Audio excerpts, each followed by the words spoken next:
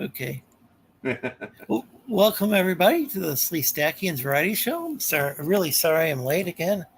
Yep. I don't know. I'm not gonna make this. Is just I screwed up. It's just being slow. Yeah. I got a slow start here. Anybody? Oh, I said here's a link to the panel, and then I didn't actually put the link in there. Yeah, probably happy if you do that. Here we go. Welcome everybody. Welcome Bianca. Hello. Always a pleasure to see you. And Courtney, it's great to see you. So if anybody wants to join the panel, I've got the links in the chat. I'm about ready to pin it. It's in the YouTube chat. Not sure. I guess if you're on Facebook or Twitch, you'll find it in the chat, but you should be able to find it in the chat, but it's not going to be pinned like it will be on YouTube. Yeah. Momentarily, I'm going to. Momentarily. Yeah, let's see. Pin message. There we go. And hey, Simple Jack, great to see you, as always. Yes. And so I'd love to, but I'm moving stuff. And as we're starting. Oh, wow, is that a call from the Twilight Zone? Hang on, I'll be right back. Sorry, dude. Sounds like a call from a different dimension. That's one of the things that can happen on the Sleestakians Variety Show. This time I called it Dynamic Dynos. Oh, I misspelled Dynos. It should be an I, not a Y. That's what happens when your host is dyslexic and from another dimension. And good to see you, Carrie. Sorry I missed you. Trying to read everybody's name and highlight their messages. So let's see. I've been experimenting with this open format. It should be interesting to see how this works out. I've had a lot of fun the last few weeks. And Courtney's saying hi to Carrie and Simple Jack. And also to Bianca. Anyway, please like and share the stream and help get the word out. Tell people, you can let people know if you'd like. That's an open panel. It's a call-in show. I don't know, man. Maybe I'm dating myself a bit, but when I was a little kid, there was a show called the Donahue Show, and it was hosted by this guy, Phil Donahue. He had this talk show. It had a lot of controversial topics.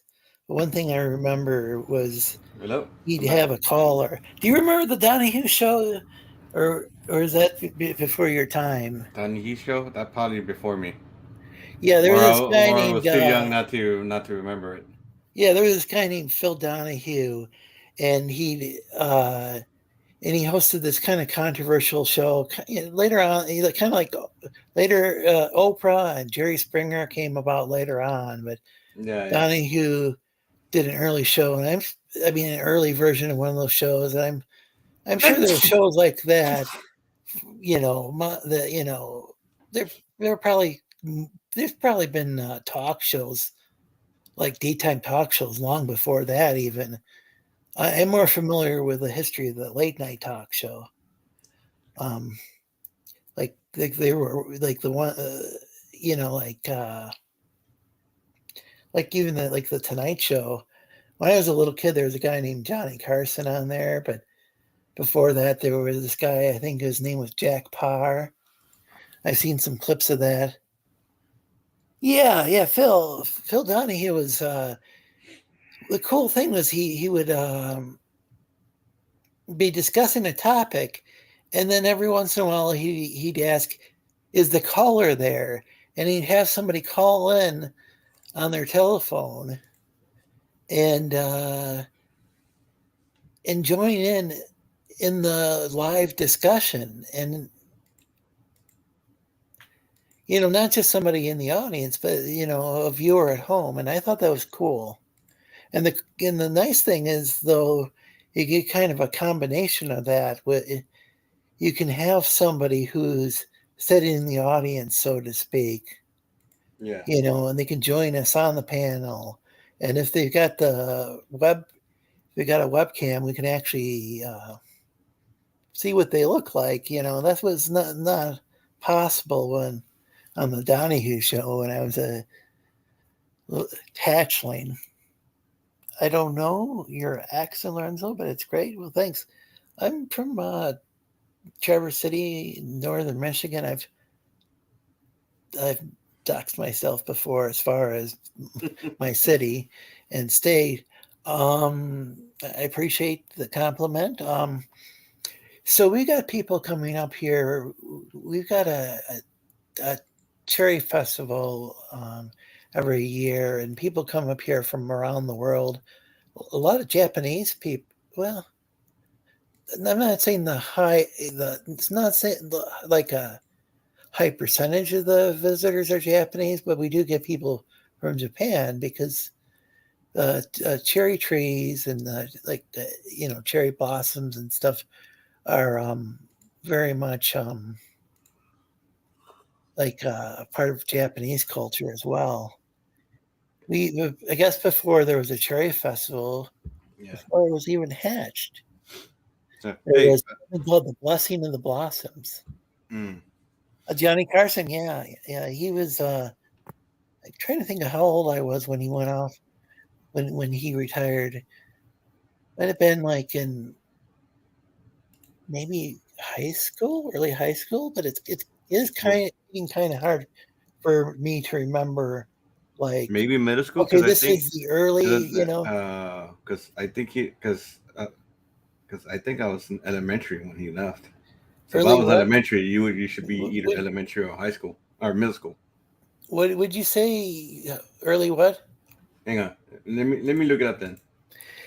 Do you say like early 90s? Because I think it was probably in the early 90s when he. Then that would be middle school. Oh, this is cool. Courtney says her biological dad was on Johnny Carson. I'll tell you privately sometime. Oh, I'd love to hear the story. That's awesome. Okay, go drive back to storage. I'm listening. Okay, yeah. Please drive safely, and of course, people should know this, but I'm sure Courtney knows this. But please don't text and drive. It's not worth risking your life on a lizard. Hey, Chad M, always good to see you. Chad Okay, M's got an excellent Carson. video game channel. Okay, Carson retired from show business on May 22nd, 1992. Okay, I was still in so middle school. I would have been like early high school. Late I high think school. so. And what I don't know, but it might have. I'm trying to remember if Leno took over right away or if there was time in between. I know. So originally, David Letterman thought he was going to be the successor, and I think that's who Carson wanted. But Actually, I think '92. I was still in elementary oh because wow. you're 5 years in elementary, 3 in middle school, and then another 4 in high school. So we had a junior high, which And I graduated in was like '99. seventh through ninth. Yeah, like I Would you was say your middle school was? hmm? Would you say the middle school was what grades? 6, 7, and 8. Okay, mine was so my junior high was seventh through ninth. Yeah, So because I I probably was. It might have been like in like say 10th grade when that happened. yeah, so because I graduated in 2000. Oh, hey, the Shiny Hunter. Always great to see So you. it was like the 2000. So Courtney was in high school as well. Okay, so I'm glad that. So that sounds like her and I are in the same age range. And then check out Timothy Olsen's sign up page for Melvin 3. I've seen some of the artwork posted on Twitter, and it looks fantastic.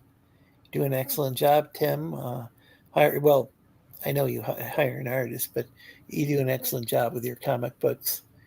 And I believe they're printed ahead of time. I could have that wrong.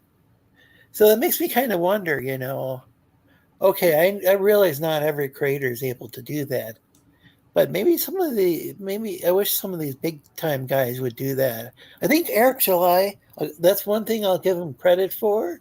Yeah, I've been kind of critical of him in the past, but he did have his book printed ahead of time. It was a little bit confusing as to why, to me at least, was for why it took a while longer than he anticipated for it to be delivered. But he did fulfill his campaign years earlier than a lot of comic creators seem to be doing. So I'll give him credit for that. I thought that was good. Well, this week I had my first sale on my Etsy shop. So well, congratulations on that. Thank you. So I'm looking through it, and I think I need to tweak the estimated shipping dates, because if I looked at it right, I think it's going to be somewhere between a week and a half to 2 weeks to get it from the day you put it in to the day you get it. If I'm looking at because they have to print it, and then they're shipping it out to you, and so like, okay, well, it has to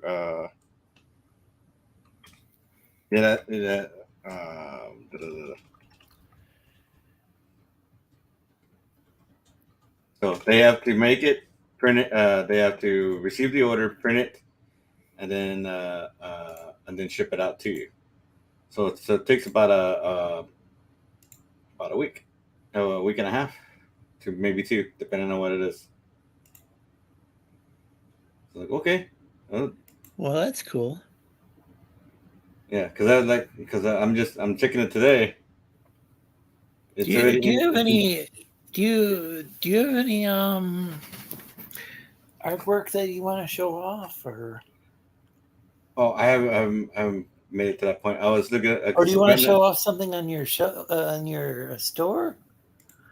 Oh, and the Shiny Hunter says, "What's this news I hear about you people's landing in Las Vegas?"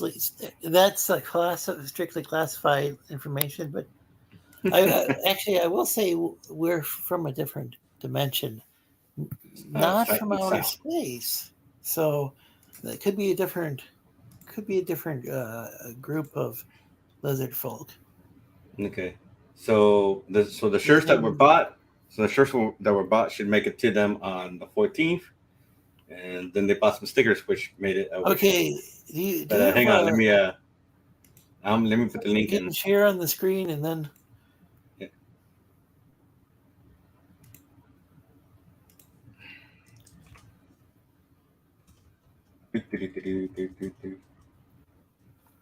All right, I shared it. Didn't know if you guys see it. No, I don't see any. No, it's the link. I shared the link, but hang on. Oh, can you share it on Can you screen share it? Hang on. Okay, well, I'll have that highlighted. While I do that, you can go. You can. Oh wait, this could put it here.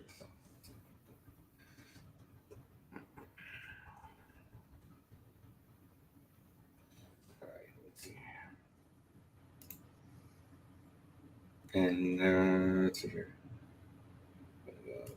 Present. Share screen. Here we go. Awesome, thanks. Yeah. Now, if I don't respond when you're talking, I probably went to get some water. Oh, no worries, man. But this is looking cool. Yeah. So I'm gonna embiggen you. Embiggen. Yeah. Embiggen. I think it's in Google Hangouts. It was called like a white box or something, and Yeah. we decided that was Okay. discriminatory against green For men. whatever reason, this thing doesn't like to. When I click on them, it decides to give you a different thing. It decides to pop it out instead of putting it on the same page for some Huh. reason. So what sold was the shirt, the Texas Warrior, the shirt, and the stickers. But as I'm finding out is that when you order, I gotta go manually pay manually put in the order. So I gotta put in for the shirts and shipping, and so you get in a bundle. If you buy in a bundle, I get a discount on that bundle. So I'm like, oh hey, yeah. So I'm thinking if you guys like, you can just try the stickers because those are the cheapest thing on the store, and then and I'll probably be doing more stickers because I think that's going to be a lot more easier to handle. What are the stickers look? It's the second image on the top. Yeah, it's the one you see with a skateboard. Hang on, Okay, yeah. I, I wondered about. I was a little confused with the skateboard. hang on. Let me. Uh,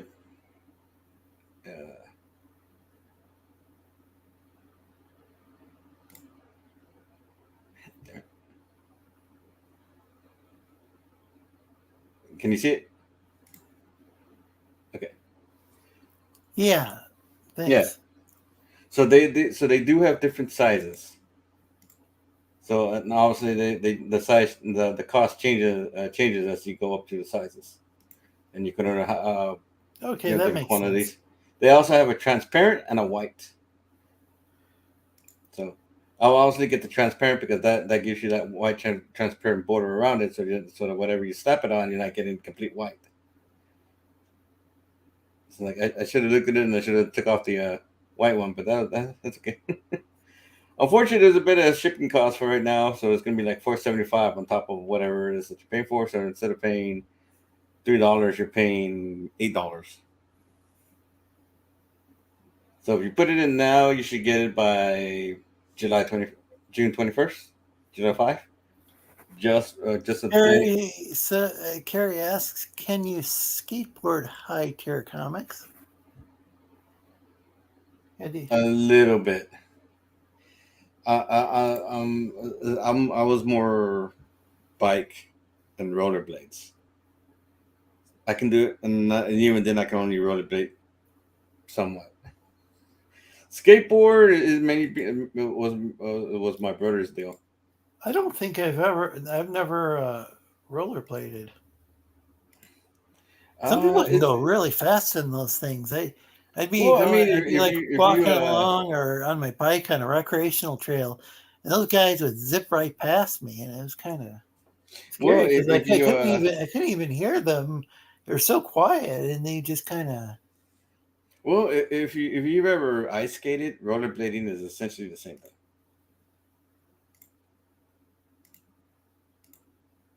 Let me pull up this other one. Share this type of set. So that's the shirt version of it. So I made it a fairly decent size, so everything is legible and when you see it. You can also put in like different colors. Oh, greetings, the metal. Yeah, once again, we're hosting an open panel. You're free to join. You can have a kind of cream color Vega wash type deal.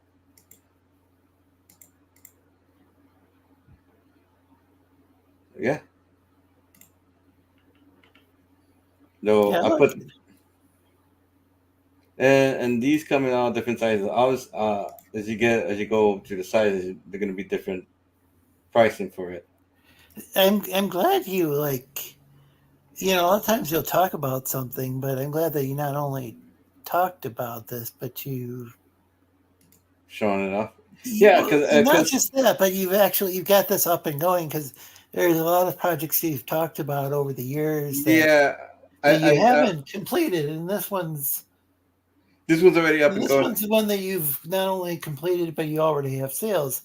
I realize that you have a Patreon and that. Yeah. And, Well, well, a subscriber. because I was looking at all the stuff that's going on with comics and whatnot. I was just like, you know what, this may not be the good time for comics anymore. So I just like, you know what, I've been I have a degree in graphic design, and I might as well put it to good use. Yeah, You know, I mean, so I started putting it to all good use. depends. Some people, like obviously Tim and Mark, are like have a smash hit. Now, of course, their style's more on the manga side of things, and that's really super popular these days. So, Yeah. but there, and Eric July, made over $1 million a second time. So, I mean, well, I'm not. That's just a couple examples. That's a Not couple everybody's. examples. I mean, I don't expect to suddenly make $1,000 overnight, No. or because I I'm wouldn't be not able. saying, I'm not saying that. I'm Yeah. just. Well, mainly because I wouldn't be able to afford to do 1,000 sales in one night, and because the way this is set up is that you put in your order, I receive the order, and then I put the physical order in with the print company. I have to pay the print company for the material, and then so basically you pay me. So basically you when you purchase through the store, you're paying me, and then I got to pay for the product, whatever it may be. So that's why I was thinking, you know what, let me find smaller stuff to do instead of the shirts, because the shirts are kind of costly, and then which I don't understand that, but I'm like, okay, whatever. And so because I mean the sale was over $50, but I still had to put down Welcome to these. Metal. How long have you been here? I heard someone say Texas. Yeah. Yeah. It's Texas Warriors. I'm a Texas boy. Yeah. Well, How long have you been in the background? I mean. Oh, I literally just showed up. Okay. So. Yeah. What do we call it? Back room? Green room? So. But I also I have other shirts here. It's like, so I had something for Father's Day, but I haven't seen anybody get stuff for that. And Father's Day is literally right around the corner, so I'll probably be taking those off and maybe leave them for next year or something. Wait, so leave them unlisted. So you're not going to have it? Oh, I guess if it's on Father's Day, then it might be. Yeah, to have it on Father's Day, Yeah, is probably not going to happen.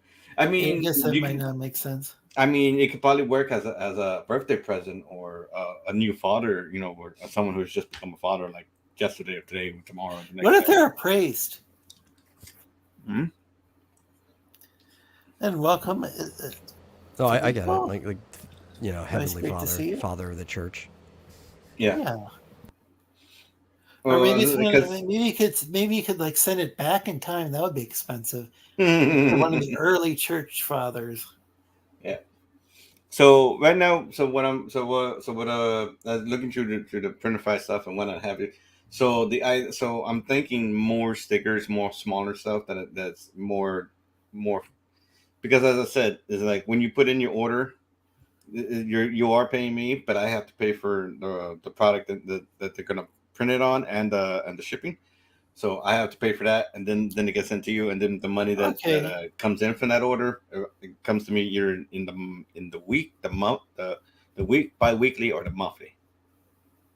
So it's like I said, you got to put money to get money. Yeah. Okay, that's like, okay. I mean, you. I don't know. So I've mentioned this before. Mm-hmm. I don't think you remembered this, Daniel, but mm-hmm. Metal. Do you remember a guy named Ron Popale? Like he used to have these infomercials, and like one of his products was like, I think it was almost like you're vacuuming somebody's hair or something. Is what it looked yes, like. Yeah. I know exactly what you're talking about. Yeah, they made fun of that guy with a parody in Wayne's World with the suck cut. Oh, I gotta watch. But I want to watch Wayne's World again. That was pretty cool, and I actually hosted a public access TV show back in the day. Yeah, It wasn't a live one. It was ones where I'd like take months to edit one video, but So another thing I find out is I can put this up for what I could put on as a listing digital artwork, so I can sell digital artwork on it too. hey, Okay, that's cool. Tim, welcome. Hey, how's it going? Yeah, what's up? The Floby. Is that what it was called? The Floby? What the hell's a Ron Floby? Popeil? Oh, I don't remember the name of it, but I know exactly what you're talking about. Sounds like some kind of weird vacuum cleaner. That's what it. It seemed like it was almost like a vacuum cleaner, but it somehow cut people's hair. Supposedly, I have no clue how any of his inventions worked or how well they worked. But It sounds like They something have these sold things where- on and daytime the thing is- television. huh? It sounds like something sold on daytime television. You know, like because you know. Well, kids home. I think what would happen is he'd just kind of rent like. Yes, it's Courtney. Yeah, so that's what it was called, the Floby. Yeah, so that's the thing is he would like rent for like maybe a half hour or whatever slot on and to tell different television stations across the nation and here his So that's what it looks like. but I just saying the thing to keep in mind is you probably don't want it to be like an infomercial. Yeah. Just All right. So well, a short summary. okay. Well, this is a design I made. It's called Texas Warriors. Yeah. You can find it on the Etsy shop. You can find it in Okay. sticker format. There's a couple sizes: 2x2, 3x3, 4x4, and 6x6. They all come at different prices. There's also an additional shipping and handling fee, so you're probably looking at about $8 to $12, depending on what size you get and how many you get. We got the medals showing. Oh, what do they call it on there? The Suck Cut. Suck I love Wayne's World. It's such a good That's movie. even better than the Floppy. Second May one. not have spelled it right. Google it maybe. Well, we at least know how it is. Excuse me. All right, I'm gonna stop know it the for now. basic name though. That's good. The Floby or the Succut. All right, so I stopped sharing it. So it's like, Okay. It's sucking Yeah, my yeah. will to live. You just don't want. I mean, you just don't want to oversell it. You know. Yeah, no worries, man.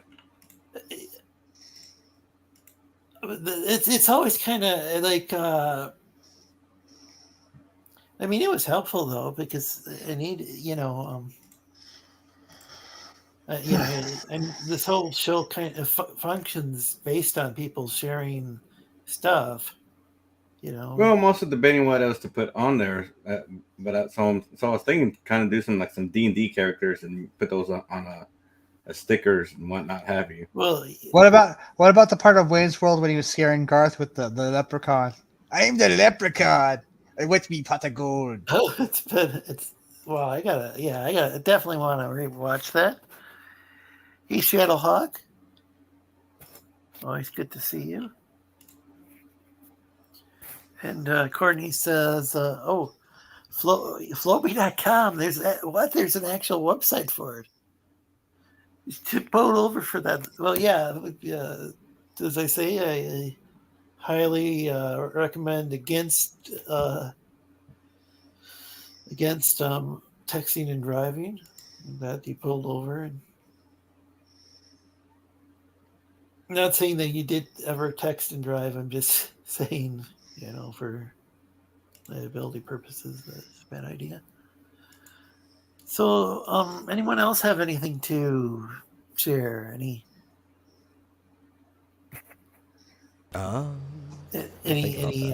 like Anything at all? projects? Any hobbies? Oh, it's like he's hinting at something. Yeah. I mean, I heard what could it possibly maybe be? somebody has like a comic book. Maybe. Oh, who knows? Who knows? Give me a moment.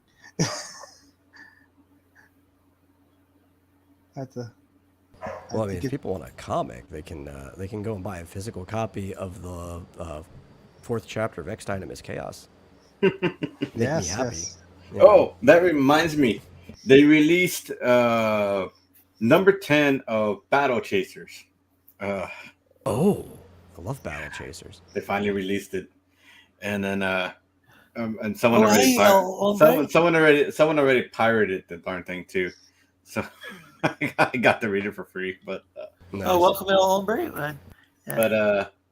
but from what I'm reading in some of the reviews from some people and one and a half you, apparently it kind of feels lackluster after so many years that it hasn't been in print for any reason whatsoever. So number 10 is kind of apparently landed was a thud for some people. So, I mean, you could get Metal's comic. That's fine.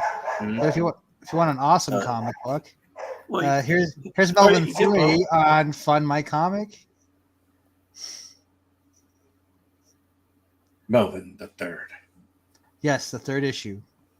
You got the No, I was Digital making a different joke, but yeah. No, Metal's cool at what he does.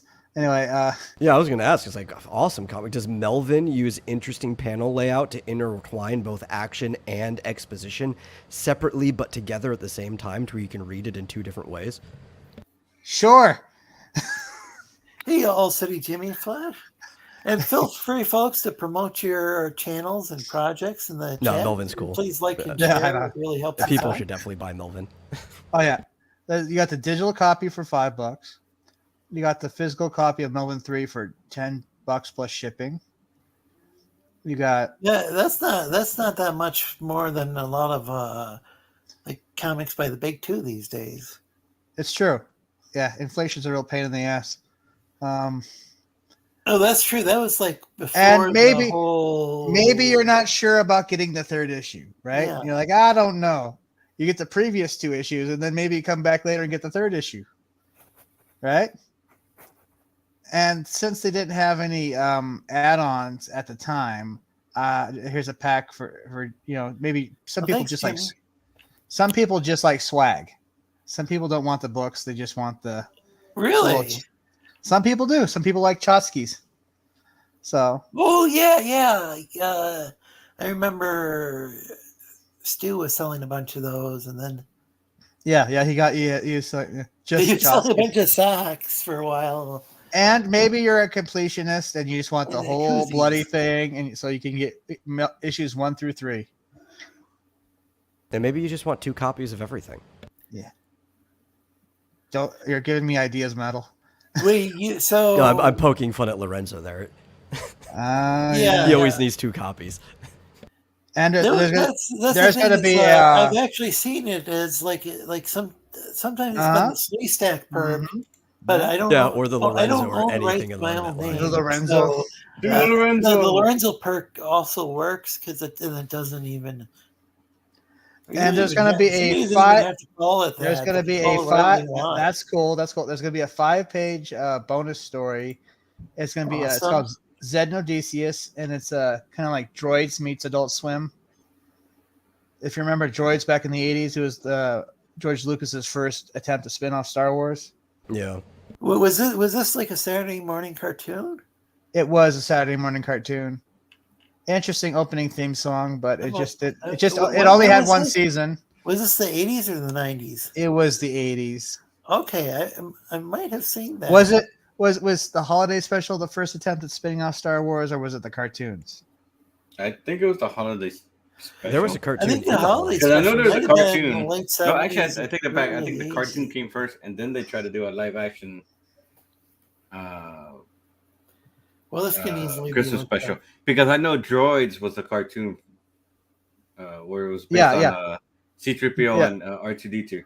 Yeah, and for some reason it's stupid, but it's also kind of fun to watch. Erica, this is a stupid cartoon. I'm gonna watch more of this.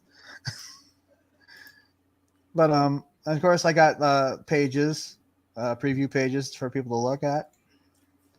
It's a very much an upgrade from certain parts of Melvin 2.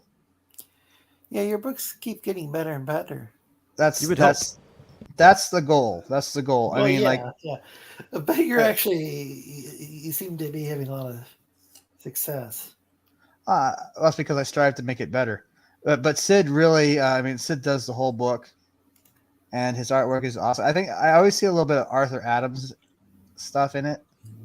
I don't know if I'm the only one that sees that.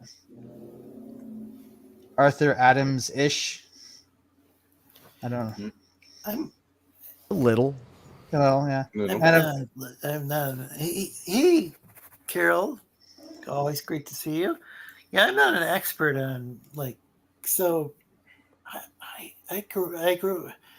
It took me a while.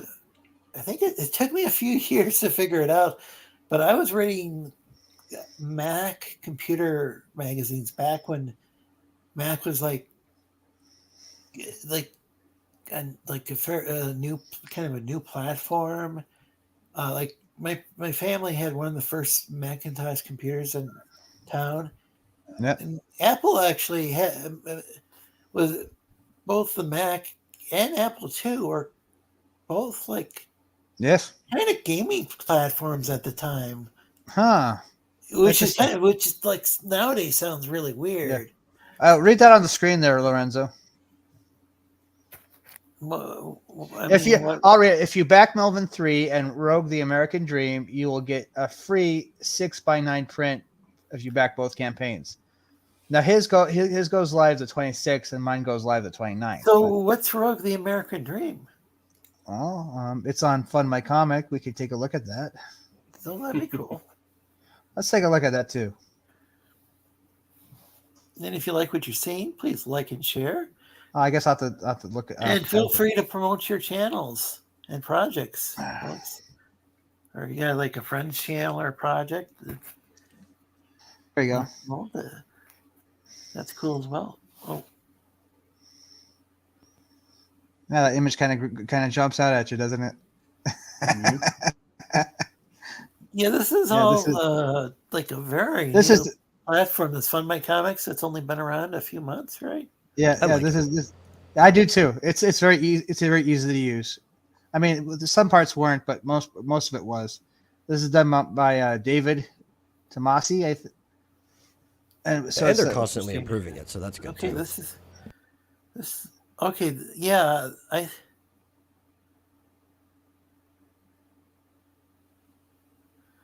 Oh yeah, pretty sure I follow him on Twitter.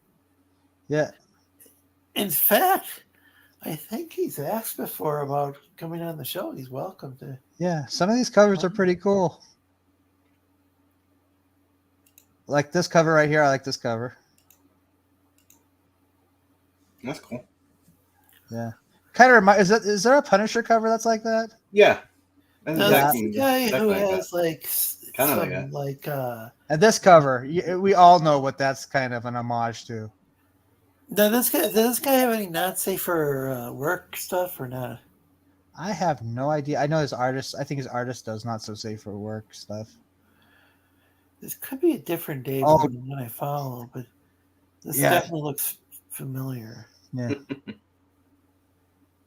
No, the answer is all artists have done not safe for work stuff. It's whether it's public or paid. That's the question. Yeah. Obviously. You'll be hard pressed to find an artist who hasn't dipped their hand in not safe for work, even if it's just a little thing. Put their hand. No cosplay cover, I guess.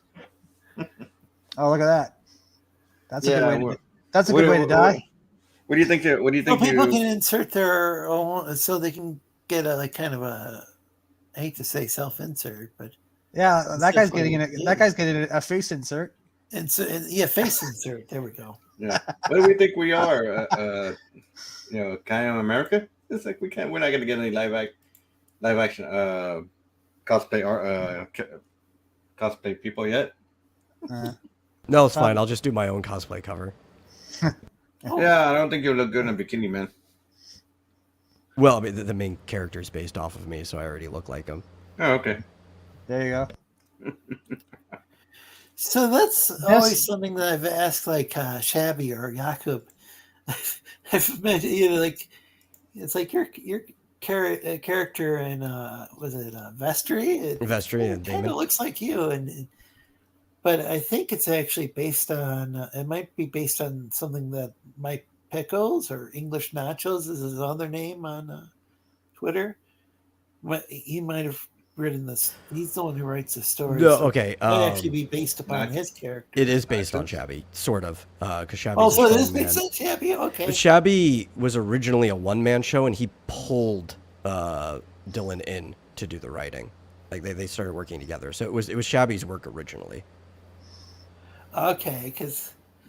And I can even find the receipts on that if I want to spend that's interesting. 4 It's hours going always- back through the always Cult of Raven Twitter chat. It's always looked like him, but I've never known. It's not supposed to be a self-insert. That I know. It's just like a lot of times too, you still end up drawing characters that look like you, even if they're not a self-insert, because you're the easiest model to find. Like you can take pictures of yourself if you need a model to work off of. Pretty much. I mean, not everyone that makes an attempt to. Not everyone attempts to make the self-insert of themselves, but sometimes it just happens, and you're just like, okay. You know? Yeah. No, I just decided very early on I was just going to own it. I'm like, it doesn't matter if somebody's a self-insert or not. It just matters if the character's interesting. The big problem with most people's self-inserts is that they're not interesting and the characters they write aren't interesting. Yeah, that's why people don't like them. They're just inserting themselves, like eating pizza, like for 10 pages straight or something. Well, then that's not like half of Ernest Hemingway's men that he wrote were him, and nobody noticed it because they just didn't know Hemingway. Well, yeah, Hemingway, like he went to took part in did he take part in, or did he witness, or what was it, the Spanish Civil War? He was not allowed to be Spanish Revolution, even though he wasn't allowed to be in the war. Not a successful revolution as a soldier, because I think it was partially he was flat-footed and he had bad eyesight, so they wouldn't let him be a soldier. But then he got in trouble because he was allowed to be a medic, and then he mounted a Gatling gun or something to the medic jeep that they had. Oh no! Yeah, no, that guy had such a crazy life. If you read into Hemingway, like he hunted sharks for fun. He owned his own island at one point. He got into boxing match with professional boxers. He was crazy. Oh, welcome, Manticore. Well, what do we have here? But that's also why him writing himself in his stories was interesting, because Hemingway was an interesting person, even outside of his writing. Like if you met him and talked to him, he sounds like the kind of guy that would prefer to be on an adventure every day of his life if he could. Hey, did you know that John Wayne's name wasn't even really his name? It was something else. I guess they changed it because his actual name sounded too Italian. I know that a lot of actors change their name, and some have to change their name because they have the same name as another actor in the screenwriter. Yeah, his original name was Marion Robert Morrison. Yeah, but they had to change it because it sounded too Italian. Yeah, because they pronounced it Marion. Yeah, because like Nicolas Cage is a. Oh, so not Marianne. That's. Yeah, that's Marion. But still, yeah. That's because Nicolas Cage. Oh God, what was the director producer? He was like the nephew of a big guy. Oh yeah, we were talking about this before. Yeah, so he didn't want to ride off of like his uncle's fame or anything. He wanted to get into the industry on his own merits. I guess that's. I guess that's good for him. Yeah, that is good. That the question is, Nicolas Cage, good or bad? Yes. Yes. But which is it? Is he good or is he bad? Yes. Yes. Or is he? Is it an unanswerable riddle? Yes. It depends. It's subjective. I think he's good, but I also like the fact that he brings vaudeville style acting into movies where otherwise you wouldn't think it's appropriate. And it works because he's the only one doing it. But a lot of people don't appreciate that. So I wouldn't mind. Are you talking about Nicolas Cage? Yes. Yeah. Yes. I'm gonna have to watch some of his stuff again because I didn't make a connection when I used to watch him, but I probably would today. You know. I probably didn't know as much about vaudeville. I'm not an expert, but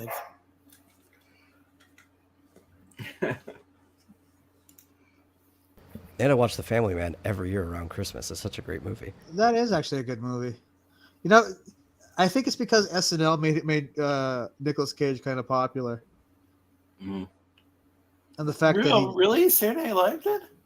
Yeah, they always did. I think it was Andy Samberg would always play Nicolas Cage, and he would show up to the Weekend Update desk, and it'd always be something crazy. He goes, like they're plotting to kidnap God. I think he was popular before that. Well, I remember liking a lot of his movies, like back in the 90s, like Gone in 60 Seconds. Didn't he start off doing kind of a lot of kind of independent stuff, or wasn't his or was it a mixture? Like, I think his big break was leaving Las Vegas, wasn't it? I'm trying to think. That would have been around the time.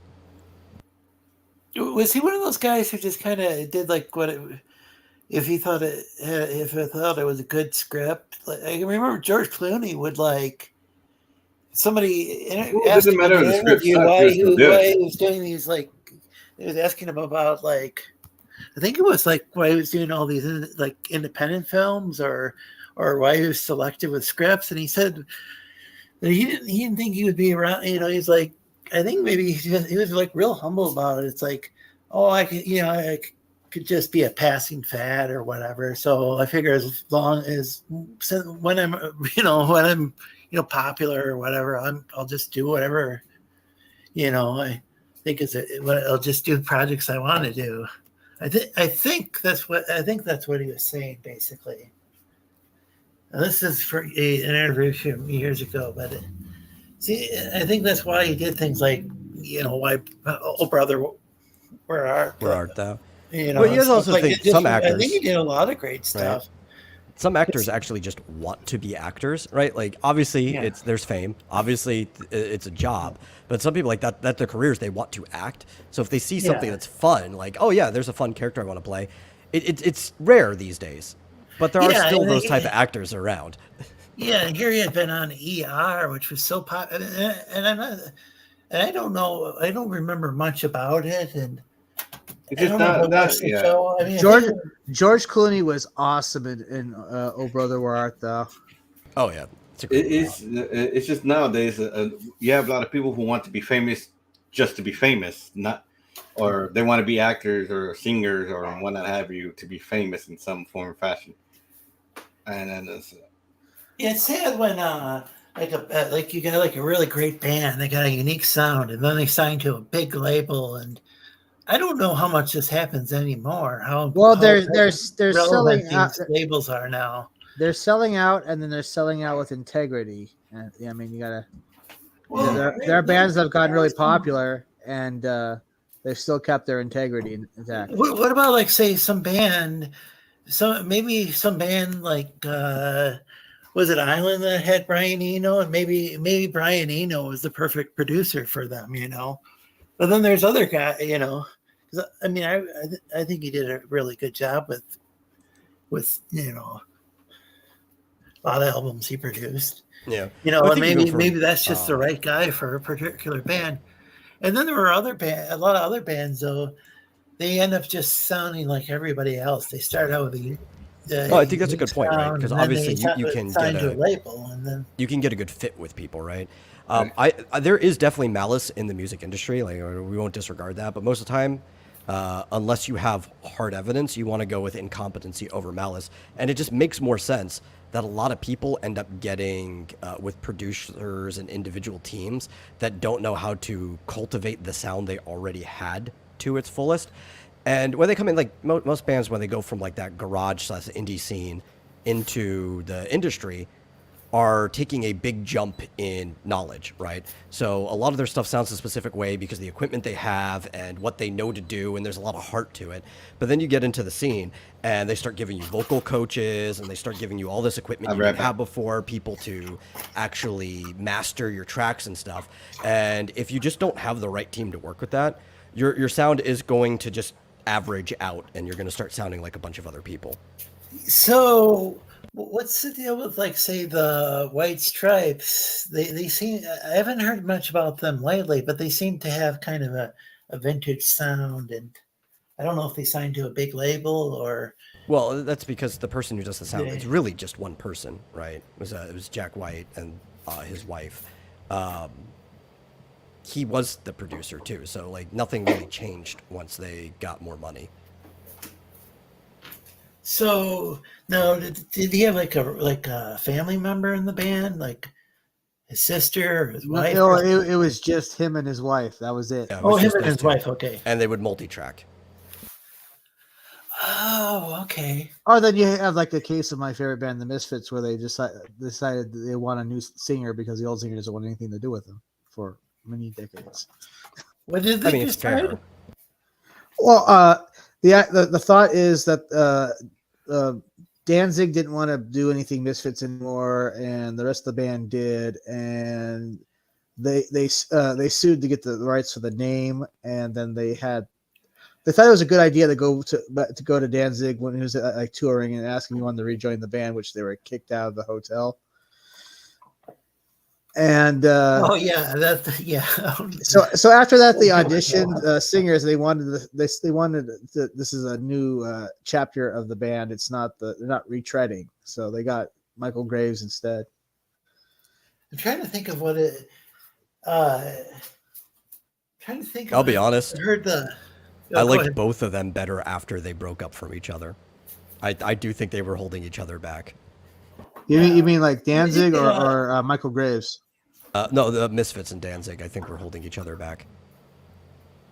Yeah, I see. The thing is, Danzig wanted to leave the band dead and buried, and they wanted to continue, but so he kind of tried to prevent that from happening. Oh no, I'm not saying he wasn't a complete ass about it.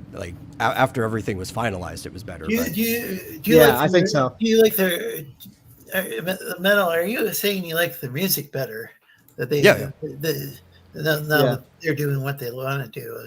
I personally like both eras. To be honest, I can't pick. It both seems eras like are good. it seems like I have heard some of the later stuff. I probably mainly heard the early stuff. I think. I mean, because I played them on the radio, but it was like, when did he leave the band? They broke up. The stuff in the 80s.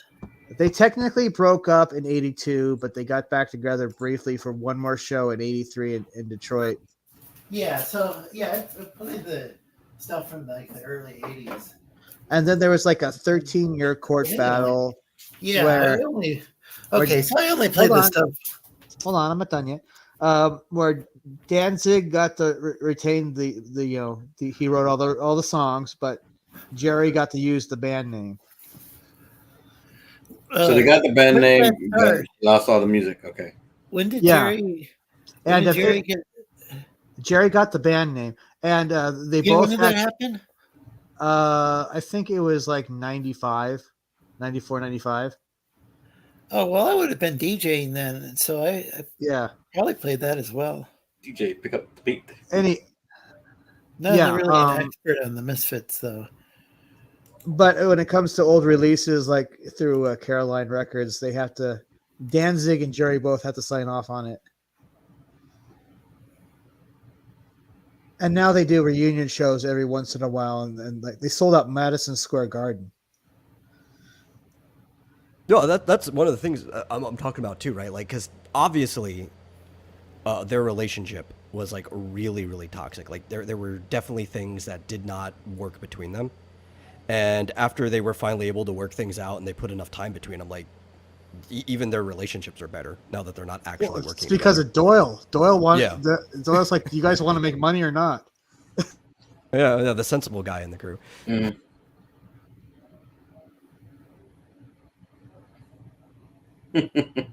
Well, if you guys like what you're seeing, please like and share, and feel free to promote your projects in the chat.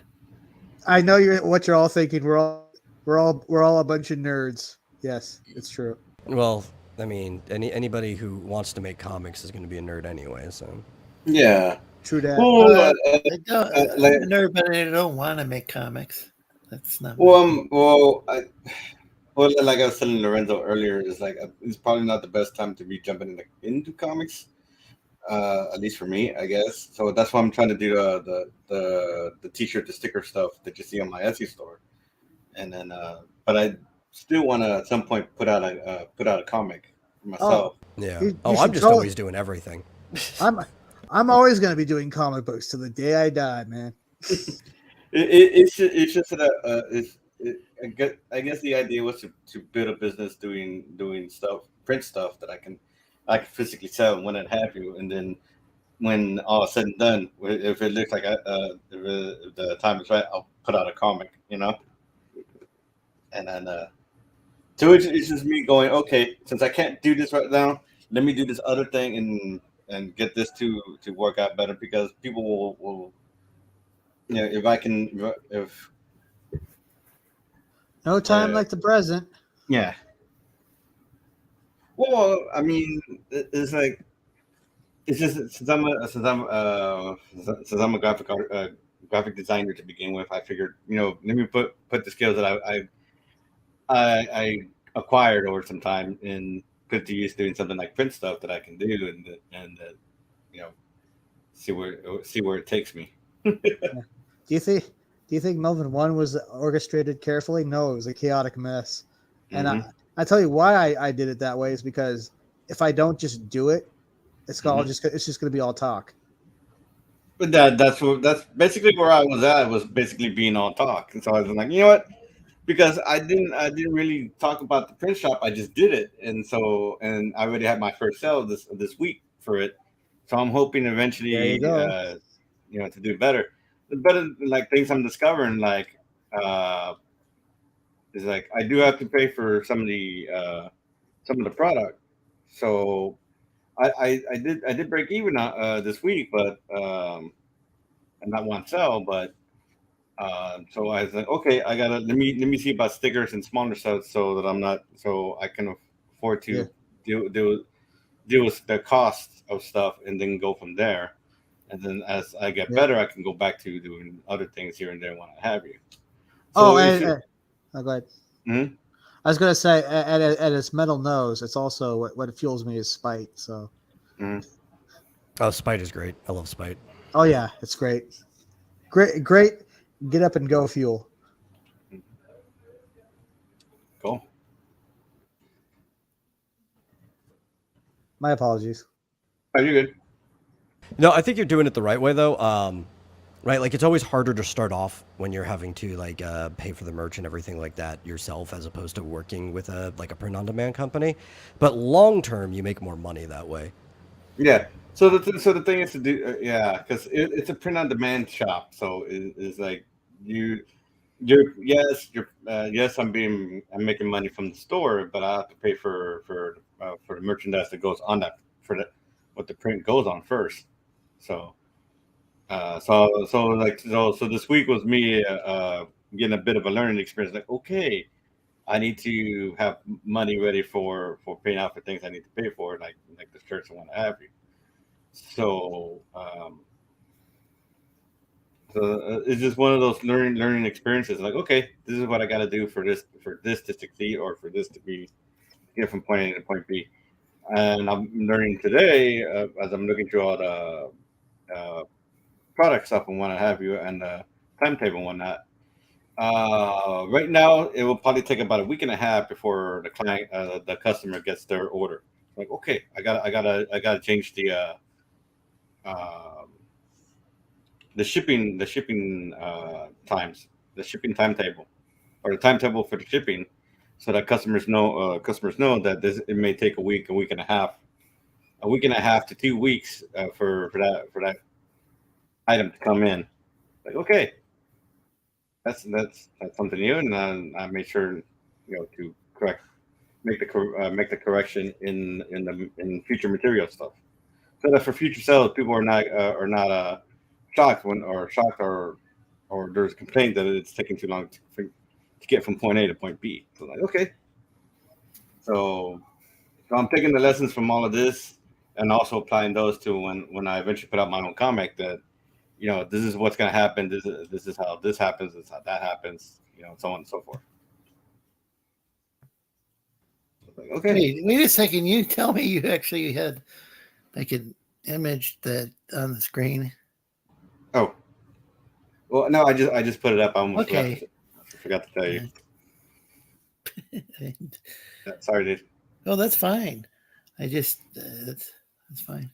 Because right now I'm fixing. I'm doing some last minute fixes.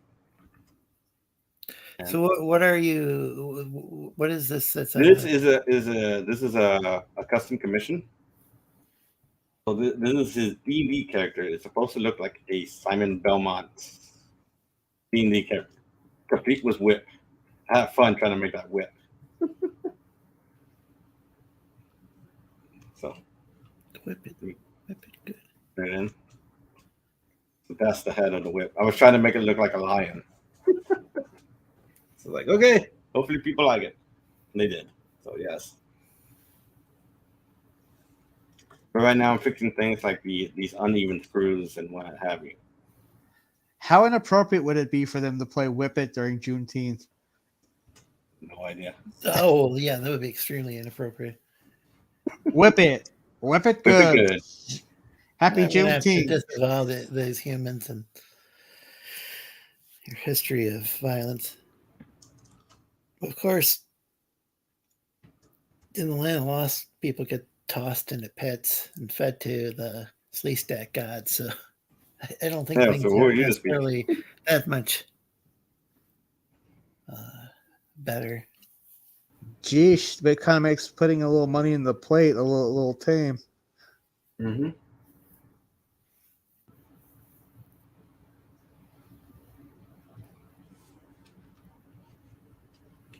Oh, Lorenzo, I'm playing right now while we're talking.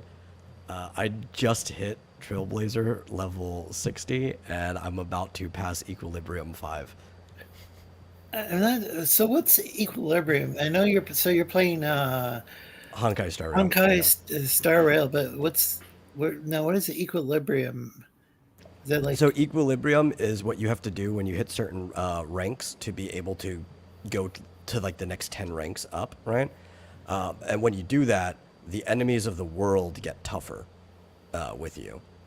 And that's the only way you can continue to rank up. It also lets you level your characters higher. Yeah, it sounds like the limit break from Final Fantasy 11. Yeah, kind of. I used to play a lot of 11. I've been trying to get back into it over on the Horizon private server. Cool. But that only goes up to 75. It's one of those classic servers. They're trying to retroactively these go up to make 11. the newer content and work on it. Final Fantasy 11. I don't. Did anybody the Spinal Tap reference? Yeah. Yes. Yeah, I'm probably not.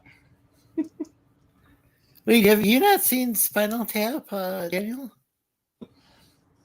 I really wish they would have kept that.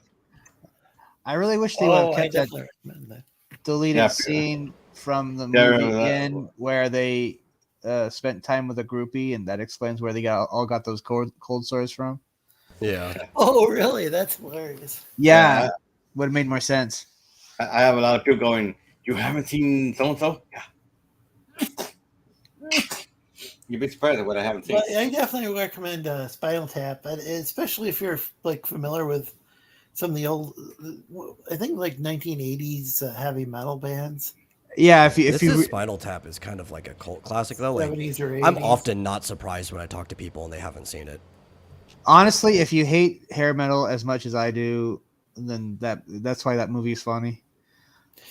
And people love hair metal. They like not everybody. Not everybody. No, I think it's saying is like whether you love it or hate it, like there's an appeal to the movie there for both groups of people. Yeah, maybe not everybody's gonna love it. Some people get it, some don't. A lot of people are like a lot of people love the movie even if they do, even if they're fans of the hair metal, because it captures a lot of hair metal bands didn't like that movie. Yeah, the bands did. A lot of the fans did, though. Yeah, a lot of. Yeah. Because I mean, Right. it's summed up perfectly in that review of their first album. That's how I think of hair metal. Like they're swimming in a sea of sexual retardation and bad poetry. That's what it is. Well, that's what I never it's called it hair interesting. metal, right? Like it's before me, but I still grew up on it.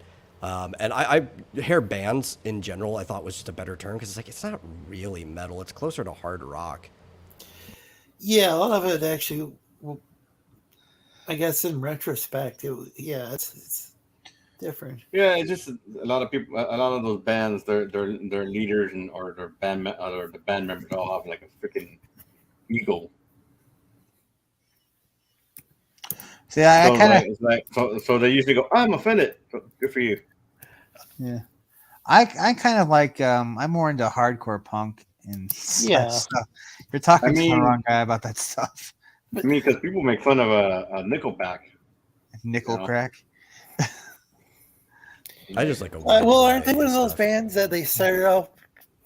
They started off having okay, kind of a and then they unique just kind of sound, and then they just kept making album after album after album, and after a while, weren't they? yeah. Because I think the one that got them famous was "This Is How You Remind Me."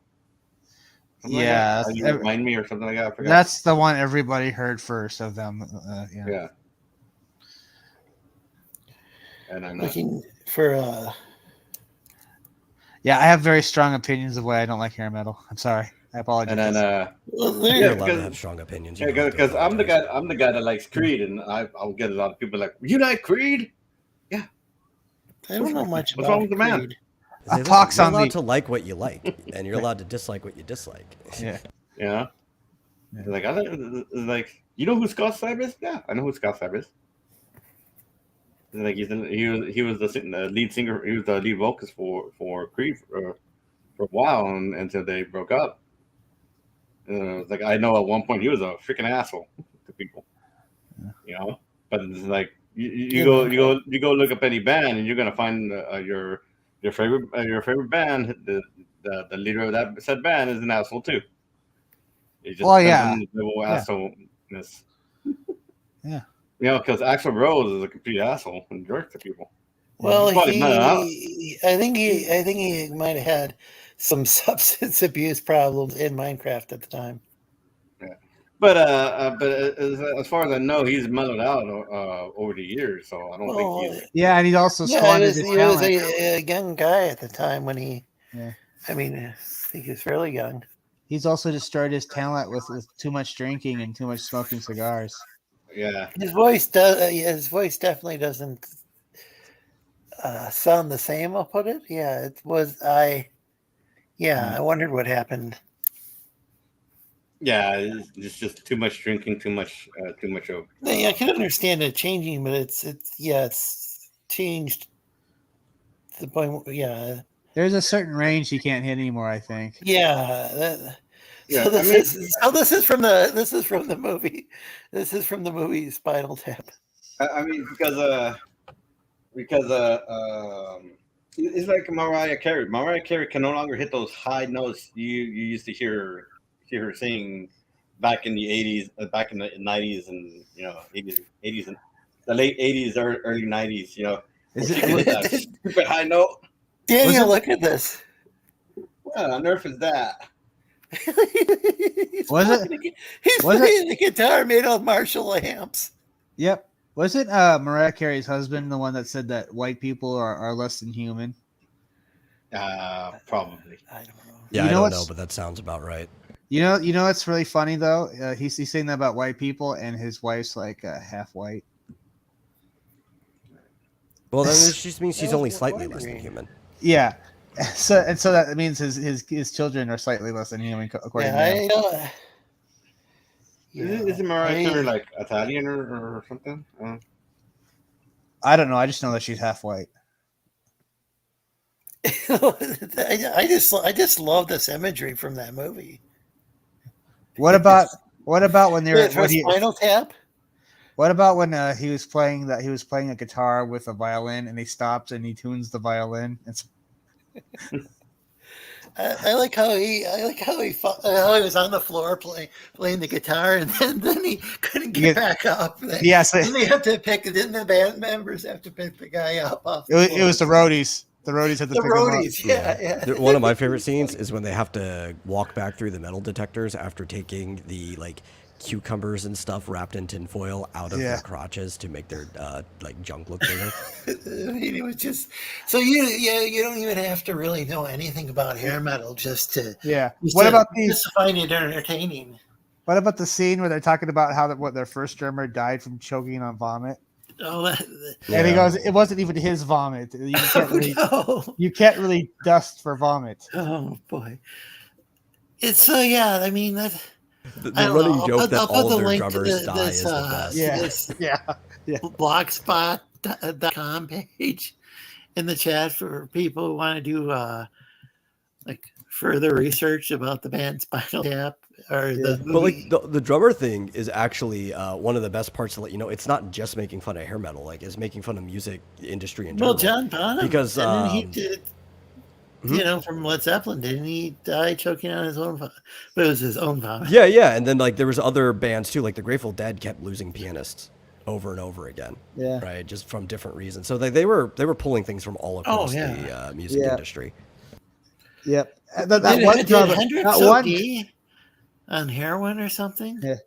The one drummer in the movie, he died at the very end where he exploded for no reason. Becomes poof into green smoke and goo or whatever. Yeah. So don't give away the whole movie. Oh, it's a classic. The whole movie's just a series of jokes. You can't really give it away. Yeah. I love the Stonehenge monument. There's only 11 inches tall. No one knows what they were doing. It's funny. Guitar Hero made a reference to this as Spinal Tap, right? So when the drummer explodes at the end, sometimes at the end of shows in, I think Guitar Hero, it's either 2 or 3, it might be 3, but sometimes the drummer will actually just poof into green smoke at the end of the song. Well, and as you know, the Who the band The Who, they were at Monterey, and they blew up their drum set, and that's when Jimi Hendrix decided to upstage them by lighting his guitar on fire and then smashing his guitar into pieces and throwing it into the audience, which hopefully didn't cause any concussions. I don't know. I mean, it seemed kind of a dangerous thing, but I know. But when you're trying to save the show, it's an awesome performance. And as you know, all those guys actually. And as you know, metal, you can't record metal in doubly. Yeah. You can't record metal in doubly. In Dublin. Doubly. You don't get that, do you? No, not really. I'm a little tired today. All right, man. So there's a scene where the lead singer's girlfriend meant to say Dolby. Please don't just give the whole thing away. I do want to watch it again. Dolby was a recording process. It's been 20 years. Dolby also gave us surround sound eventually. Oh, Dolby. I thought. Yeah, but she said doubly. You can't record metal in doubly. Oh, here's another good movie. Have you guys ever seen The Lady Killers? The remake? Actually, I have not. No. Oh, that's a good one. The whole premise is they're trying to steal money from a vault for one of those riverboats casinos, and the old lady that they're pretending to be a Renaissance band, and they're recording in this basement, and the old lady finds out, so it's just about them trying to kill this old lady, and one by one they actually kind of wipe themselves out. That was pretty funny. I could swear I heard a movie like this where they're trying to rob a bank that's next door, and they're holding the band lessons. That's pretty much it. Yeah. Hey, you're a Buddhist. What do you think we should do? Float down the river of life, and kill old lady. Like that. Yeah, it's a pretty good one. Yeah, Tom Hanks did a pretty good job in that one. That's the movie. That's the movie. Yes. I know. I just yeah. because I couldn't figure out what the name of the movie was. Yeah, it was a pretty good one. Yeah, one of the You know what's a Wayans good brothers movie in it. about music is What? Airheads. Yes, yes. I don't think I've seen that. You Lone Rangers. You guys are not exactly lone. That's such a good one. It's just like freaking basically just BB guns the whole time. Yeah, BB guns filled with hot. No, they're squirt guns filled. Those are motorized Yeah, squirt with guns. squirt Like guns, I that had. was it. Yeah, filled with hot sauce. Yeah. So the premise of the movie is that it's Brendan Fraser, Steve Buscemi, and Adam Sandler are basically like they're in a garage band together, or whatever. They do their indie shows and stuff, and they're trying to make it on the radio. And after like Brendan Fraser's character's girlfriend breaks up with him, he's like, whatever, we're gonna get it in. So they go to the local radio station and hold it up with these fake guns, and nobody knows they're fake because they took off like the caps and stuff like that. Yeah. And the whole movie is just this wild ride because they don't even have a working version of their song. The only version that they have left is a cassette recording that his ex-girlfriend that he just broke up with has in her car. So now they're like trying to phone her out. There's like hostage negotiation going on. It's a great movie. You got to watch it. Yeah, well, what about when they were playing in prison and he's like playing his bass guitar, he starts doing these pelvic Yeah. thrusts and he looks at the audience and he just kind of stops doing it. Yeah, because they're doing like a live show from prison. Yeah. I also had the guy that played Kramer. He was in it. Yeah. There was a lot of stuff around that time too. Like he was also in UHF with Weird Al. Yeah, he was the janitor. Yeah, so that was an unfortunate situation where he was doing the live show, and actually, so and had this heckler. Yeah, and we know he just said story. something, and like really over the top. Yeah. He dropped an N-bomb during. Well, he also made a reference to lynchings, and then he never did stand up again after that. Who knows? And the thing is, like, this was like Jerry Seinfeld said this was very uncharacteristic of Michael Richards. Michael Richards was on like TV since like the 70s, and still nobody's come forward to say, hey, this guy was like a real racist prick or anything. Well, some people make mistakes. So yeah, I'm thinking he genuinely was like, okay, he was trying to maybe like what Bill Hicks did, like Bill Hicks would just like, I mean, he mentioned, I mean, he just yelled out one time that these hecklers that, a certain world war dictator was right and was just an underachiever and should have just killed off everybody. That sounds like an attempt. That's like a That sounds gazillion like times worse. But it was like so over the top, I think. Yeah. That sounds like and so absurd. Whereas maybe people thought that because he was specifically talking about black people versus like just killing the entire world. I think that was the deal. Was he was too specific in his. Yep. It sounds like he was just trying to be edgy. Yeah, I think, and I think he was just. Yeah, I think. Well, it's like there's a woman if there's a woman in the audience heckling, and the comedian calls the woman a C word, which from people overseas, that's not necessarily that. Well, it's used differently, like in like a lot of the UK and certain Commonwealth countries, but in the US and Canada, it's typically pretty offensive. That might be kind of changing though with international media, because I am hearing more Americans use it, of like guys. Like Doug Stanhope says it's like calling a white guy the N-word or something. Like calling a guy, a cunt. Oh, there we go. I said it. What do you know? Hey, Eric. Hey, DJ Ronnie G. Good evening to you. Yeah, Ronnie G has been on here a few times. I actually put your name up the list as far as I put people's names in my about me about section or whatever it is called of the YouTube stream. Oh, I thought you were going to say that you would put him into your little black book There you could throw into the sacrifice pit. Yeah.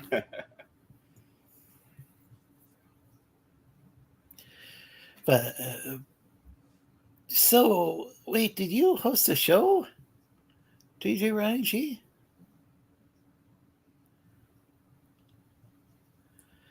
I'm sorry I missed it.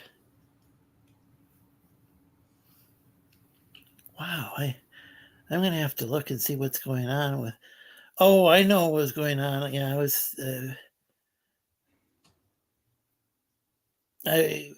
was attempting to do some cleaning.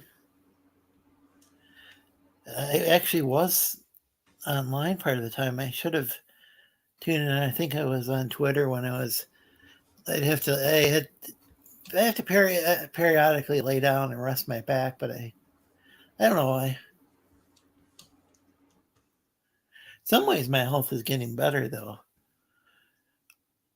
My back seems like it's getting worse, but an arthritis. But a little tech and random stuff stream.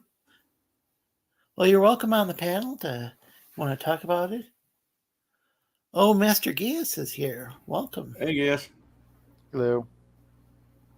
I haven't been trying to fix this darn thing for. He said I can't do this cross the way I want to do it in my head, and I'm like, no. Well, feel free to put the link to your stream in the chat, DJ Ronnie G. Yeah, man. I think I just.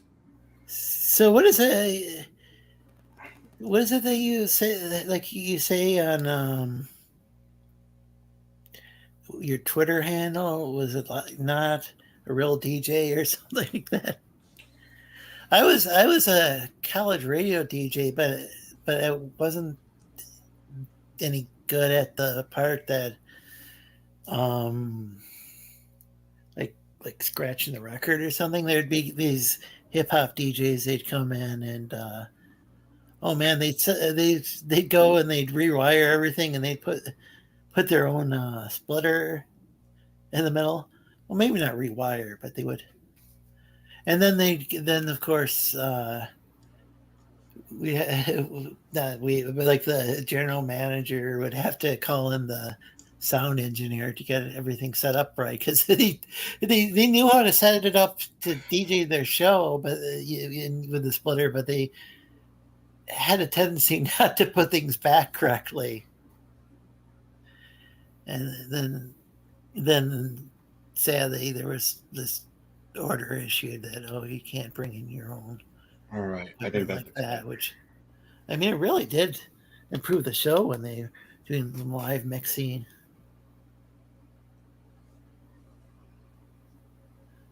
I swear to drunk I'm not God.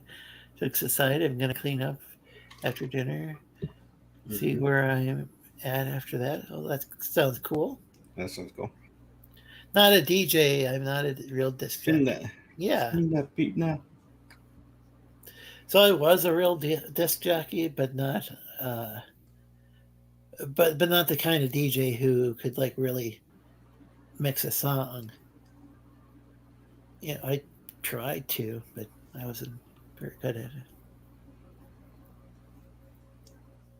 But I was a public radio DJ.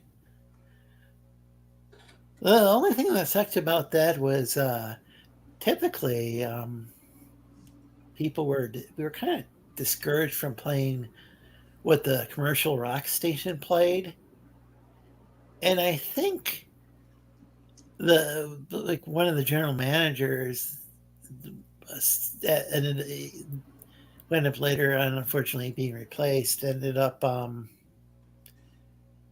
think the secret was that the commercial rock stations, the commercial rock station might have actually been giving money to the college radio station.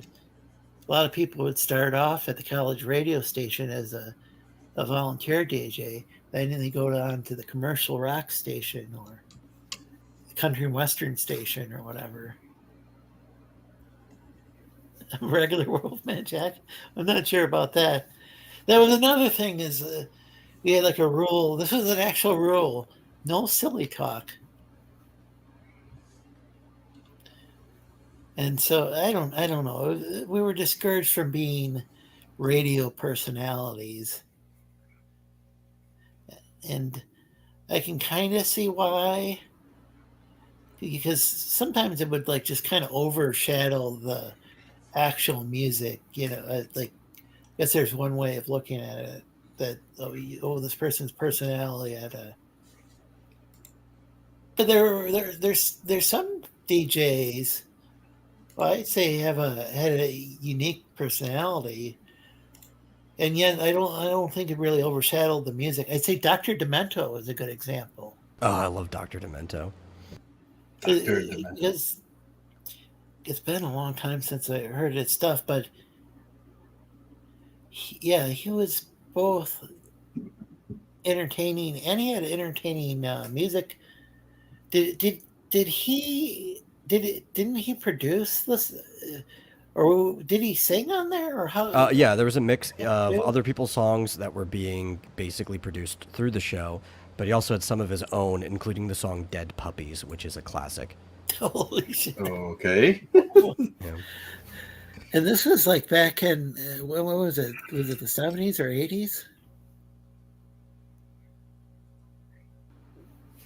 Yeah, it was like way back. That's I mean, like that's how I've heard Weird Al got his recordings. start too, because he got it was My Bologna on there. Wasn't that Weird Al? Yeah, that's how he got his start, was on Dr. Demento's show. I mean, he was also like he was a college radio guy, like he was running his college's radio station. But when he actually got into it, it was one of his works. Was it My Bologna, or was it? It was either that or another one rides a bus. But I think it was My Bologna was on Dr. Demento first, and that's what he got his big start on. Let's see. He's 82 years young. I'm trying to remember if that was like the Today Show or what, Yeah. where they'd have the one man Willard Scott. I knew he was still alive. I looked But- into it recently because of the Weird Al movie that came out, and I'm like, it made me think of Dr. Demento. I was like, man, is he still alive? Please tell me he wasn't taken from us. Yeah, and I'm trying to remember if Willard Scott, and he passed away. If he'd like say, well, this person, I know he'd say when somebody turned like 100 or something, but I'm trying to remember if he called them like 100 years young or something like that, or if that 100 years young, what the heck? Those are the morning. Those were the morning talk shows, I guess. Honestly, that even because none of that actually happened. That's why that Weird Al movie was the best.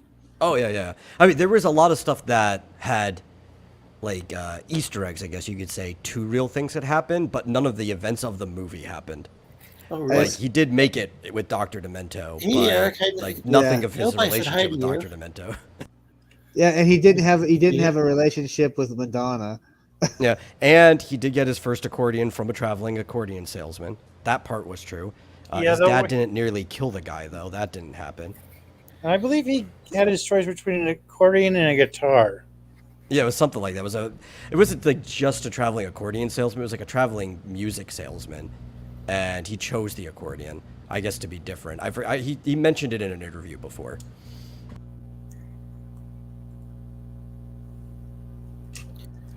Yeah. I like how watched the movie. When did it come out? a few years ago. I like how they threw in all the rock and roll cliches too, the drug Well, use. I wouldn't even say a few years ago. It was either earlier this year or late last year, but it was pretty recent. You could watch Yeah, it I for thought free it was, on no, it was Roku. a recent movie because it was Daniel Yeah. Radcliffe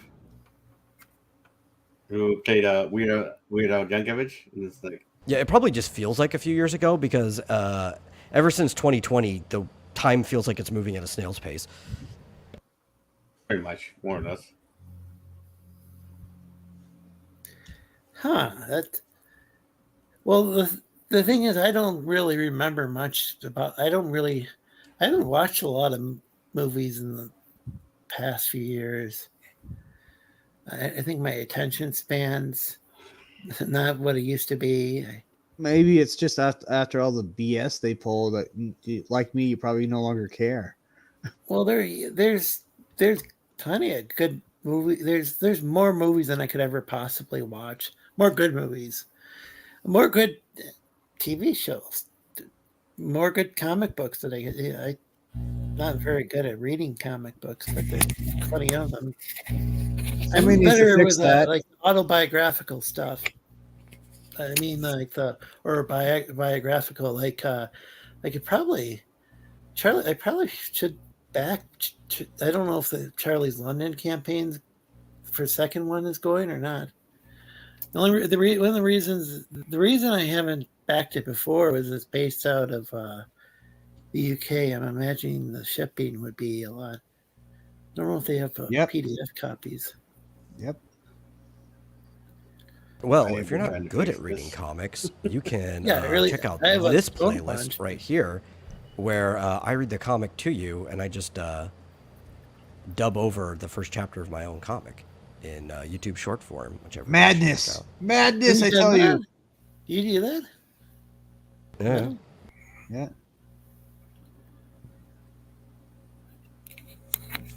Hey Lorenzo, I just sent you a link for the Weird, the Al Yankovic trailer sort of thing. Well, Yep. thanks. Yes. I can't show it on here, but I'll check it out after the show. Oh, I just put the link in the chat. What's that sound? I don't know. Sounds like somebody's killing something. It sounds So- like feedback. Is Live this a link feedback. to the comic or to the Weird Al?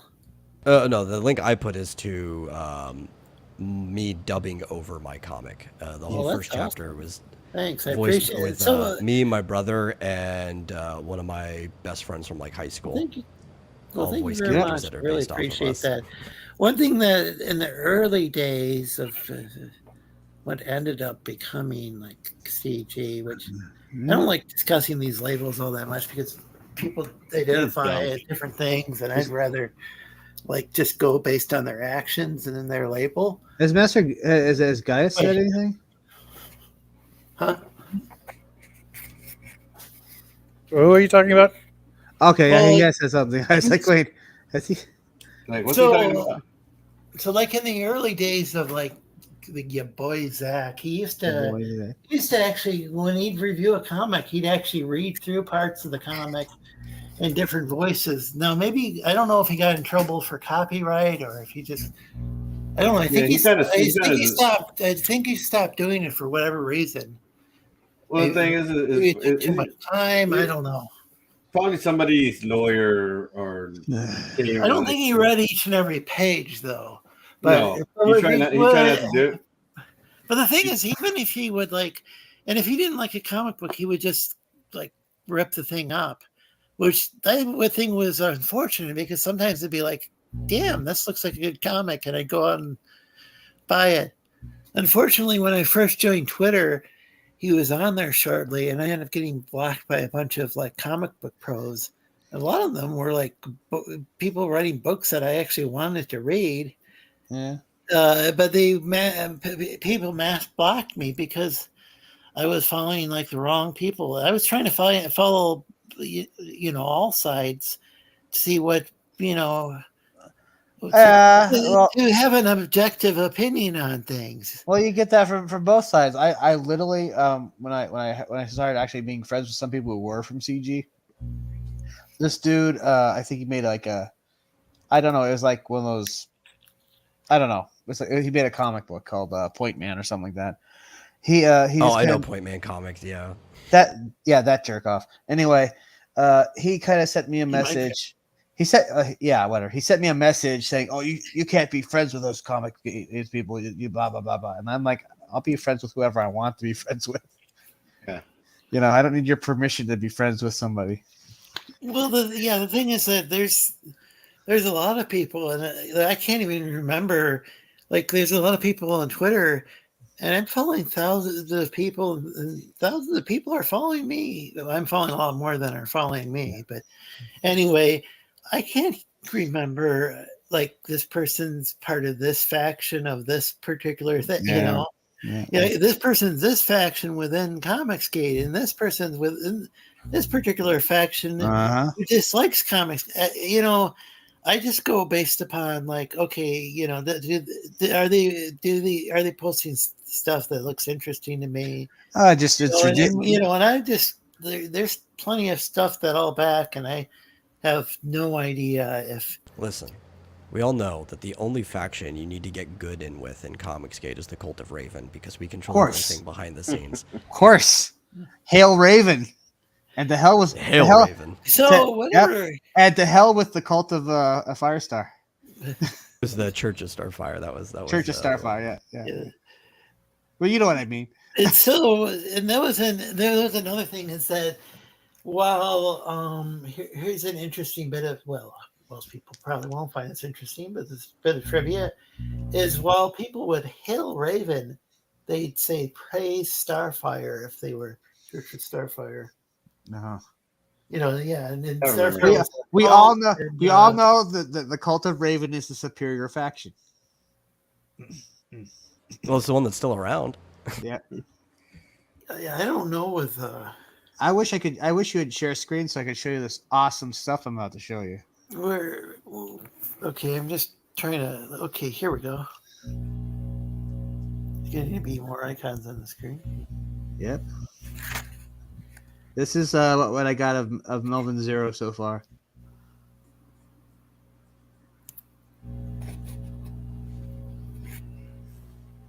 Check that out. This looks awesome. It is awesome. It's drawn by Rob Ewing. He did one of the alt covers for Melvin 1. Yep. I think I gotta see how awesome that looks. Yeah, I like that. Yeah. And it doesn't look. It's not like just. It's not just like some generic looking thing. It's. Yep. It's got its own. Looks pretty good. It has its own thing, style. its own style, and. Yep. Yeah, it's some comic books that I'm seeing. You know, it's like. I'm going to do my own Superman or Captain America or whatever. You know. Well, Melvin's more than just a barbarian with a headband. There's more to him than that. Despite what some people might say, he's not just like some sort of Conan. Yeah. You know, No, he's also Rambo. Yes, he's also Rambo, and all the good parts of 90s Image that I liked. But that's what people should be doing. They should take an amalgamation of things that they like. Yeah, Exactly. yeah. Instead of just Make their trying to own make voice through it. You know, like Yeah, I mean that's this is my character Flooperman, and he flies around. Here he comes to save the day. This is my character, Flooper Doot. He both floops and doots. And shoot and scoops. This is my character, not Spider-Man. He's just like Spider-Man, only he's not. He's legally Hey, disabled. at least I make characters, but at least I try to be original with some of my stuff. Yeah. For animation, So that was always like the cool thing about indie comics was that it wasn't. This is the reason. It wasn't like Marvel or DC, but Recent page. and I guess And it's here- okay I can understand if people they like a particular style. This is going to be touched up a little bit because this needs to be a little more yellow, but this is the cover. That's cool. Wow, I really like that. It's the shit. It's awesome. He's gonna have like a bunch of guns on his back or something. Yeah. Oh, I could probably do an alt cover because that's I would made. just do it. Yeah, that's made of nothing but guns and weapons and stuff. That candle holder, Mm-hmm. and over there, that's made of bones and blood and shit. Cool. Yeah. So it looks like the colors need more work, tighten them up and Yeah, more yeah. stripes to That definitely needs to be more yellow, but yeah. But like the besides logo. it, yeah. There's like two Melvin logos. There's the one that you can tell when Rob Ewing does a Melvin issue. You get that logo. Wait, are you talking about the guy from Marvel? No, Rob Ewing. He did. No, the, I'm thinking the writer Al Ewing. Never mind. yeah. No. Yeah, so somebody like actually accused me of like deliberately like confusing like two of like two projects that EVS worked on. It's like, no, I didn't actually read, like I didn't know about EVS No, the funny thing is I didn't know who till later I didn't know on. who EVS was until this whole thing For started. YouTube or something. And I was like, Oh, hey Toby, welcome.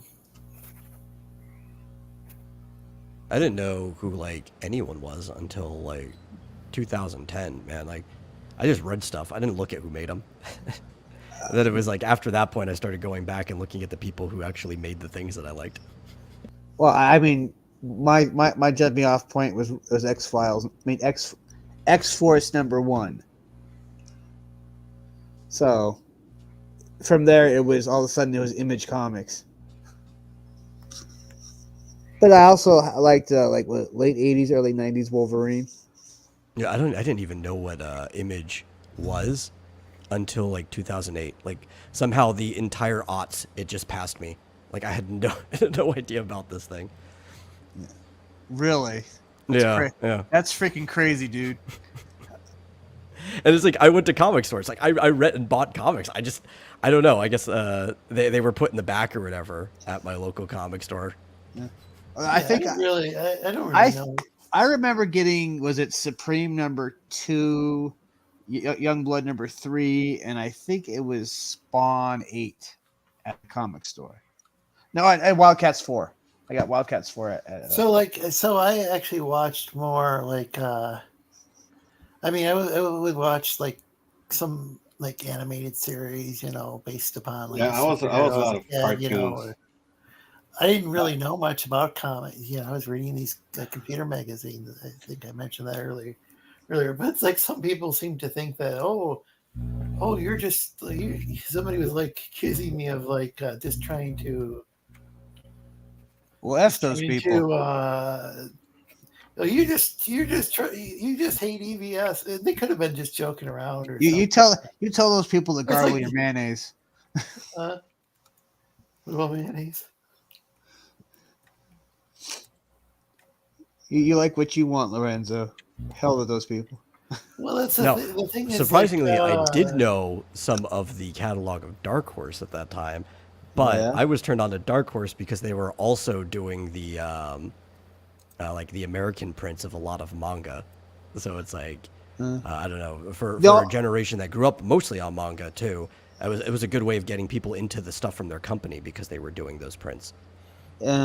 I kind of only knew that they were doing like the Aliens, Predator, and they did Star Wars. And... I think I got into them when they were doing Of My Goddess.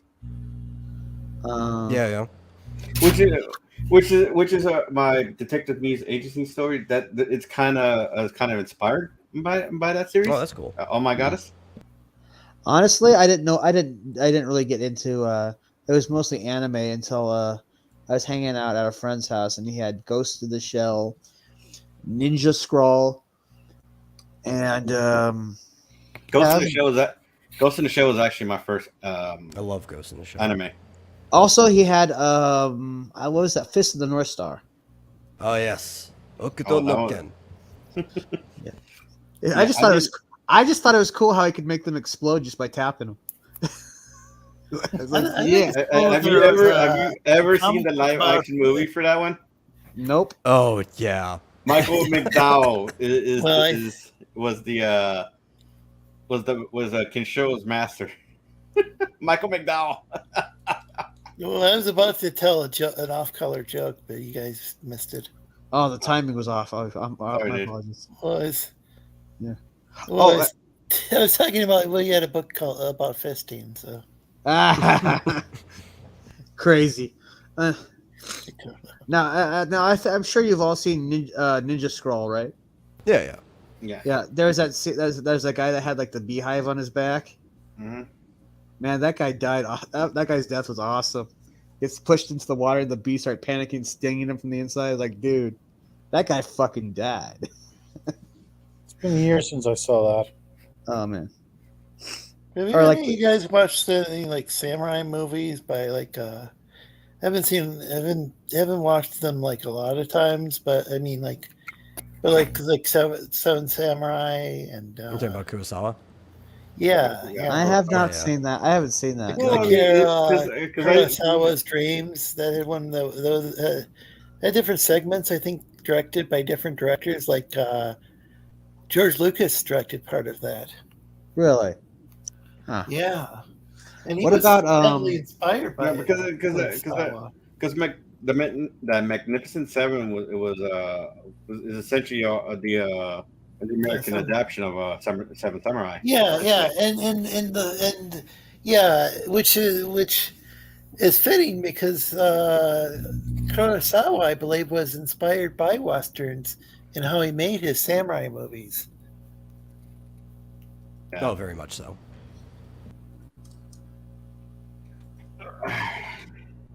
But he was also That's in the interesting, samurai movies. He was obsessed Samurai with the Paradise group concept just, of the Ronin, and the Ronin is very much like the lone gunman from like a thematic sense. So as soon as we were talking about samurais, the samurai, this group, what did I call it? Oh, Samurai Paradise. The Discord just said, I just got some like message that it's sent to everyone. That was interesting. Interesting timing. It is a bit strange. Let's see. There was was it? I always say the name wrong, but Trigon. I like that one.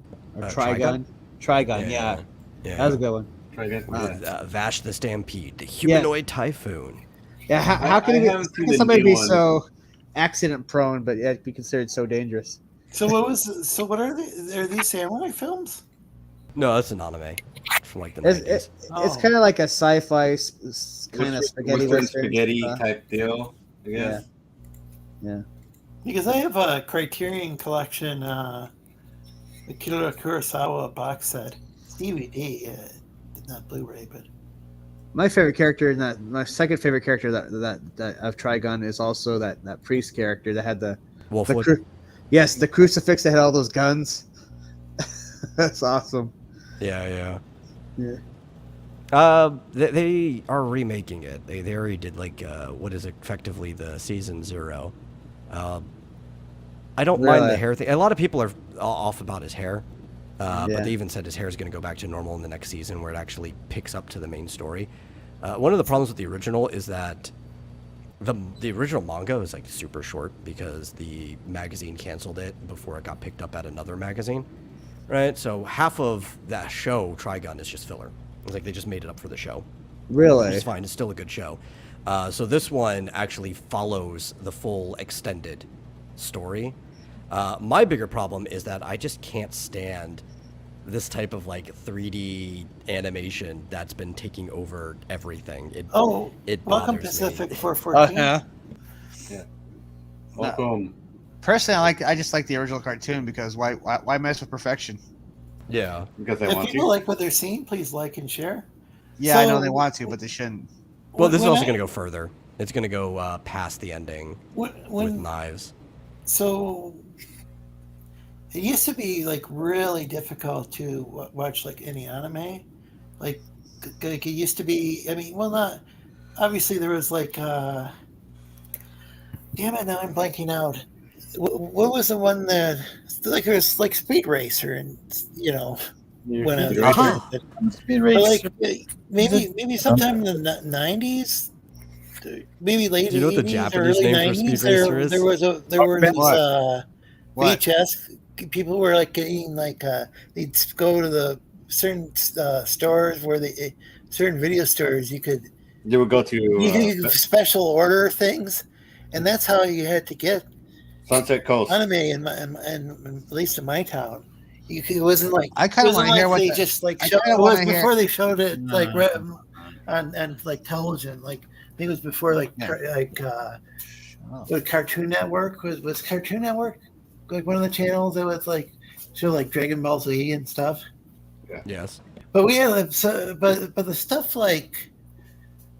people would watch wasn't stuff that they could exactly show on TV because there was maybe a little too much fan service. It was stuff like was it Ranma or Ramna? I can never remember. Ranma 1/2, which is like the worst stuff anime like of all that. time. That was like how that was sort of anime I was like So introduced to. Metal, you were saying the Japanese name for Speed Racer and It's a pun.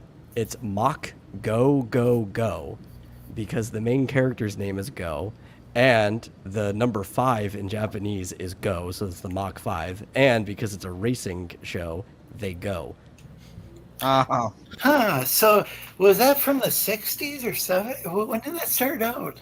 I think it was done in the 60s in Japan. This is a really old show. Yeah, because I mean, I wonder how heavily adapted that was.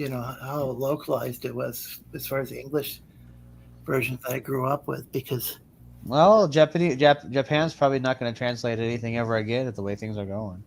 I know it was the way we have idiots just ruin it for the rest of us by starting to. Well, it's going back to like how things were back in the bad old days, where everything would be just like hard to get. These are why? So you're eating these jelly donuts or whatever, and they were rice. And then they changed the entire dialogue to fit. I would translate it as rice balls, not if you're not going to go use. If you're not going to use the technical Japanese word, why not just call it a rice ball? A rice cake. Rice I mean, that's closer than a jelly donut. It's not. Maybe it's not. Jelly donut. Jelly donut. It's just that most people back then didn't know what a rice ball was, and yeah, well, I can't even think of what it's a very specific kind of rice ball too. The Japanese people.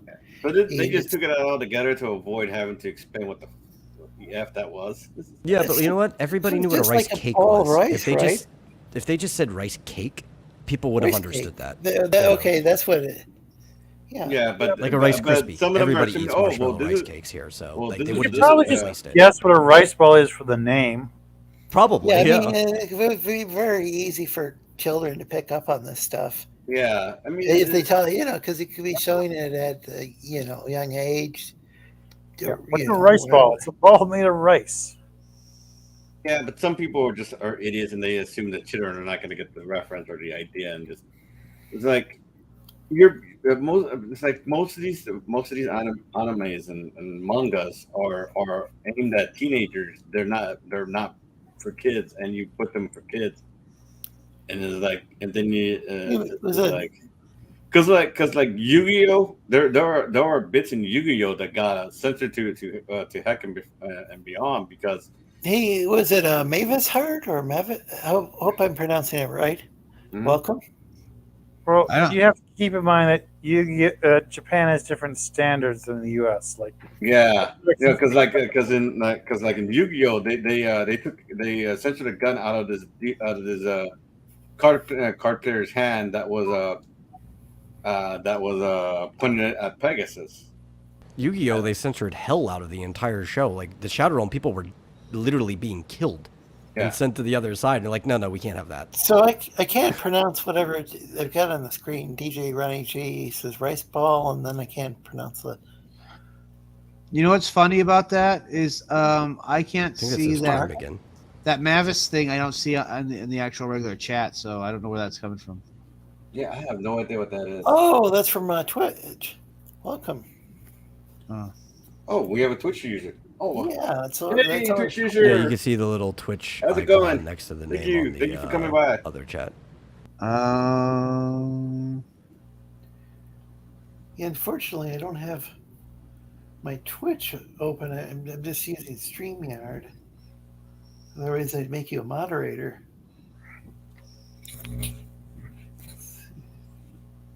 And then no, let's see. I know. Because a lot of manga and anime just were straight up not for kids, and so it just kind of boggled my mind how much these people didn't know about when it comes to these. I think it's. Well, it's I not think that it's it's not funny for that they went kids. in. That they went in like, okay, we're going to take a lesbian couple, turn them into Kissing cousins. and they're not, and nobody's going to notice. I mean, just stupid Yeah, stuff because like that. Sailor Moon is meant for kids. It's just again standards are different across the nations. Like kids were able to read Sailor Moon over there. I think that's pretty funny though. That okay, so this is something that people are like just totally flipping out about is like same sex couples and children's stuff, and this was like, and Sailor Moon was made for children. I thought it was made for like teenagers or something. No, the magazine is aimed for the ages of like 8 to 12. Wow. But is I see. because I know it's mostly catered to the young girls in that age range. Yes. Sailor Moon is actually kind made of for girls. different. The magazine was made for girls as a whole, but the magazine contacted the mangaka asking for something that would appeal to boys as well so they could sell more magazines. And boy, did they ever, because Sailor Moon did appeal to boys as well, and it was the highest their magazine sold in the history of their magazine. Yeah, and a lot of these screwballs seem to not understand that a lot of the manga artists and creators are women. So manga is flooded with women, female creators, up and down, back and forth, left to right. It's like there's more of them than there are here. Oh yeah. My favorite comic creator of all time is the mangaka Rumiko Takahashi. We were just talking about one of her works earlier, Ranma 1/2. Yeah, I was just about to say her. Like, I started watching those aliens on High Dive. I can't pronounce. Nice. Urusei Yatsura. I love Urusei Yatsura. It's great. Yeah, I can never remember how to pronounce that. With Lamu. You see, there's the team Clover. They created Magic Knight Radiant Nerve, Card Captor Sakura. Did it Clamp? Just to name a few. Clamp. Yeah, I'm sorry, Clamp. I'm not Clover. I'm sorry. Clamp. Angel Hearts or something like that. They made a lot of them. Oh, another highly popular one, which is actually produced by Square Enix of all people. Full Metal Alchemist was written by a woman. Wait, there was a Full Metal Alchemist game? Well, there were games, but Square also does some manga. They produced Full Metal Alchemist and Soul Eater. Speaking of games, did any of you check out the Xbox Game Showcase? Apparently, there was a Starfield. Yeah. So here's a question: How does everybody feel about Mortal Kombat going back to number 1? I don't care about Mortal Kombat anymore. They ruined it for me. Really? The fact that it's a new beginning and it's like instead of no, they ruined it for me before this. Yeah, I'm never got into it. Like what? Where did they ruin it? Like what? I'm not sure what they're doing. They ruined it by Ed Boon still being in charge. I don't know, because my thing is like, okay, well, if Liu Kang is essentially created a new era, why is there so conflict from the same set screwballs that are? Because I think the villain's going to be Onaga. And maybe Onaga, I don't know. Maybe Onaga's outside his reality. I don't know. Somehow Shang Tsung survived. Shang Tsung, because even Raiden is no longer Raiden. He looks like a Shaolin monk from. Wait. So is this Yeah, Raiden gave Liu Kang his powers. Yeah, and then Yes, and then return. So I don't actually follow this. Haven't followed Okay. that series in When years. So when was this? When was this released? It's the aftermath of the events of Mortal Kombat 11. No, well, I mean, when was this released? I mean, It's coming out. It's now. It's a new game. Oh, it's a news game, so it hasn't made I it don't know out just anything yet. about that. So Yeah. It's gonna have So- It's gonna have Scorpion, Sub Zero, and you get to have people. It's kind of like a Marvel versus Capcom, where you have like a secondary character that can jump in while you're doing a combo. Okay. I didn't even hear about that part. I'm overdone with that. But it's cool because the secondary characters can do fatalities also. So I'm looking at. Does anybody know how to use like Twitch? I'm in like Stream Manager, and I can't. No, I don't. figure out how to- I don't use No, Twitch. I barely mess with it, and I need more time before I can tell anybody how to use that thing. But Ask your question. You're in Stream Manager. Yeah, how do I make somebody a mod? If you could just go to the chat, and I believe you can hit /mod space and then their username. So basically, it's the same way like YouTube.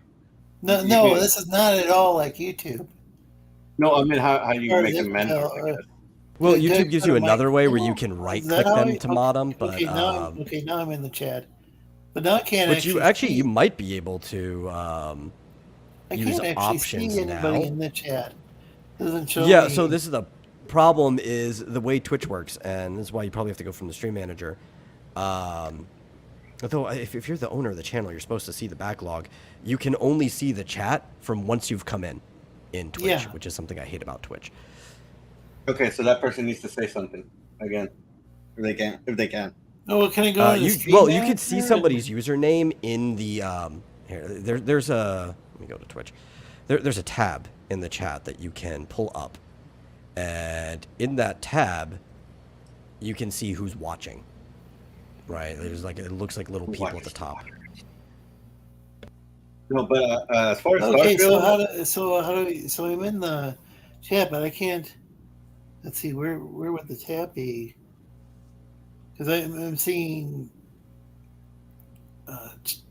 chat settings.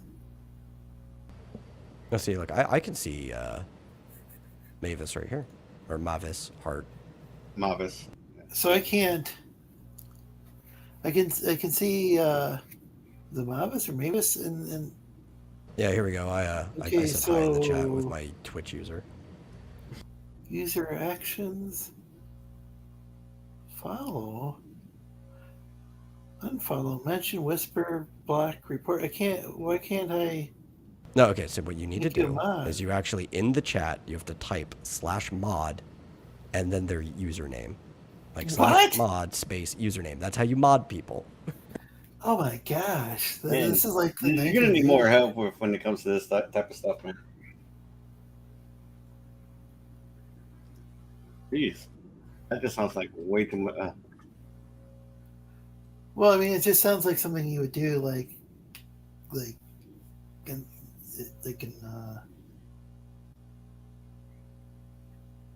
Yeah, for those wondering, I'm just actually fixing this. It says invalid username.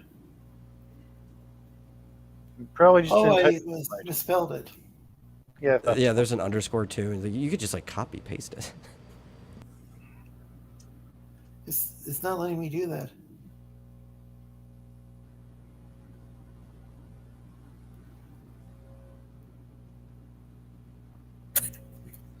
Just a second. It's weird that I can't. There we go. You're a mod. You're my first mod. Metal. Oh, cool. Oh boy, that was a bit of work. Oh, that's sure shading pain. which lets me use mod view, which I prefer mod view because I mod on a couple people's channels, even though I hardly ever use Twitch other than restreaming the speaking of Modatorium.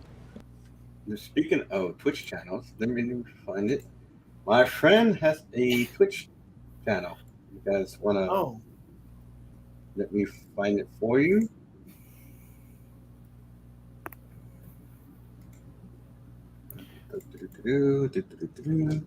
so did anyone watch the Starfield? No. No. I also have no interest in Starfield. It seems like it could eventually, like one of these days, be a playable game. But Bethesda, there's so many bugs in their games. Yeah, if it was like right? old Bethesda games, right? If it was like old Fallout or old Elder Scrolls, I'd be like, yeah, give me Elder Scrolls space game. But the fact that it's going to be like their newer games, which they've been bleeding away from me anyway. I don't like the changes they've been making. I'm just not interested.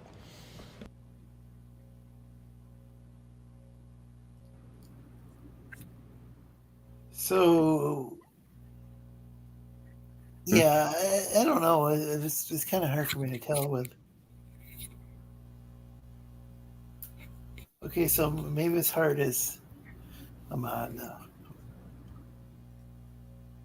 And for the record, I'm just making people mods so they can like promote, like they got a Twitch or YouTube channel or whatever. I'm not like, I don't typically like punish people for saying stupid things, but I guess they're like really extremely disruptive. Like, and that does happen occasionally.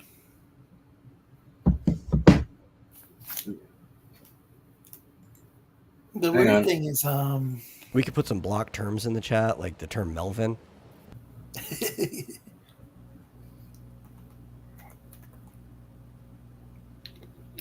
So there were some other Wait, what now? So we could put some block terms in the chat, like the term Melvin. Well, why would you want to block that? That's an awesome name. So check this out. There was this species of humans.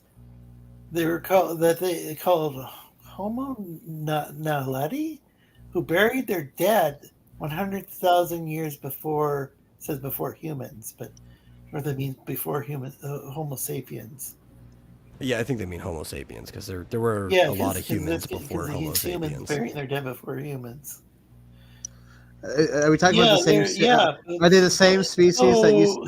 So the revelations could change the understanding of human evolution, because until now, such behaviors only have been associated with larger-brained Homo sapiens and Neanderthals, or I don't know.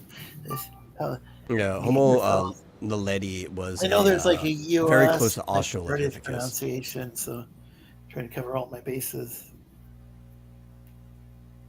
Of course, this is like CNN, so it's like it's probably based like it would be better to go to the actual scientific study.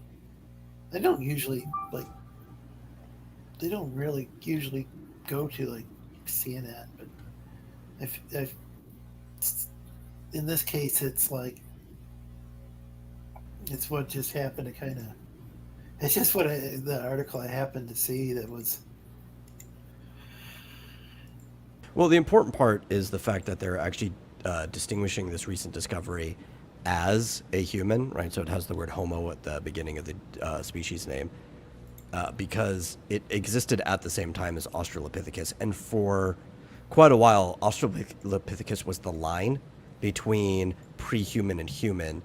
And people weren't sure if there was a branch off of that line that existed at the same time as them.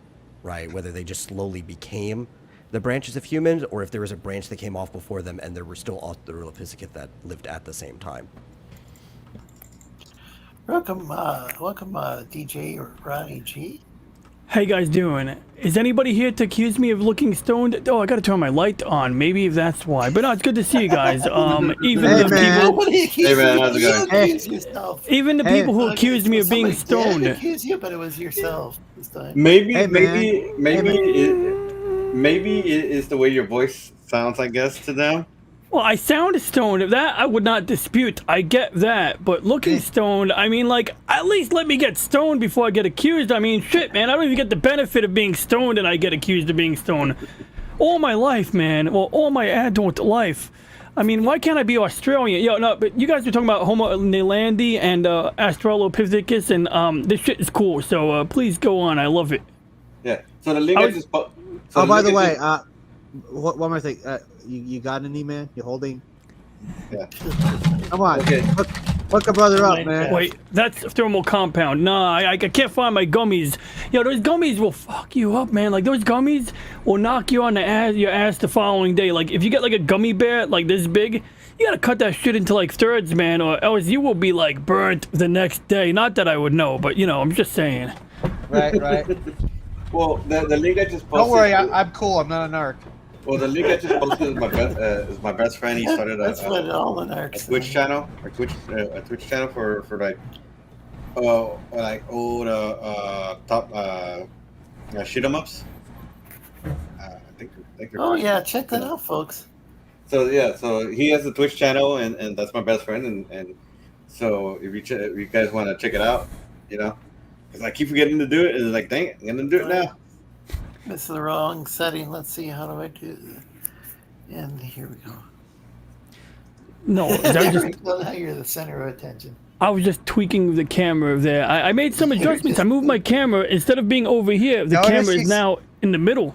Notice he said tweaking. Tweaking? Nah, I actually definitely don't know anything about tweaking.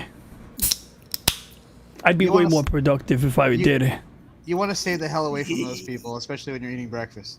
Isn't that what happened to Elvis though? He started tweaking, and then he started doing the downers, and then he died. Yeah, uppers and downers. Yeah. Yeah, didn't he die sitting on the toilet? Yeah, it's because he had too much fiber in his diet. That was the real problem. Oh yeah, he died. Oh man! Oh man! I'm tripping balls. Oh man! He died at the crapper. That's what happened to him. So here's another thing that another bit of like potential history is that the Medici family's famous hunting grounds may have killed them. Reports suggest. It may have been plagued by a deadly strain of malaria. Analysis of organ tissue from the Medici family tomb reveals. So, anyone know anything about the Medici? Am I pronouncing that right? Basically. Like, Medici? I don't know. Same shit. Medici.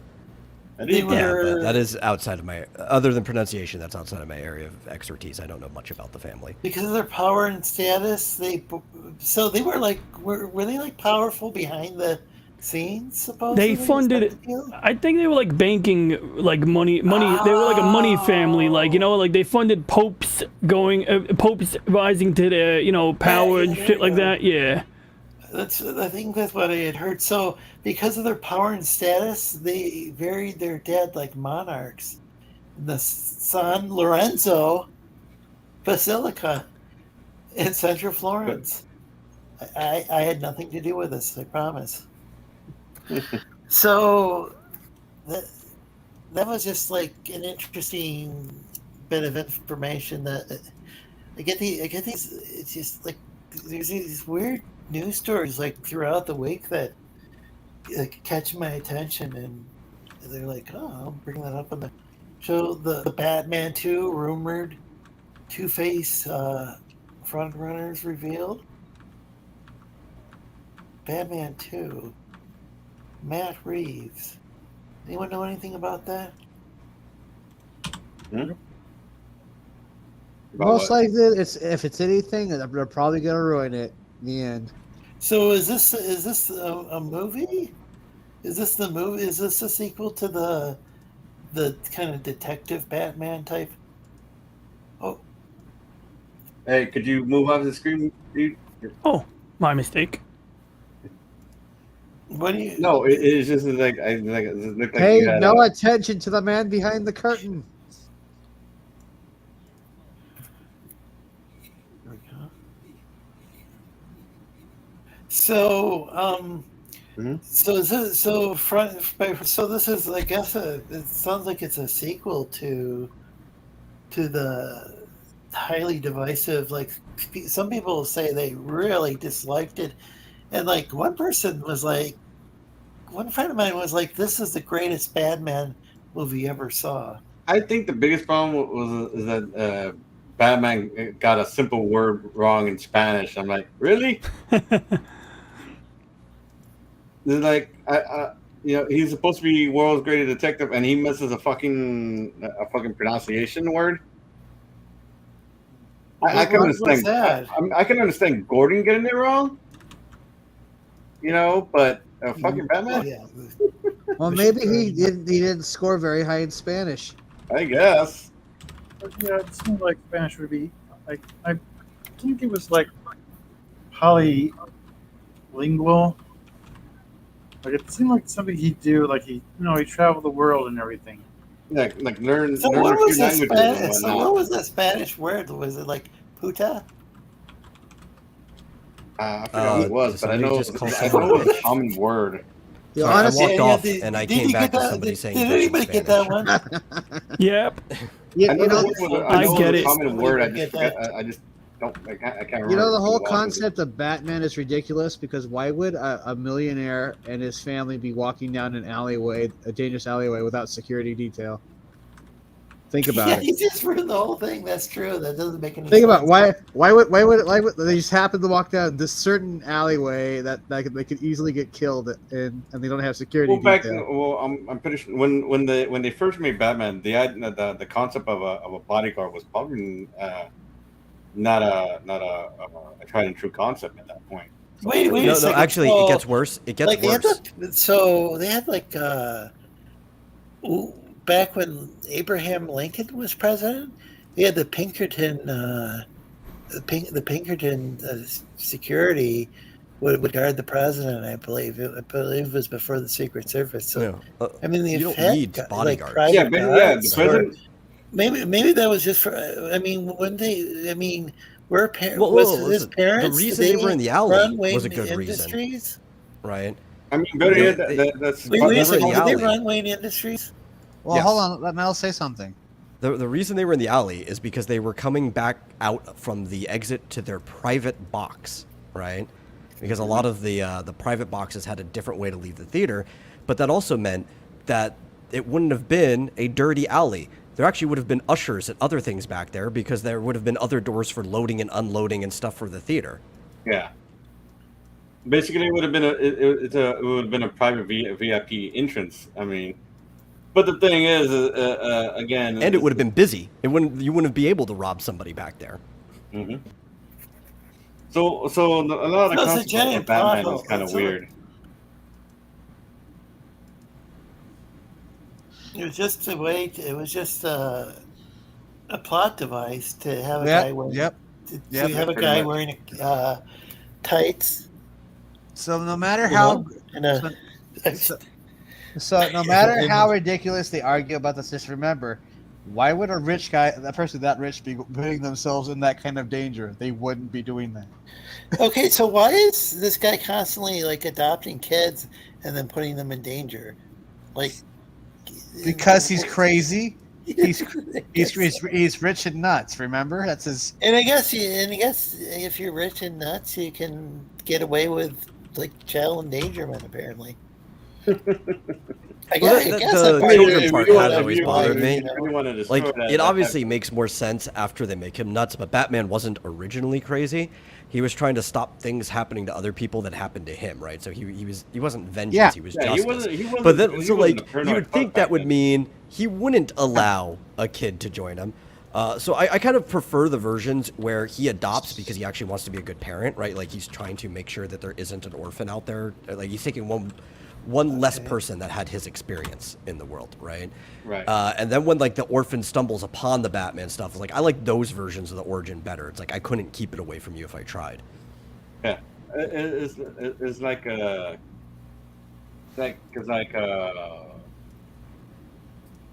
Jason Todd kind of lucked into being Robin at the time because he actually broke into the Batmobile, which technically at that time you couldn't break into the Batmobile, much less steal the wheels off the Batmobile. So that's what impressed Batman that for Jason.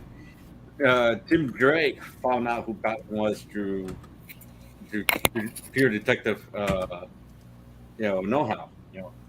That's what got Tim Drake. Everybody else just kind of waltzed into it after that because he originally he adopted Dick Grayson. So Dick Grayson was essentially his son at that point. I'm not entirely sure about Damian waltzing into it.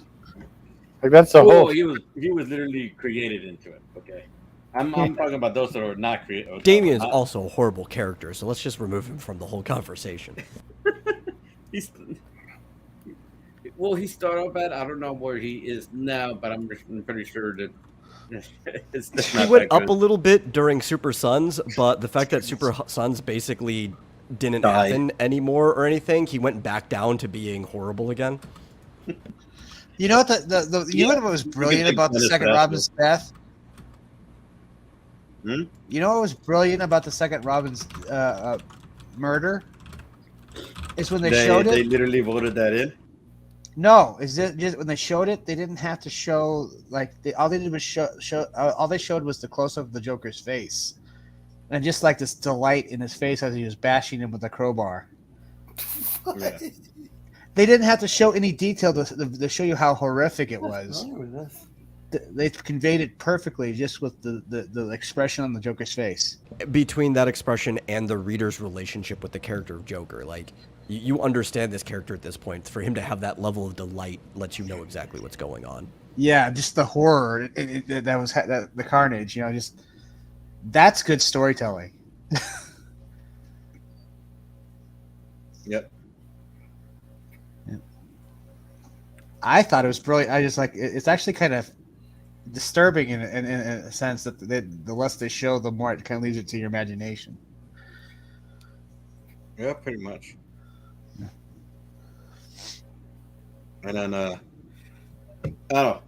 The more you think about it, the more the more you think about the Batman's origins, kind of just starts falling apart. It's like, yeah. Everyone's arguing about what's the good Batman. When you think about it, why would Batman's parents even put themselves in that predicament? Yeah, that's. Now I can understand. So, do you guys hear there was like? I can understand it was more like close I don't really care much about Star Wars anymore, here's but the problem. apparently on that show was it Andor? I mean, I can understand. I don't care about Andor. Did Star you Wars hear hurts them use me the so F? much. They decided to go and use the F word on Star Wars like they did on Star Trek. They want to be okay. edgy. I'm like, okay. Everything about Star Wars just hurts. Huh? Yeah. I've only seen the first episode of Andor. I'm probably alone in this, but I actually like the first season of Book of Boba Fett. You're alone. Yeah. You're horribly alone. I'm sorry. I enjoyed watching it, especially like that second is like his right hand person. She's a bad bitch. You know what I'm saying? So no, it makes sense. Look at his Disney comic. Plus, He just but I wants a never space watch western. it. What's worth watching on Disney Plus? Which should I watch? Because I've had it for months and I haven't watched anything. Book of Boba Fett and they have all a Mandalorian. Lot of the old, they have a lot of the old TV shows like Black Cauldron. There you go. I also liked Amphibia. It was a kids show, but it was also one adults could enjoy. Amphibia. Because due to my phone plan, I have Disney Plus for free. So let's see here. I think we just canceled ours. It came with my service, so that and Hulu. But I don't know what's going to happen with Hulu with the way things are. I really like this. So Hulu's got a lot of anime on Hulu's there, gonna die. And I'm trying to figure out which ones to watch. I probably should watch Sailor Moon now that it's actually like properly dubbed. I think. I mean, I think they actually have a proper translation where they're not just cousins or Yeah, they're kissing cousins. yeah, that was weird. Oh, they have the Peanuts movie on Disney Plus. The 3D movie version of the Peanuts. I've never seen that one. Which one is what is that on? Is that on Hulu? The Disney Plus. Or Disney Plus? Okay, yeah. I didn't realize that was like one of Disney's gazillion companies they own.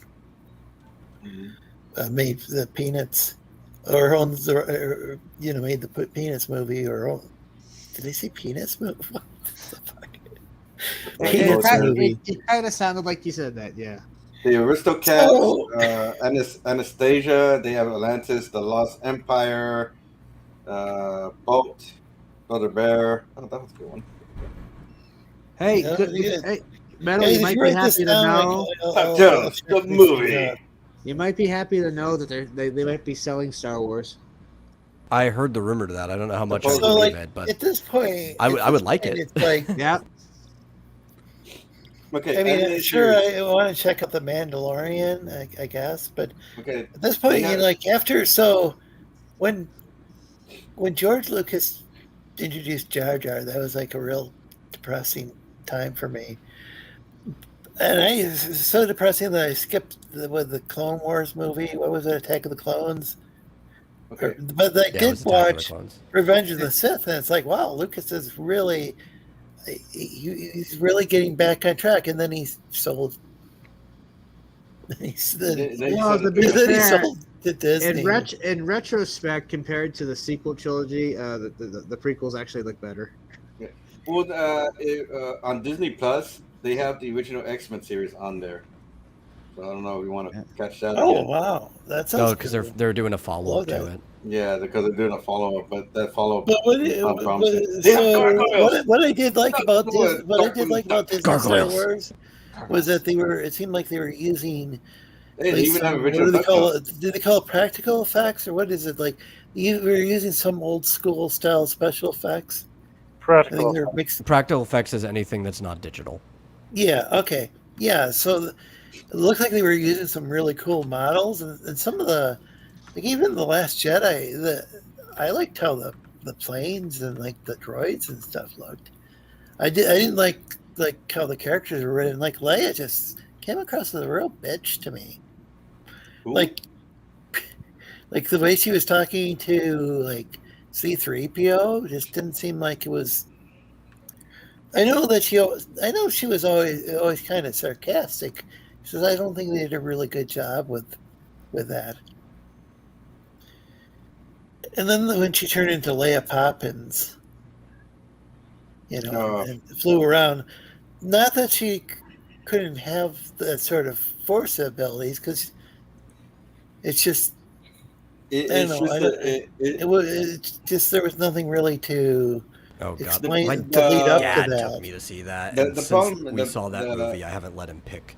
The problem was that is that if Leah was too into being a senator and putting everything together, she didn't have enough time. She didn't have the time or the energy to sit there and learn force abilities, much less create a force field that carried oxygen in it and somehow made it back to the ship without dying. Oh, wait, though. Well, We she don't wasn't have to learn actually in force space abilities. for that long. It's But not Yeah, really no, that it's actually not no. a problem. You don't even have to be in space that long. Once you're in space, you're kind of there's kind of no not way like to. It's not like you instantly die the moment you. Yeah, no, that's not how it works. Yeah, but you're still gonna be running out of oxygen pretty quick. And Depending on how long you can hold your breath, yeah, the average person can be good in space for anywhere between 2 to 6 minutes. I thought you explode or something like. No. No, you freeze. That's freeze Hollywood. over. I think that's what happens.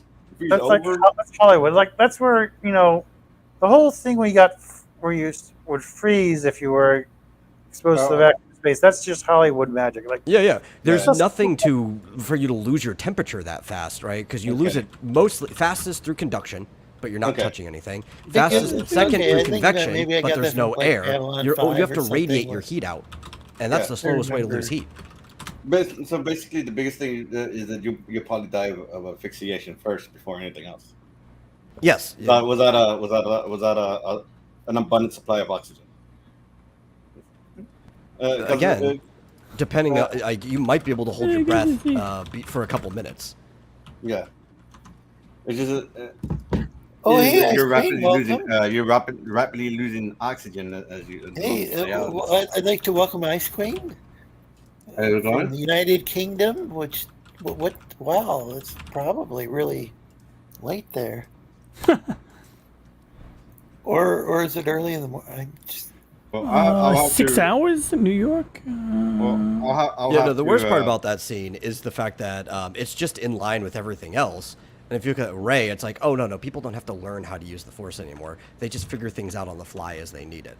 Yeah. If you like what you think, please like and share. It really help us out. I got this. I started the stream late. I think it was 10 minutes late. Yeah.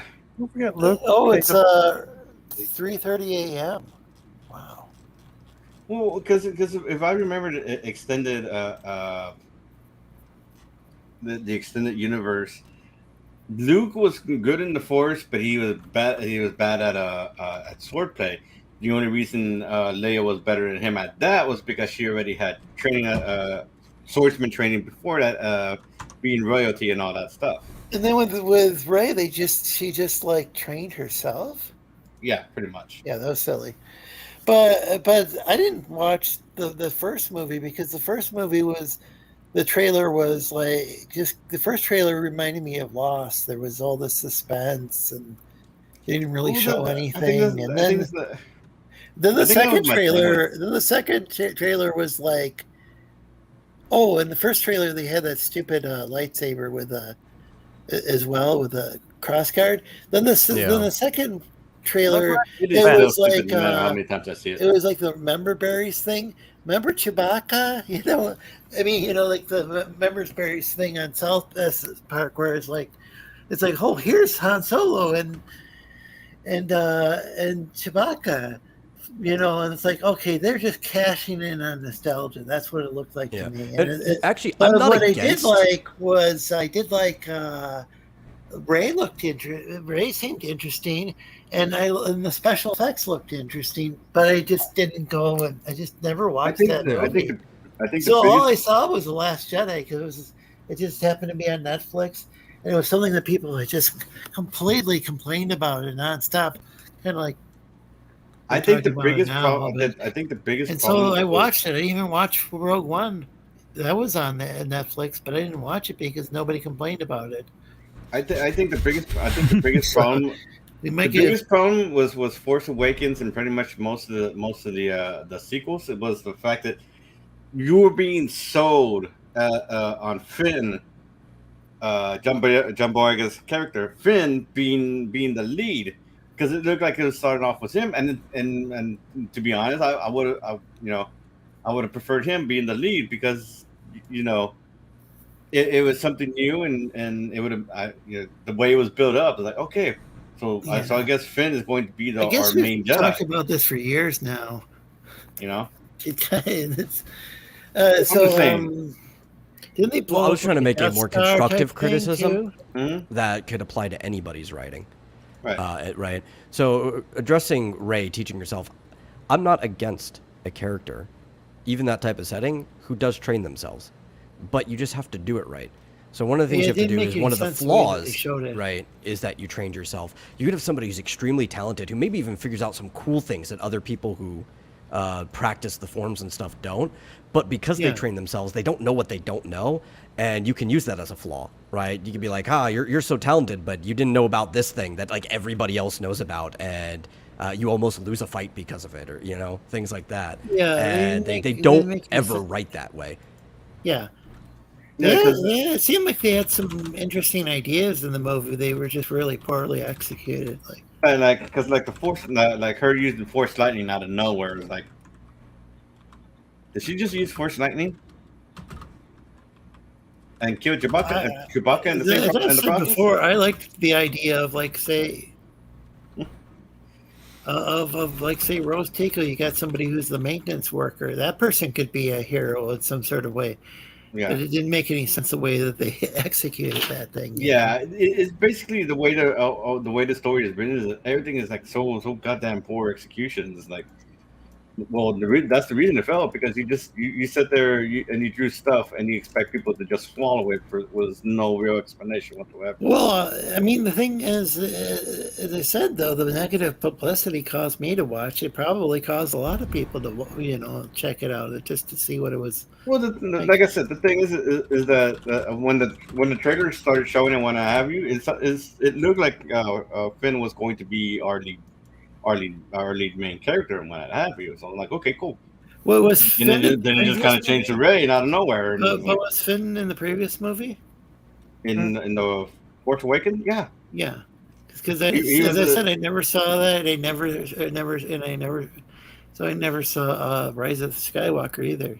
Yeah, you actually start with him, kind of, right? Like, before you even meet Rey, you think it's his movie at first. Yeah, they literally started that way too. It was like, so he was a black stormtrooper. Like, just the fact that he was a black and wearing stormtrooper armor. With we first see a shot of him in the desert, wearing, he didn't have the helmet on, but he was wearing the armor, and he was clearly black, and that brought controversy because people confuse stormtroopers and clone troopers. Yeah, I think that was one. I think it was one bit was because they phased that part out. There were no clones left in their army. So he started off as a stormtrooper. He wasn't. He started off as a stormtrooper, and then he eventually joined Rey and everybody else in defeating the new Empire or whatever. Specifically, he worked in the septic system of the space station. Yeah, he was a janitor. Wait, so he was a maintenance worker as well. He was a literal maintenance worker. Wow. And then they moved him into. So Tek'l wasn't the only. Okay, so they were both working. Okay, that's how they knew each other. They were both maintenance workers. They were basically maintenance workers that somehow got roped into everything, and that would have been cool. That's. I really do think that's cool. It's like somebody mentioned to me before. It's like it would be cool on Star Trek, because if they and I think they do this with the lower decks, is if they showed some of the people who were focus more on the people who weren't just on the bridge. Well, Deep Space Nine did that as well. That they had characters that were, you had like Quark who ran the bar and stuff, but. Deep Space Nine was the best. It's kind of cool though that it's kind of cool that if you have and I know Star Wars and Star Trek are completely different shows, even though there were some actors that weren't both, right? Yeah, it's just like I said. But I'm just saying, like the idea though of focusing, if you got some sort of space. Show you're not just you focus on somebody who's not like a captain or princess or whatever. Yeah. That's kind of cool if you focus on the guy who's like the janitor or whatever. Funny thing is, in Lower Decks, one of the guys from maintenance is a prince. That's interesting. Yes. Huh. Yeah. It's just how's he working in maintenance then? He prefers it over being a prince or a king of his own planet. Basically, he better be just small fry than the big guy. Yeah, I mean, this is the grass is greener on the other side of the fence sort of thing. Mm-hmm. Like he just didn't want dragons growing up and everything, and what I'm assuming is that he didn't like the idea of having a bunch of responsibilities, so he would rather be a janitor that had little to no responsibility. Oh, he has responsibilities. It's just responsibilities of a different color. Yeah. Like I'm talking more like heavy responsibilities, like running a planet or what have you. There's still responsibilities when it comes to being a maintenance dude. But there's all sorts of important responsibilities. Yeah, he's just not running a fucking planet of people, or ruling over billions of people or whatever. Yeah, where he's That's scary. like his decisions are paramount to the survival of an entire planet. Just the survival of a ship because he maintains the work. Yeah. No, a ship could have a lot of. How many people are? Do you know if is it thousands of people on that ship or hundreds or do you know? More than It's they were. basically a colony. Oh, Great. Or with. It's gonna be small. I doubt it has more than 200 people. It's probably less. oh, than that. really? Okay. I'm inclined to agree because the Galaxy class has supposedly about 3,000 people. The Cerritos is a smaller ship, and so it stands to be reason we're not looking at 3,000 people. Maybe 200 to 400. I'm guesstimating on my end, but I'm talking out of my rectum. I've seen anywhere between 100 crew members with an additional upwards of like 800 to 900 passengers because they did take passengers with them often. And that's considering the original Enterprise. Mm-hmm. But we're talking about a Cali class, so they're kind of small, like they're support ships. Oh, that's even less. Yeah, you'd have even less than that. Oh, I don't know. Wow, I don't really know about those ships. And technically, if we really want to get anal about it, the Galaxy class starship is so humongous. If we look at the scale, which I got a saucer. Here we go. We got a saucer What are you section killing over right there, here. I'm just working on something, but we got this here. So, as it turns out, if you take the entire crew complement of this ship, apparently they only fit like on a patch of hull like that big. And so, hypothetically, you got like a lot of unused space in there. And the only thing I can think to justify that is that you got Cetacean ops. Because if you look at the blueprints from like the 90s, there's actually a large hollow space in here full of whale tanks. Because, of course, you got, sentient whales that work in stellar cartography or navigation. But anyway, I'd like to think they're a little more reasonable on the Cerritos. So it'd be a good start to look at the ship scale. But sadly, ship scale is not a good indication because of the fact that on TNG apparently they had like a way underutilized ship. Well, Did you because draw they're- this? yeah. Like, did you Well, 'cause draw you have this to- in a CAD CAM program? Well, No, that I got in the 90s as a kid. Well, yeah, Okay. you also have to take into consideration things like space for equipment, things for repairs and what have you, like extra parts, what have you. Because I think I'm trying to remember if it was the Next Generation that they had like a spare warp core just in case. I'll be right back. Voyager does have you're right, the Starship Voyager in the schematic, I have the book, and there is indeed a second spare warp core. They must not have left, dry dock with it, because, I mean, in the first episode of Voyager, they get whisked away to the, Delta Quadrant, and later on in the show, when the Vidians steal the warp core, you don't hear B'Elanna Torres going, "It's cool, we got a secondary warp core." No, they're like desperate to get it back. Yeah, because Did they use gel packs too for certain stuff in there? Because I'm assuming the first warp core has already have stuff already set into it, so stealing the core would probably be. That's a good point.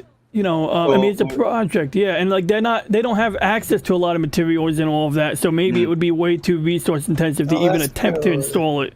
Yeah, to install it. Do they have to go to think about it this way. Have a space station nearby that like specializes in that? Or? Yeah, and I mean, well, then again, you carry a spare warp core because you can use it. If you were going to go to a starbase, you would just count on them to have the equipment. So, I mean, my theory is if you're going to have a spare warp core, there's a reason. But that being said, a lot of things were like taken out. So, for example, the bottom of the Voyager, I'm going to use the Enterprise D again. In fact, the Enterprise D is a good example because we have the captain's yacht located right here. It's actually like a flying saucer that can undock from the bottom. And on Voyager, they have a similar craft called the Aero Shuttle, which they ended up not. I went to zoom in on you, and I accidentally zoomed out. No worries. I can't even see the screen right now. But yeah, so like, if you look at the bottom of the Voyager, you'll see something that looks like almost like a Klingon ship embedded in the hull, and they ended up like taking it out. And I think there's like an in-universe explanation that they just never got around to installing it or something. But I guess what was my point was, I don't remember what my point was. Well, the thing is that there are other apartments and areas and things that they're keeping in storage and what have you for just in case emergencies, like extra replicators or extra power cells or extra this or extra that. or And, extra parts for shuttlecraft because they've gone through like 50 shuttlecraft in the whole show. Yeah, pretty much. Well, you also have to think about how much space in the ship is taken up by its very, very intensive life support system. There you go. Well, yeah, I mean- because it also has to generate oxygen for us or oxygen for those that. I mean, if we think about today's standards, yeah, you need like a lot of storage for oxygen if you're storing the oxygen, right? But I mean, this is Star Trek, and they could take like an asteroid, put it inside one side of a machine, and out the other side you get like parts. And so even though on Voyager they kind of like, you know, had to like have those plot devices to say, oh my god, we need deuterium, which is hilarious because they were always having deuterium shortages. And deuterium is like basically hydrogen or a form of hydrogen, which is like the most abundant element in the universe. Yeah. DS9, the writers didn't want to talk about replicators because they just didn't like replicators. It took away a lot of the fun in writing, I guess. I But guess. no, Yeah, but no, even being able to pull common things like hydrogen and oxygen stuff out of asteroid belts and things like that, you would still need a massive life support system for the conversion of the specific needs throughout the whole entirety of the ship. Plus, converting things into usable water, which is one of the few systems they had that wasn't handled by replication, was they actually had water systems on these ships that would. Yeah, it's true, actually. You're right, they did have some significant water storage. Yeah, like it's possible that be more energy efficient to have some larger machine handle the water recycling rather than the replicators do that. Well, it would I'm also glad help with you the cooling of mentioned- the ship to be recycling water, because one of the hardest things to do in space is to keep your ship cool back to that radiation problem, because there's That's nowhere for true. the heat to go. That's a great point. Because that's a real like concern. You got big radiators, even like on a space shuttle. Whenever they launched a space shuttle, they'd open the cargo bay doors, and those mirrors or what looked like mirrors were actually radiators that would always have to be radiating. I mean, you know, they couldn't. And same thing in the Forever War by Joe Haldeman. It was a big deal that the mech suits, the powered armor, had a radiator, and if that radiator got damaged, and in one scenario it did, the guy would start beginning to, you know, get into a fever and getting cooked until he lost neural function.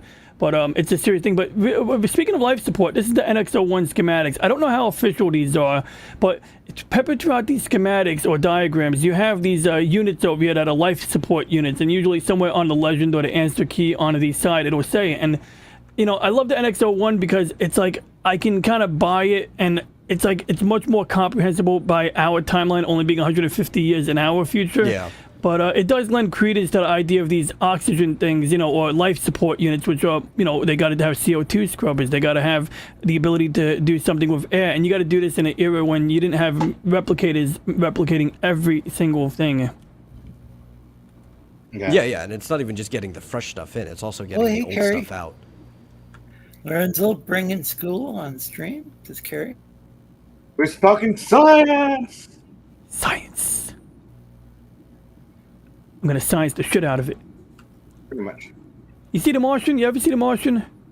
Yeah. Yes. Yeah, I like that part where he's like, I'm going to science the shit out of this. Yeah. I'm not sure. The Martian. Is that a movie? Yeah, I always mix the guy up. Mark Matt Damon. Wahlberg, Matt Damon. Matt Damon. Yes, I always mix him up. Oh, that sounds. Yeah, and he basically had to live on potatoes because it was the only thing that he could grow, and he had to like Oh wow. eat the Yeah. skin and everything to get Oh, as that sounds much great. nutrients There's so out of it much as stuff that possible.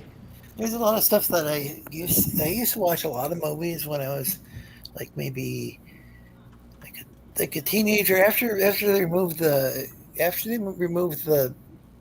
so we got this chain store here in Michigan called Meijer that's like we had that long before we had Walmart or anything, but they used to have a video game arcade like right there in the store because it was a big store to begin with. Now it's just this massive sprawling store. But then later on they ended up removing that, but they added a video rental store and it had like the French version of the black and white French Beauty and the Beast and all sorts of cool stuff that you could rent. I think that might be where I rented. There was a Phantom of the Opera that had. Was it the guy who played Freddy Krueger? Is that Robert Englund? Right. Robert England? Yeah, Who am I thinking of? Like who played Freddy Krueger? Robert England. Rubberding. Yeah, he did a version of Beauty and the Beast. I've looked at it, like some of the ratings or whatever on it. Wasn't like all that good, but I thought it was fucking awesome. Like it was, great. Didn't Ron Pierman do a version of Beauty and the Beast? But it was more set in modern day. Many over the years, something like that. But I watched I watched the French version. I saw the TV show, and of course, then I also watched the Disney one when that came out. I think that was even later. Yeah. That was an awesome. The Disney, the animated one. Hey, Rick, welcome. Rick's one of the founding members of the Sleestakians show. Nuts. Nuts and bolts, kibbles and bits. I just Well, realized actually, a cool thing. I was at the local Cinemark recently, and when I got there, you know how like older movie theaters had arcade machines and stuff like that. They actually had like a legit old school Pac-Man machine there, like the ones where it had like a CRT screen sideways. Ooh. Right, so like the bolt was going up and down instead of left or right, and like, oh my god! And we looked at the high score, and I was like, yeah, there's no way any of us are beating this high score. This thing has been plugged in for decades. That's awesome. By the way, I wanted to save the metal. I love your audio visualization thingy. Oh, thank you. Switch over. Yeah. I forget the name of it. It's just an OBS plugin. Oh, cool. I think it's if I click on the plugin, it'll tell me what it is. I think it's called Spectralizer. Spectralizer. All right. Spectralizer. Oh yeah, I found it. Yeah, it's pretty good. It didn't used to have the circle one. It used to only have like straight bars, but they've updated a few times. So it's got like the circle bars. It's got like the classic like wave that you would get in Windows Media Player and stuff like that too. So you've got different options. Yeah, because I see that in a lot of videos, like usually people who use like Adobe After Effects and stuff, and it's like, I didn't know they even had this available in real time on OBS. That's like, great, man. I might have to obtain that. Oh yeah, I love it. Nope, I screwed up. I've got all the effects. I accidentally just ruined one of my layers, and I'm going to have to remake that whole thing from scratch.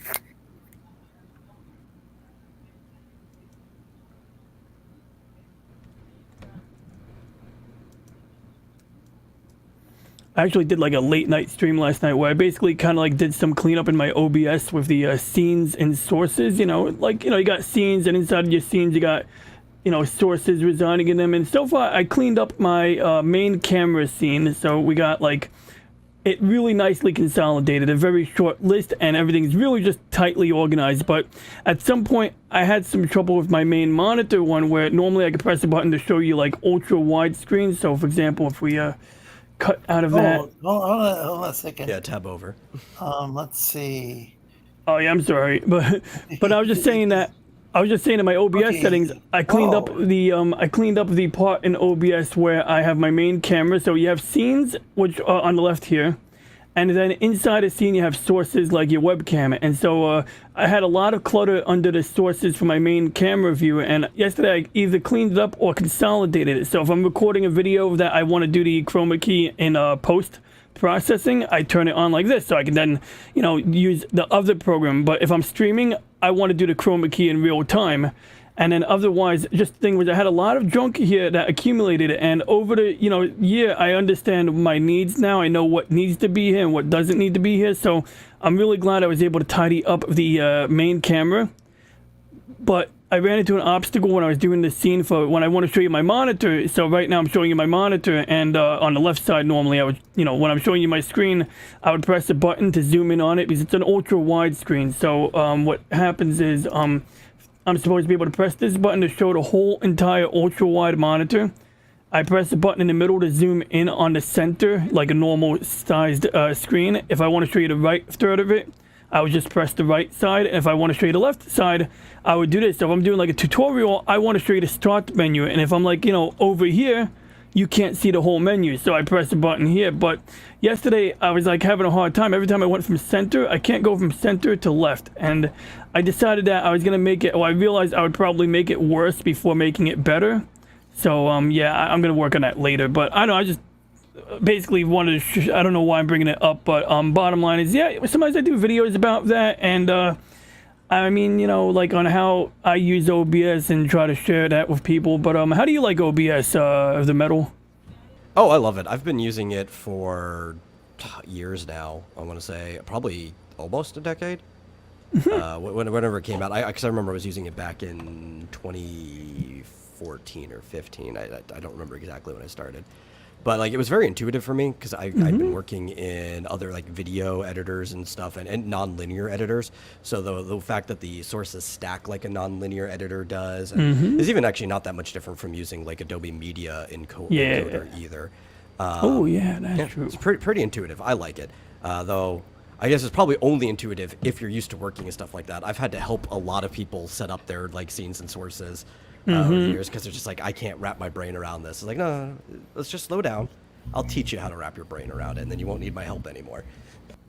Yeah, I started using it originally because I needed a way to just have more than one webcam hooked up to a netbook, one of those mini laptops, so I could watch my turtle. I literally adopted my first turtle in like, I think early 2015, and I wanted to watch my turtle on camera when I was at work. You know, I didn't really know what to expect. I was worried the turtle was going to climb out of the tank or something like that, and they sometimes did. So having them on camera allowed me to like, you know, be prepared for that, you know. But other than that, I just did it because I was excited to have a turtle. But anyway, that gave me enough foundational understanding to use OBS, you know, in other capacities, but I didn't really muster up the courage to stream or make content until like February 2019 maybe. I don't remember, but you know, 2020, 2019, you know. So basically at that point I already understood OBS, and I found that around this time I started using OBS, that's when the virtual camera became like an official, you know, officially supported feature. Before that we had to use plugins. Yeah, and I think it's like it's really handy. The only issue was like figuring out how to get the audio filters from OBS to translate into like, you know, StreamYard, for example. That's kind of sort of easy. It's easy for me because I also have voice meter. So once I turn audio monitoring for something on, then I can just put it on like the virtual input in voice meter and then put it through my microphone like anything else. Even when I started using that, I did not innately understand that for a while. So when it didn't work, I was a little confused, or if it stopped working, I'd be like up Shit's Creek.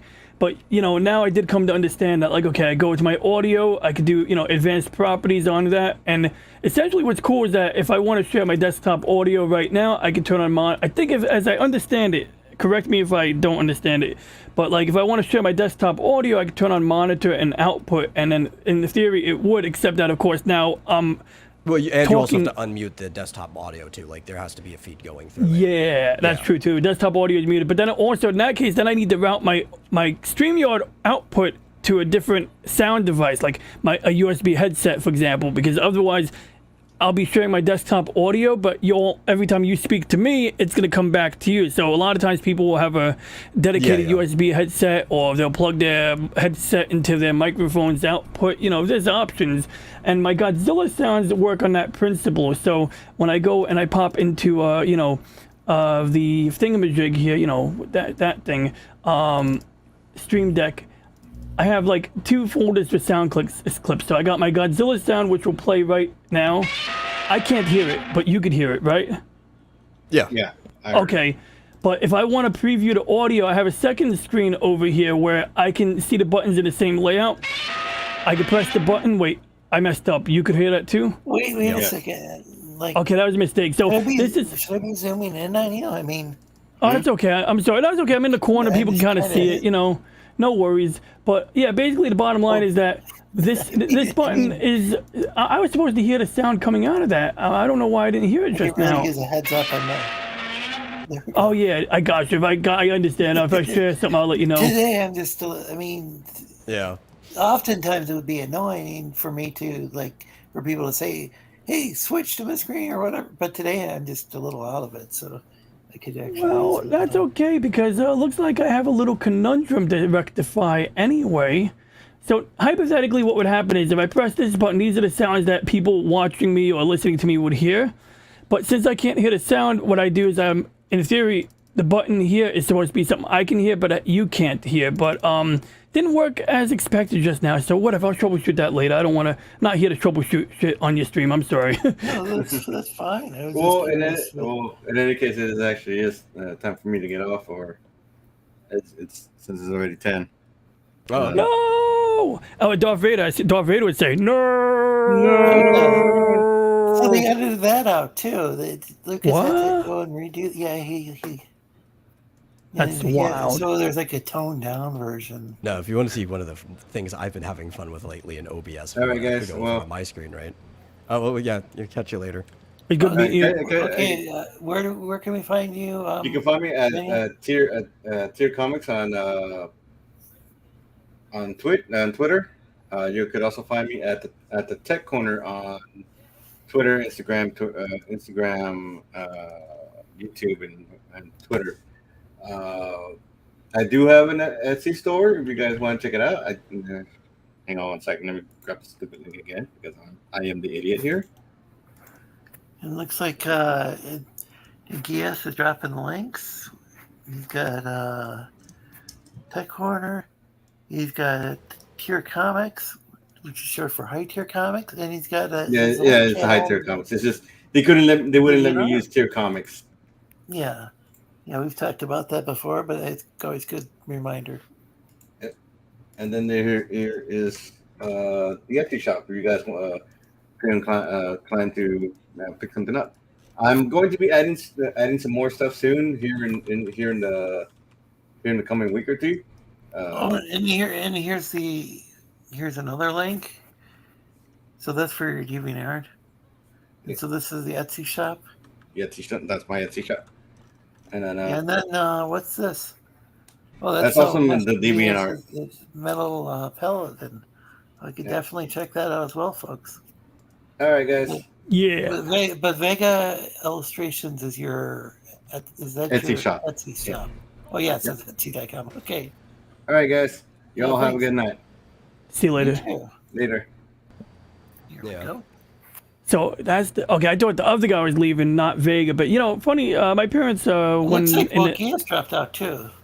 oh, that was yeah. But I just Vega's name reminds me of the time my parents hit a deer in a Chevy Vega.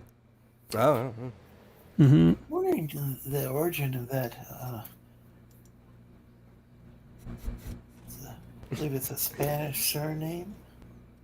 I knew a girl by that name. She was pretty and a good basketball player. well, I believe Vega is actually Romano. Like it goes back to the Roman Empire.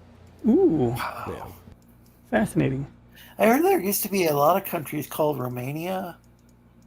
Yeah, because they were just part of Rome. Yeah, Only one of them stuck long term. yeah, that's interesting. That Yeah, but like I said, if What, you want to Land see of the something I've Romans? been something along the messing with a line lot. of the land of the Romans. Yeah.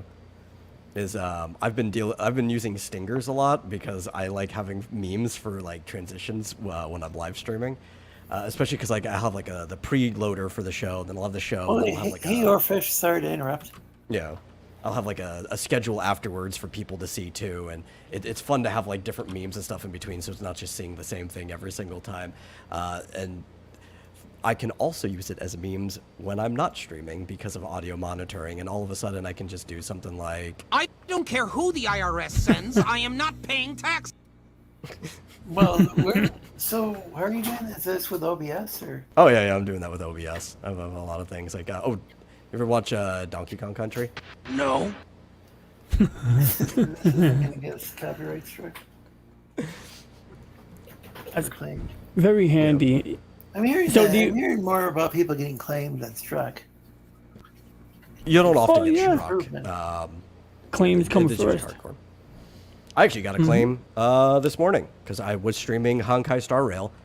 So it was probably something on one of the songs in there, and what I've heard is like you just dispute it and it goes away because they don't usually intend to claim people. They just don't want people like uploading the songs to their channel, to their own channel separately. If it's gameplay Oh, I footage see. and you dispute it, they usually just let it go. Oh, that makes sense.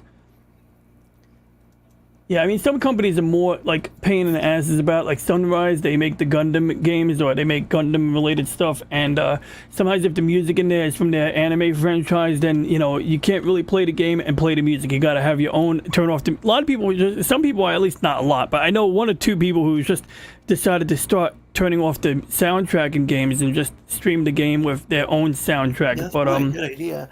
Oh, Romania yeah. has a beautiful national anthem. I've met some I've actually had a priest who was Romanian. I've had Romanian friends. I'm gonna have to listen to the national anthem though of Romania again. My coworker used to live in Romania, and she was telling me a story that every morning before school they would walk the cow to the pasture down the block or down half a mile, whatever, and the cow would go in and they would graze on the grass, and then at nighttime the guy running the pasture, he'd open the gate and he'd be like, "All right, cows, go home," and the cows were smart enough to find their way home, and then the cow would show up at her gate and be like, "Moo," and they'd be like, "Oh, Betsy's home," and they let her back in. Wow.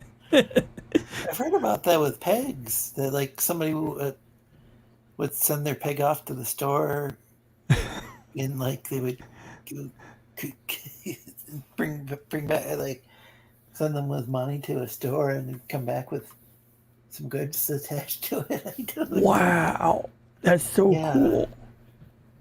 Trying to remember what I think this was in a rural area somewhere in the U.S., but I can't remember. Oh no, pigs are incredibly smart compared to other animals.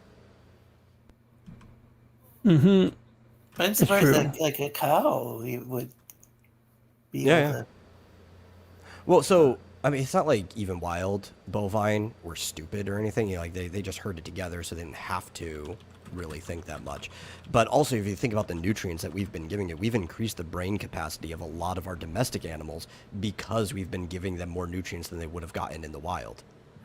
Well, the wild bovine, what were they called? They didn't become with an A or something. They're the aurochs, which are extinct now. Yeah. Yeah. No. But they, yeah. So, there's been talks about maybe reviving them somehow, or I don't know. Well, we don't need to revive them. They're extinct, but they didn't really. I mean, I guess some of them went extinct because they were never domesticated. But the domestic cows are still them, right? They just became something else, like anything else does. Mm-hmm. And there's a lot of challenges. They tried, I think, reviving the perennial ibex, which is sort of I don't know how to describe it. It's like a 4-legged thing, And essentially, they had to take a similar cousin species or a close species and use the womb of one of its females after doing the whole, I guess in vitro fertilization or what have you. And you run into challenges with that, and so you got to be damn sure you want to put the time and effort into reviving a species. On the other hand, there's the moral quandary or the question, do we want dinosaurs if we're going to go down that path? Is that what happened with Jurassic Park? Kind Well, it'd also be rough because you have to think trying to keep them alive. You'd basically have to create an environment for them because the atmosphere was different back then too. So they would have trouble breathing. Your average, let's say late Cretaceous period, right? The atmosphere difference between them and now would be the difference of if you lived at sea level and then you went up into the Himalayas. That's wow, yeah, that's a good point, and we certainly would not have a good time living up there, or at least to a point. Atmosphere without conditioning and stuff. What period of time? No, late Cretaceous. Dinosaurs? Yeah. Yeah, they had more oxygen. I don't know if this is accurate. I heard the Earth's magnetic field might have been stronger at that time. I don't know if that has any bearing on their growth or lifespan. Of course, there's a lot of quasi science that I don't know if it's real science or not, but when people make these interesting, they sound cool. I don't even know the scientific journals anymore. Well, that's the problem, right? The real scientific journals have kind of gone down the wrong path with the whole people being grant whores, where it's the priority is to get that grant, to retain that grant, to get that funding, and so they'll toe the line, so to speak, if that's what it takes. But of course, since we're on YouTube, I have to say trust the science. Yeah, no, I trust the science. Even though I have to say that for YouTube's sake. But science actually is some like method, right? It's like it's not just like this is like the science on gravity from like Newton, and therefore that's I think Well, Einstein came along there's and the scientific method, but science as a discipline is a lot more than just the scientific method. It's a bunch of different methodologies and pathologies that are constantly interacting with each other. Science says is not really like how it works, I would argue, you know. And if you're not truly scientific, if you're not willing to have your conclusions or your hypotheses challenged, and that's a big problem. It's like, look, if you're well, even like there was like a Darwinian theory of evolution, but we've got a neo-Darwinian theory that kind of interesting. Yeah, and that's another thing. Like even like me, I might be foolishly, in favor of Darwin's theories to a fault, But on the other hand, my coworker, he's a skeptic to a fault. You got people, in my opinion, I see schools of thought in terms of pro science to a fault, and of course, contrarian to a fault. There's like definitely, I believe there should be middle ground. Like Darwin, right? Darwin even changed some of his ideas near the end of his life as he got more information, and some people haven't even picked that up because he got heavier into physiology as he got older, and that had informed a lot of his different ideas about evolution, because based on his early works, a lot of people are like, oh, humans, they kind of stopped evolving outside of society, while he's like, no, actually, human evolution has sped up rampantly because of the stuff we were doing in society. Interesting. So, then didn't it looks like we lost. Well, I guess we might have. Yeah.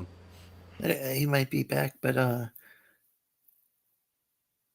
didn't he have like one book that was just kind of crap? Like the people who are critics of evolution will like go and use this other book, but doesn't. Well, that's actually one of the bigger problems of critics of evolution, of man, right? Is that they'll try to refute some of his older stuff, but and anything's a process. So he's got later stuff that already refuted the older stuff that people tried to refute. Didn't he have like some book where it just was kind of racist, like he's like talking about pygmies or something like that, and just like, you're gonna run into maybe people, I'm not super familiar with it, but people that's kind are products of their time a lot. So that's what I was gonna say. Products of their time, gonna run. Like even Twain, I've heard people say that Engine Joe was kind of a bad stereotype. Well, it is who Joe? I know about Jim. I know you mean Jim. Guy named Jim. I think Jim. You call him like Engine Joe, which and then obviously. Yeah, but I know the guy with the name Jim. Well, yeah, the N-word Jim, and now that I think it might have even I think he might have later said like that he knew that word was kind of falling out of fashion and used that intentionally because of that, because that's how people used to speak, and he thought that. I mean, I think later, I think he was quoted as, I could be wrong, but I think he actually did use the N-word because it was starting to become offensive, and he wanted to show that that's like interesting. I see your pretty liberal, or it was actually leaning towards like so. Well, actually, didn't he supported the he supported like he had Maxim Gorky or Gorky, got the Gorky Park, named after him, like the Bolshevik, a communist writer. He brought him to America. So he was very much like on the left side of the spectrum and politically. And I think when it came to slavery, he was pretty like a very staunch abolitionist, is my understanding. Isn't that like the point of Huckleberry Finn? I need to listen. like some books on tape of Tom Sawyer and Huckleberry Finn. Yeah, I gotta at some point. Like, there's a lot of historical books that I haven't gotten in loop with. Like, I got a Korg. He's telling me I need to read the Bible, but not for the reason that you'd think. He's basically, as he reads it, he's basically looking for like, well, what does this part sound like? That sounds like a spaceship, or that sounds like genetic engineering. You know, in just the Book of Genesis, for example. And it's like, that's cool, but it's like, I don't know, like, it's not my cup of tea. You know, I just. Yeah, I got sci-fi. What I think is interesting is to compare that to like the old like Babylonian Sumerian stories. That is another. Who is it? Which civilization had Marduk? Because it's interesting to see. Started with the Canaanites, but you also get them in Samaria. There was like a shared religion at one point in time that branched off into a bunch of different ones, where you still have some higher gods, and then they have like their religion. individual gods and stuff too. But the name El as like the head god comes from the Canaanite religion, which you also then get in like Mesopotamia and the Sumerian areas. And Elohim is actually like, it can actually mean gods plural. Yeah, and, well, and if you one see scholar, at the end one of something, professor that's actually, plural. Yeah, one professor actually said, and so this is just one source, so take it with a grain of salt. It's kind of like all the gods combined, Elohim. I don't know if that's really accurate, because there are some gods that, you know, they end up. Yeah, well, there was also something you see in older languages, not a shared root language, but you see this up in, say, like Scandinavia as well. But often, when something is like a higher form of something, you will use the plural to refer to a singular, because it's like you are the equivalent of many, right? Well, so, like even with a queen, there's a royal, like a royal, the royal we. Right? So if normally you something would be singular, like maybe a singular god, and you're trying to denote that this god is equivalent to many gods, then you would pluralize it. Like again, you see that up in like the ancient Scandinavia. There are creatures out there like the Jotun, which are giants, but when the Jotun have their own veneration, like there's almost like a god of the giants, you would use the plural for Jotun, which is Jotnar, right? And you would use that to refer to an individual, because he's like the equivalent of many of the smaller ones. Who needs delivery drivers or robots? Just get a pig. The best description of an ibex? It's like a cross between an antelope and a llama. Science today has been screwed up by those with an agenda. I'll just add in Minecraft.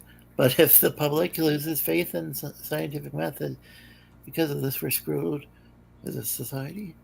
Yeah. Was it Gandhi was extremely racist towards Africans during his time in South Africa? Oh yeah, I've read some stuff from his journal. And then later on, though, he actually, like him and MLK ended up, I think they exchanged letters. So did they get along? Maybe I think that was later on in Gandhi's life. I see. Yeah, Gandhi's accused of all sorts of things.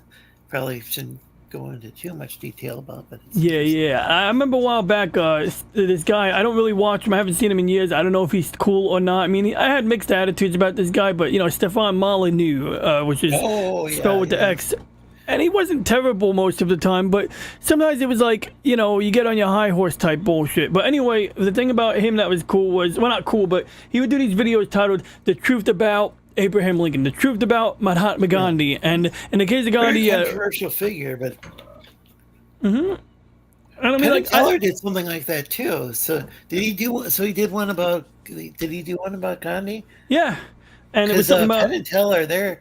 I don't know. I'd say their stuff is pretty controversial too.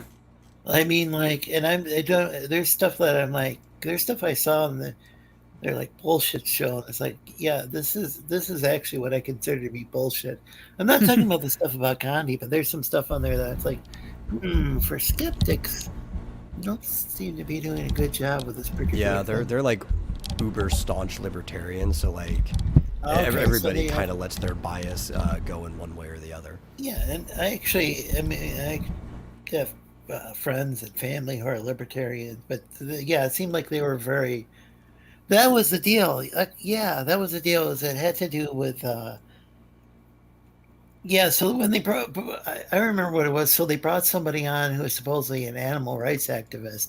It was somebody from the meat industry. That's what. That's the part. That's the one that I remember that I disliked.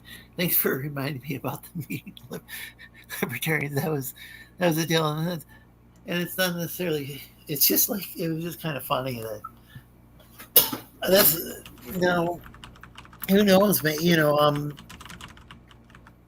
Oh gosh, I can't remember who the guy's name was that he was Andy Worski's like alt-right co-host. Gosh, we're using apparently a lot of terminology that could get us like probably not good for the YouTube algorithm, but oh well. I can't remember, like he was like JP or something is the name. He was like a French Canadian guy. And I know. I Oh, don't yeah, believe him. I don't believe in a lot of the stuff. I mean, a lot of the stuff he said seemed pretty racist to me. But one thing I thought was interesting is he mentioned that, okay, if we stopped having like domesticated cows in America, and they just like we stopped raising like any like these livestock or whatever, and they went extinct. He actually referred to that as genocide because it would be like the death of an entire. Would that be a genome or what's the term? It would be at least a species death. I guess a whole genus. Species. No, he was using the word genocide to just. I don't think it would be genocide. People, but like I can see where he would make that leap. It'd be like a mass extinction. No, I think in India there's cows that like maybe they roam around in the streets or something. So maybe there would be a way of, but India's it was cows interesting. suck, It was a thought-provoking thing, Because, I would tell you, as far as cows, they are really bad as cows. It takes like 10 times the number of cows for them to produce the same amount of milk that our cows do. And I'm not even including the ones where we feed them hormones to produce milk, just the ones that we've like selected over time to produce more milk, just produce 10 times as much milk as an Indian cow. Their cows are just awful. What about the hybrid? There's this friend of mine in Louisiana who watches the show, friend from YouTube, has been filming these cows, and they look like they could be like the hybrid Brahman cows, but they're hybrid of India style cow and like outside of India style cow.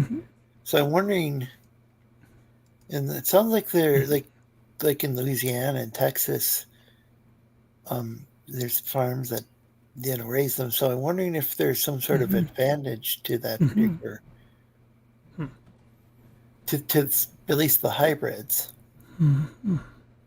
Oh, I just wish my area would go back heavier into breeding cows. There's been a lot of people that have been like getting rid of their cows to breed chicken instead, because you can breed a lot more on the same amount of land. But then it also creates worse conditions for the chicken. And it's also worse for the people, because cows are a lot more efficient at transferring unfarmable land, stuff that's only good for grazing, into food that people can eat. Because up to like 2/3 of land is basically unagritable. You can't actually grow food on it. But grass grows, and cows can transfer grass into food for us. Well, I've heard that like for like the prairie land that like the bison or American bison or buffalo was people typically call it, that was actually suited for certain types of was it like maybe like was it the plains or the entire Great Plains used to have and tons they were actually of large grazing mammals on it. maybe more ecologically sustainable for certain parts, certain types of land than like planting a farm, which that can involve some Oh yeah. Like ecological if you talk about numbers, destruction. it's estimated that there were as many large bovine, like naturally roaming back then, as we have large bovine now, even though most of it is cows that we've bred. We've just kind of replaced which large bovine are there. And we're actually feeding more people too, just because we've domesticated and we can get the meat out to more people, right? Because obviously they could only eat what they could kill at the time, and then they couldn't keep it long term back then. I remember, was it the railroads who were responsible for or was it a government program or both? Because I think the railroads were kind of in bed with the politicians, but they I just remember seeing I've seen this image of just piles and piles of dead American bison, buffalo. Oh yeah, I seen those. Yeah, That was I think it was to starve off Native Americans. the region. And I mean, of course, not all Native people hunted buffalo, is my understanding. It was just a regional thing. See, Great Plains Indians, I guess, and I'm gonna use the word. I just used the word by accident, but I'm fine with it because, frankly, a lot of Indians are fine with that name too. Not all groups, but I think the people who bitch about the use of the word Indian should at least make an effort to pretend to know the names of each individual nation, whether it be the Lakota, aka the Sioux, the Navajo, Comanche, Apache. Because they would prefer to just be called the people that they are. It's something I learned when I was doing mission work for the Navajo. Anishinaabe people around here, like the Odawa. I don't know if I think it's the Ottawa. But there's also Ojibwa around here. I don't know if they're collectively known as Anishinaabe, just meaning people. Yeah, what's actually funny about it is, like the weird things that you don't know why you remember them. They just kind of just get implanted into your head permanently. Is when I was doing mission work on the Navajo reservation, I had to learn some songs in Navajo, and I still actually remember one of them to this day, and it was a translation of the song Alive, Alive, which is the one that's like, alive, alive, Jesus is alive. And just the Navajo way of singing it just sounds so cool. That's probably why it's stuck in my head, because it's like, That is cool. Should Jesus say na, and it's like I'll probably never forget how to sing that song. Oh, by the way, yeah, that sounds beautiful. By the way, Pascali 369 says, "Hey guys, sorry, I've been caring for my wife who just came home from a year in the nursing home. Now, full-time caregiver. My totally disabled wife, so I will be here less. Well, I'm glad to hear from you, and sorry that your wife's disabled. I'm glad she returned home, though. Something, yeah.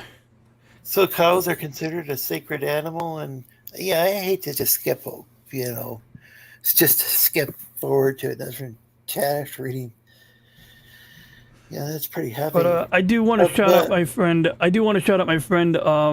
His YouTube name is Dick Marks, and last Sunday I was lucky to see his 10-second live stream to see this terrible news. And basically, he was announcing he's going into hospice care, and he was a good friend. He always dropped in on the chat during my live streams and stuff. And if I said, let's say I was ending my stream and I said, I'm gonna be jumping over to Lorenzo's stream, here's a link, he would drop by the chat. Maybe he won't stay, but he'll be like, hey guys, what's up? And good man. And I feel terrible for him. He's like, I hope he's comfortable, because he was on dialysis, and apparently they don't give you that shit in fucking hospice care for one reason or another. So I guess his days are numbered if he's not already out. But I just hope he's all right. And I would love to hear from the guy, but I understand if he's not up for holding a fucking phone, especially considering in the hospital he was in, it was hard to get access to a phone charger. But anyway, back to you guys, and I want to add that Adventuring Orphish has said some cool shit. I'm gonna chat. So Pascali, yeah, it's the Pascali. Hope you're doing okay. Yeah. And just doing well. It's hard work and way too much emotion for me, but we're okay, thanks. And hi, Ethereal Dragon. It's good to see you as always.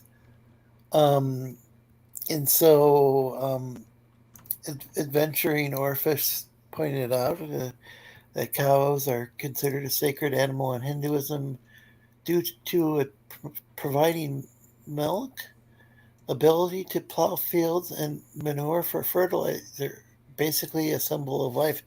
I've wondered about, Yeah, they're I've in the heard the reincarnation term cycle sacred too, one of cows, the and I last stages. realized that cows are considered Yeah. sacred. That's a big part of it. Know the backstory, but that's interesting.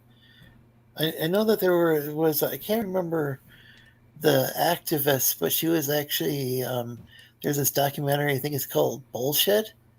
Not to be confused with the Penn and Teller show, but I think it had to do with building houses out of dung, these kind of brick houses. Sounds like a shitty house. Yeah. And supposedly, I don't know. It's kind of like, I don't know if it's kind of worked like kind of like Adobe or something, and that I think Adobe was a pretty strong thing to manufacture things out of. Yeah.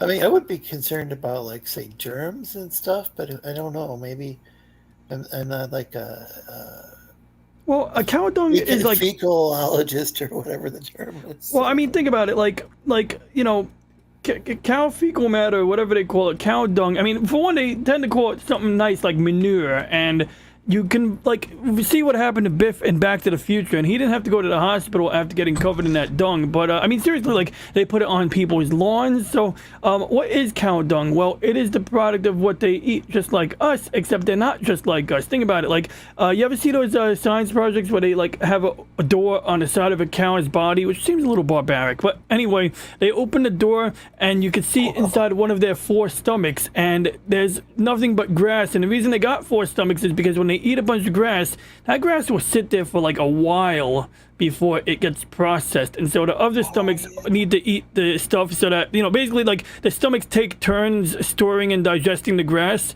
and then when it comes out, the large amount of that manure is the result of them processing that grass, and their gut flora, I guess, is not quite inimical to us as our own gut flora. Well, it's actually even cooler than that. Each stomach has a different gut biome, so it's processing different parts of the grass as it goes through. Wow, I did. Yeah. Okay, so I was talking out of my butt, man. That's cool. I didn't know that. Pun intended. No pun intended in this case, but oh my god, it's cool.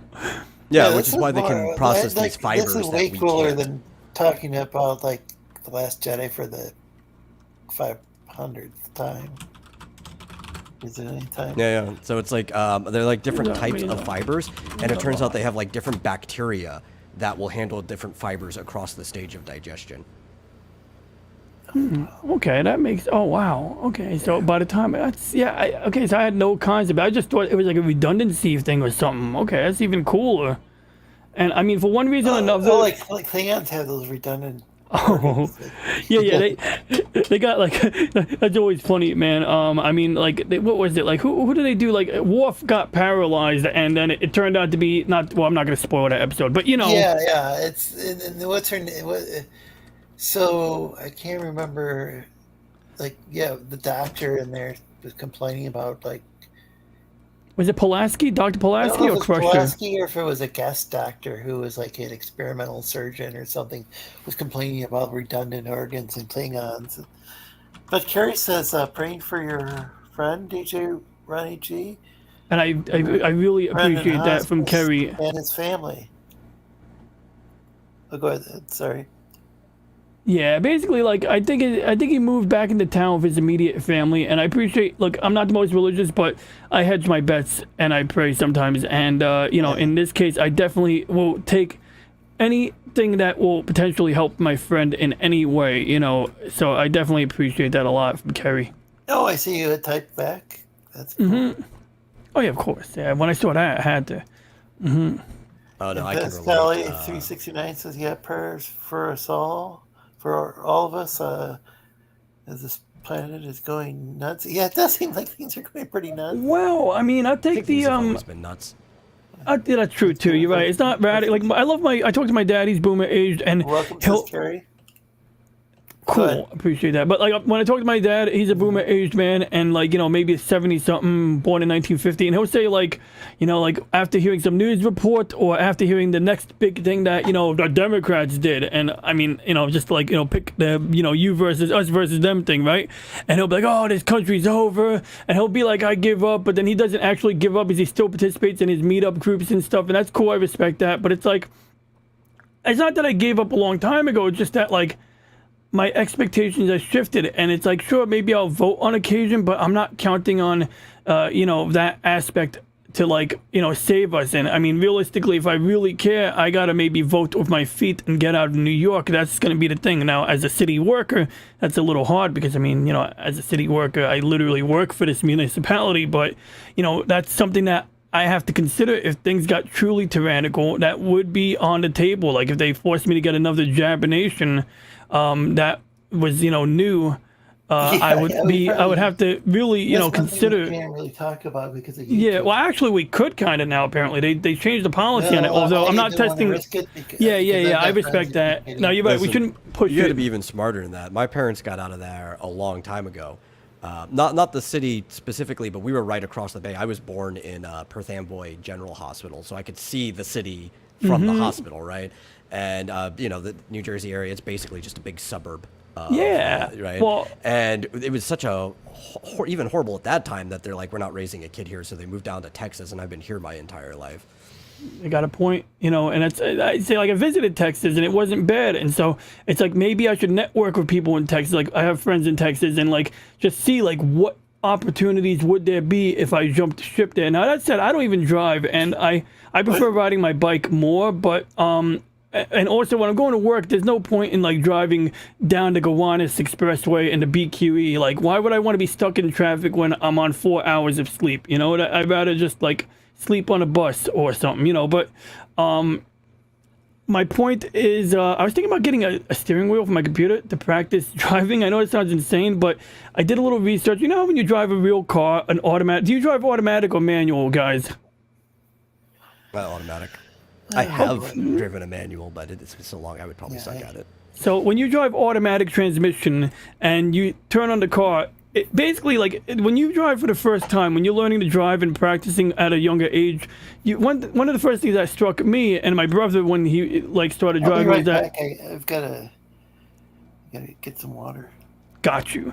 What struck me was the fact that like once you give a little gas to the car, that thing keeps moving. Like it's not like in the video games where you got to press the button or pull the throttle for that thing to move. Like, and so that is something that like a lot of games don't simulate. So I did a little Googling, and apparently there are a couple of games that do simulate that behavior.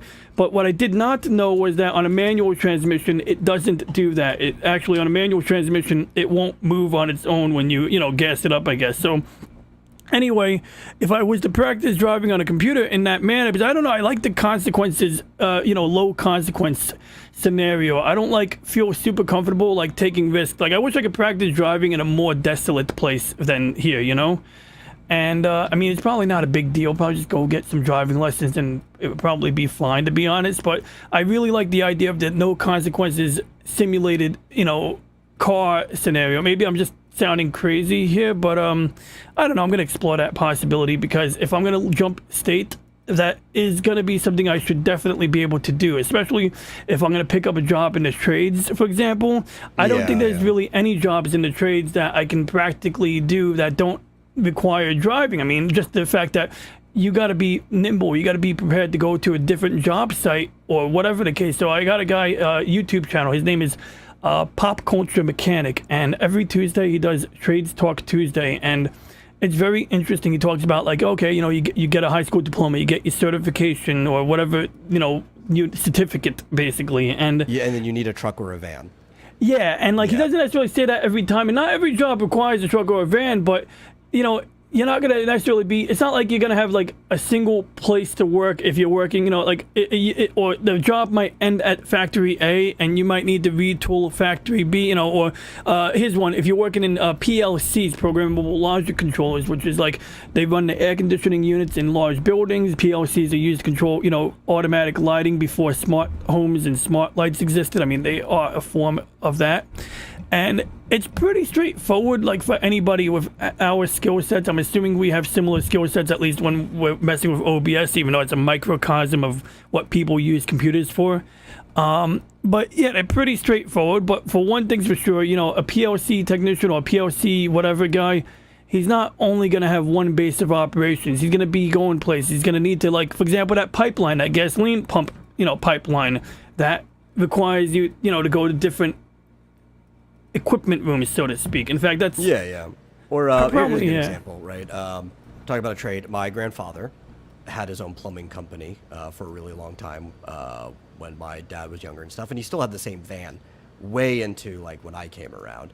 And his van was basically, he took out the middle seats so that he could put his 8 kids in there if he needed to, or if he needed to put like a bunch of parts and stuff like that onto the floor.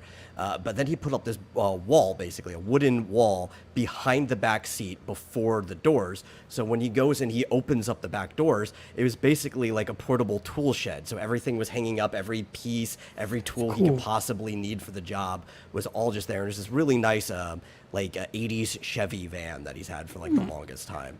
It's another thing. Like it's like a portable base of operations if you're doing that type of work. Well, hey, Dark Gift, you're welcome on the stream if you want to talk. Kind of tired, but if you want to talk things over, that's fine. Metal, do you know Dark Gift? Oh yeah, I see Dark Gift around. Yeah. Oh Like, I yeah, don't speaking think of, anybody on here is like, oh. Especially, you know, like I'm on Deviant wait, streams and stuff so- all the time. I see Dark Gift around. Hey, Well, thanks for it. Welcome. Hey, Speaking what's of up, dragons. guys? Hey, been what a up? while, Tank? How you doing? Nice Too panda. long, my friends. So, Ronnie, dude, Ronnie G, brother, no, you're actually onto something. If you've got the income, right, you can actually the Forza games, right? They're very realistic. If you got yourself a high-speed like wheel with a gearbox, like one of those that clamps onto like the armchair, right? You gear shift and a pedal set. Right there. No, the Forza, it's really is kind of like a simulator.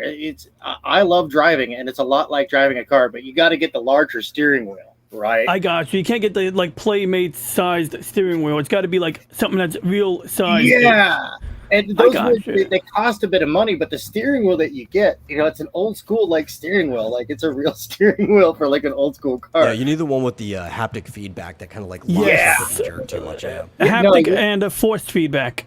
Yeah, and, I mean, you're looking at spending a pretty penny, but no, for real, like you could cover a lot of driving theory, and then by the time you're out there with, you know, you've got your learner's permit, and you're out there with the licensed driver. I think federally, Department of Transportation says they have to be 25 years of age. You'll at least have a good theoretical understanding of how things work, and you can ease into it. And you've been working with much more high performance vehicles, simulated high performance vehicles. So you might, if you're doing an automatic, you might stall the engine a couple times. No big deal.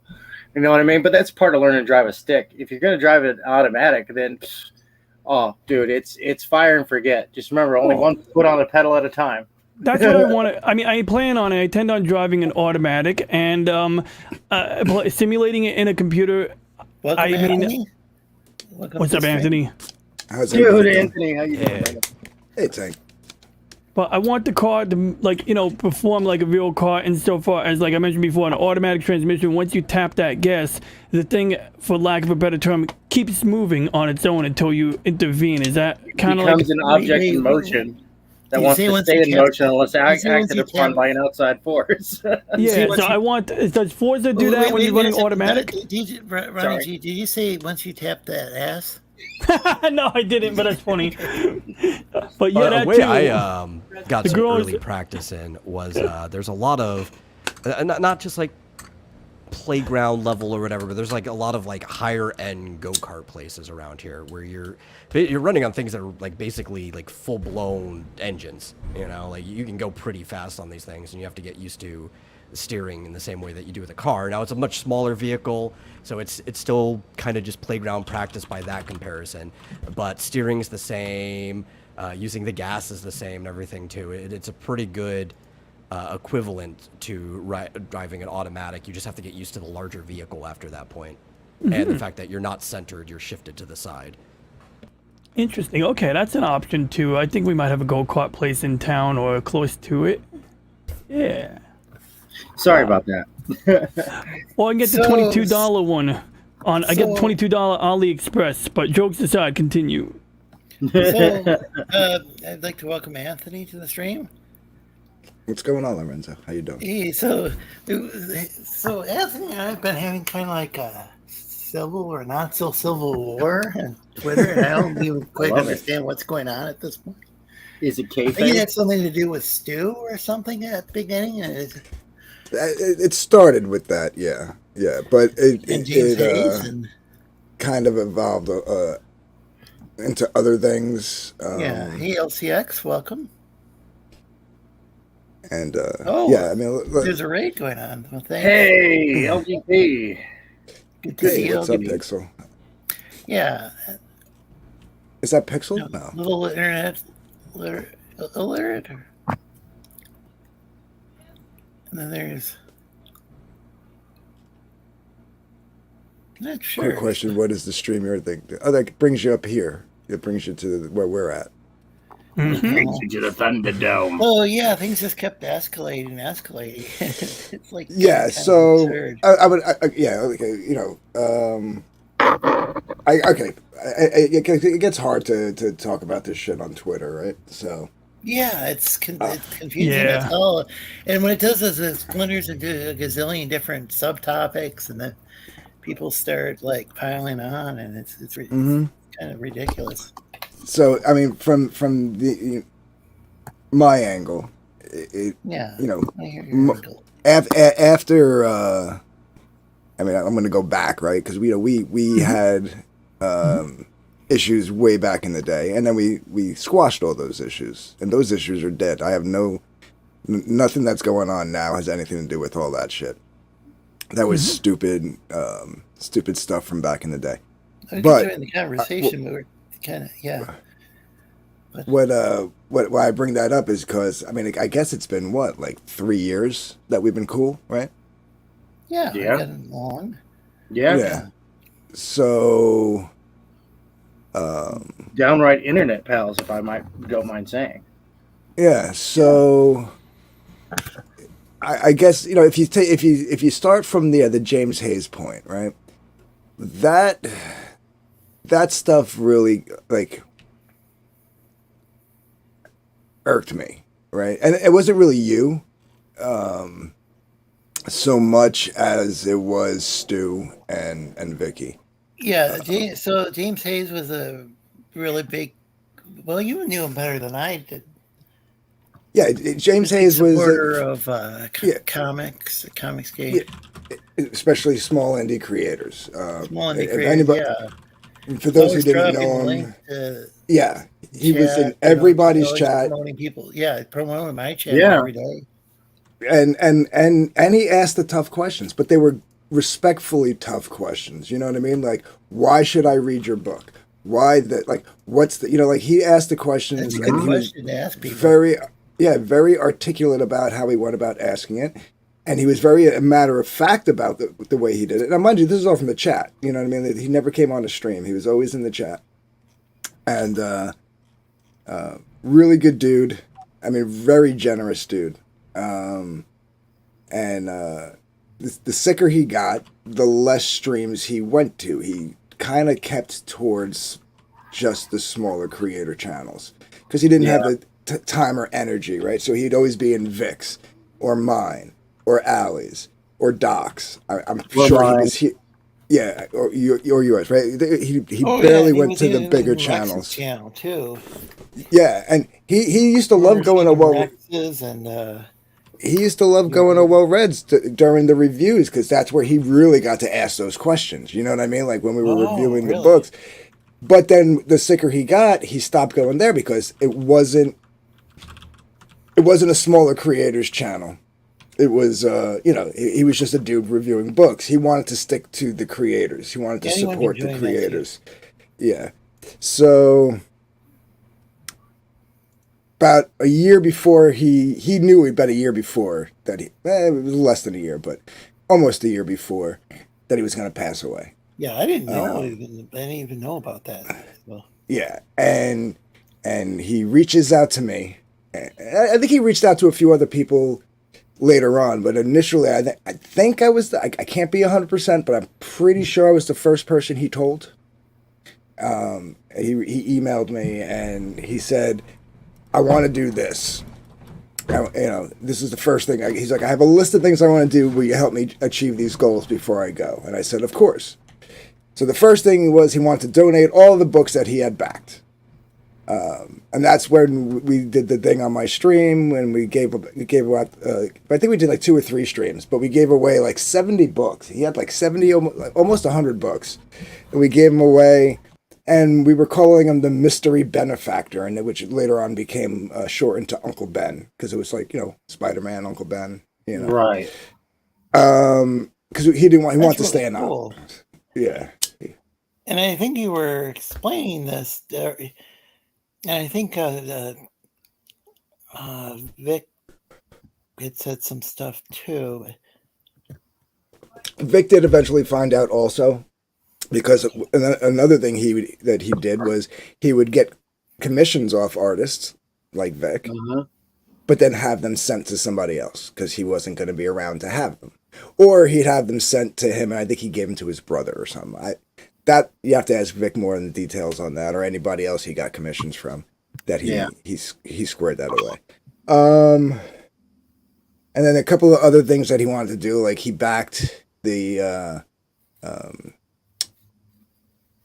retailer perk on both Pariah and Ali's Egg Beater, and he wants those books to either be given away or donated or whatever. So we're gonna figure that out, and then I, on top of that, said I'll take 10 of the Lightbringer 2 books and do the same in his honor.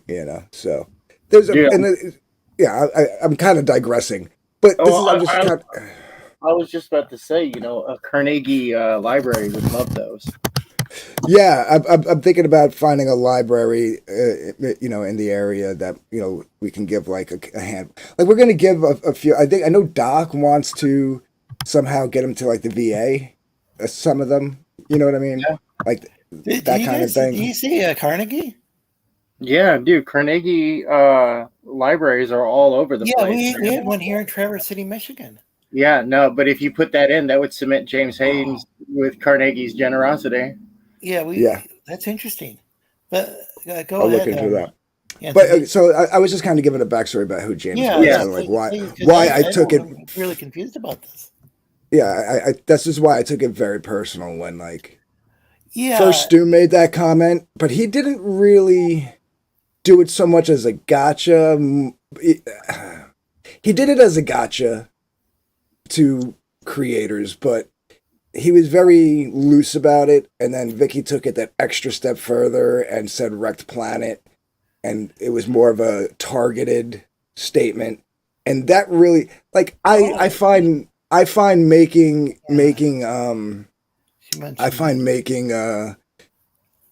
light of somebody's passing a little distasteful. And this is why the whole. This is the first time I heard he was passing. That he passed away. I didn't know that. I just stopped seeing him one day, and that's really sad because I used to see him around in the chats and stuff all the time. Yeah. So then you defended Stu, and me and you kind of had it out, right? And okay. Well, so I've met Stu in person, and so, welcome to the panel.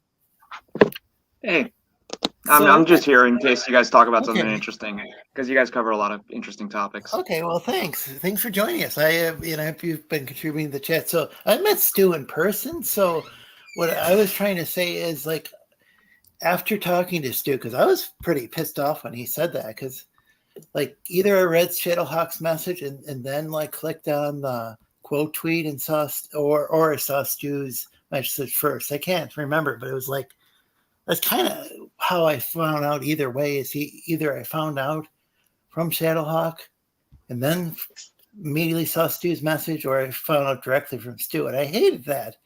And I managed to have like once every few months, I talked to Stu like in voice chat, and I talked it over with him, and it didn't sound like he was saying it because he hated James Hayes or anything.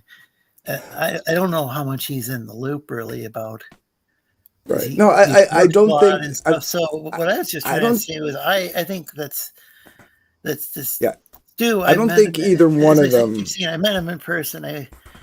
He's like a really nice guy in person. Like, and I don't think he meant it to be. Well, I don't. I'm going to say that I don't think Stu or Vicky said it as a dig or anything at well, thanks for joining. At James specifically. You know what I mean? I felt like they were using him to. He last met? Yeah, RP. Like, do you have a French? So, I'm really sorry. I don't mean to keep interrupting. That's all right. I don't know. I could tell you if he has. Yeah, Edwin Boyette. Yeah. Hello. Alasmat does not have a wrench. Oh, I can give him the wrench if that really is a last man. He's welcome to have a wrench. Yeah, I was on a stream with him, and then I saw your DM, and I said I jumped. I said I was going to come over here. So. He shouldn't. He should have a wrench. Let's see. Add moderator. Standard. There you go. Sorry, last man's somebody I need to talk to too, because Billy Power Max. Welcome. What's up, Billy? Yeah, sorry I was just from a standpoint of actually, so actually knowing Stu and like real life, just. Yeah. Well, like I said, I don't think that either one of them was doing it as a dig at James. I felt like they were just disrespecting him. I'm not sure. So how well, like, if Vicky even really interacted with, like, in the same circle with James? I mean, right. And like I said, like, maybe they didn't realize they were or maybe they don't think they were. But to me and a lot of other people, it was very disrespectful to use him to get at it. Well, I think Stu considered him to be a friend. So I don't know. As far as Stu's concerned, back in the day, but as I said, I don't think he's been around. I don't think Stu's been around like that. Like, but yeah, well, as far as Stu's concerned, me and Stu, our own issues right now, I don't even know where they came from, to be honest with you. I always liked Stu. I always had mad respect for him and what he does with his brother and stuff like that. I get his issue with one of the books that I'm publishing, and we squared that away. Yeah, that made me really upset when I can't remember who it was. If somebody on your panel was like, Stu's exploiting his brother, and I didn't meet his brother, but the way he was on, Stu used to have him on stream once, like for like a split second. When I met Stu and his wife, and like I have a lot of disabilities, and they were so accommodating and so thoughtful, like in ways that like most people aren't. Hey, like, even the best people find room for their foot in their mouth. Yeah, like I said, and they were just so nice. I honestly have no that's why I try not to interact with Stu, because he'll like poke and prod, and I don't want to go at Stu. I don't. I have no issues with Stu. I have no. If anything, my issues are probably more recent with the poking and prodding. Other than that, and that's trivial. Like it's like stupid shit. It's like, oh, you want to make fun of me for whatever? Go ahead, fucking make fun of me for whatever. I don't care. Boy, potato is irrelevant. I don't. Not sure. Potato how- Revan, I love it. Yeah, do you Love it do you so have a much. wrench? Everybody, pretty much everybody gets a wrench. Well, Red's if Well Red were ever nice to me, he'd get a wrench as well. You know you're in a Always bad part of do. town because you're giving And him a wrench. I don't even know how it started with Well Red because I used to watch a show and it just Yeah, I don't But keep track I of think other it's because people's I know- beefs, 'cause man. It's hard to keep it's track of because my I'm friends own. with Vic. I've been a lot of people are friends with Vicky, so I don't. I'm friends with a lot of people who hate Vicky too. Probably like But It's hard to keep track of who hates but who the at but times. but the like to move on from the James Hayes thing, that kind of started it with me and you, right? So then it went into I don't know. I guess we never got a chance to breathe from that little altercation on Twitter. And Yeah, then and then it went into forgive me if I'm getting the chronology of it all wrong, but I believe it went into I have a hard time with chronology too. you coming down on me about the whole hunting Alice thing. Yeah, so I was wondering because it seemed like you'd have all these guys on who were like almost like just almost so like is that venerating, Reverend? like testify, like the people who Well, the you got to few remember, people man. that testify hadn't like turned on, and because like testify like just decided that like overnight to like just somebody decided to kick a bunch of people from the from his Discord, like just for like knowing if Stu and Vicky or liking Stu and Vicky or whatever, and then all of a sudden I got labeled a Vicky simp, and then JDA started repeating it. Everybody started repeating. It's like not everybody, but a lot of people. And it's like I don't know what happened there. Hey, Lorenzo. I never. Hey guys, just really interject. Sorry, real quick. We have a whole bunch of new people on the panel. Yeah, We haven't said hello yet. We're terrible hosts. welcome, No, Billy you guys- Max. You guys are good hosts. Hero Reverend. Shame on you. Shame on your cows. Shame on your Well, yeah, we were mother. talking about Shame on cows your earlier. father. Shame on your grandfather and whatever else Mushu says in Mulan. So Pascal worked for a company that manufactured many new material custom skylights. That's kind of cool. Many I have an extensive background in construction, so that fascinates me. Carnegie actually. libraries. So yeah, I don't know quite what happened. So I guess I was just trying to figure out why you kept hosting what seemed to me to be like just like one after another, like drama stream. Manticore, see you again. Hey, Risey. When Honey Malice was like not like finished. Well, here's the I thing, didn't know what was and going on honestly, there. honestly, up into a point, Stu actually was the one that probably, and I didn't tell him everything or anything like that. But he probably had more insight into what was going on with hunting Alice than anybody. Stu, especially really? after. Wow. Especially because he was complaining and he hit me up in DMs and he was like, "Why did you say that? I'm a customer of yours." I'm like, "Dude, first and foremost, you're my friend." I was like, "I get you backed my book and I appreciate it, but we were friends and now you're fucking going off on me in fucking public. What the fuck you want me to do?" And that's kind of how me and Stu kind of like somebody just were like kind of going at it. Yeah, it was Tank dropped. So we talked in DMs. I thought everything was squashed. I gave him, not even out of the funds, I gave him out of my own pocket a refund. And to be honest with you, I'm still planning on sending him the book. Even though I refunded him. Just because, well, I was. I mean, now I don't know if I will, but I because he's been poking and prodding. But at the time, I didn't tell him that. But Space aliens. Yeah, but at the time, I didn't say that to him that I was going to still send him the book. But in my head, I was like, I'm going to still send him the book because I get it. He's frustrated and whatever, blah, blah, blah. And I thought we had squashed things and everything like that. But so I gave him as much as what I could. And I mean, I still can't even really say much about what's going on. What I can say is that my biggest obstacle in why that's been taking so long, I was able to remove that obstacle. And I was able to now I'm finally able to what you call it? Yeah, how you doing, Risey? He will get his book in 3 days. Crazy. Like everybody, there is a What you call situation it? that does sometimes seem to happen. In, I'm not. I didn't come in the here. comic book scene.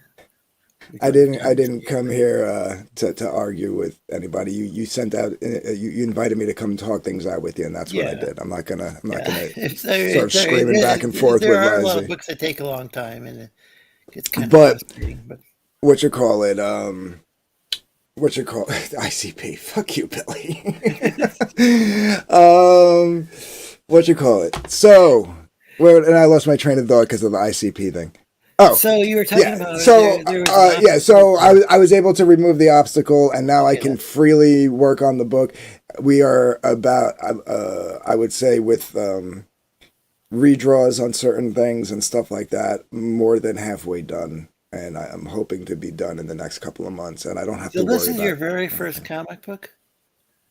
Well, no. Technically, technically, it would be my second, but yeah. But it's my first mine. You know what I mean? Like all mine. Oh, so okay. So you, yeah. That being said, I mean, I'll eventually tell everybody the whole story. Once it's done, and because I'm gonna have to for other reasons, but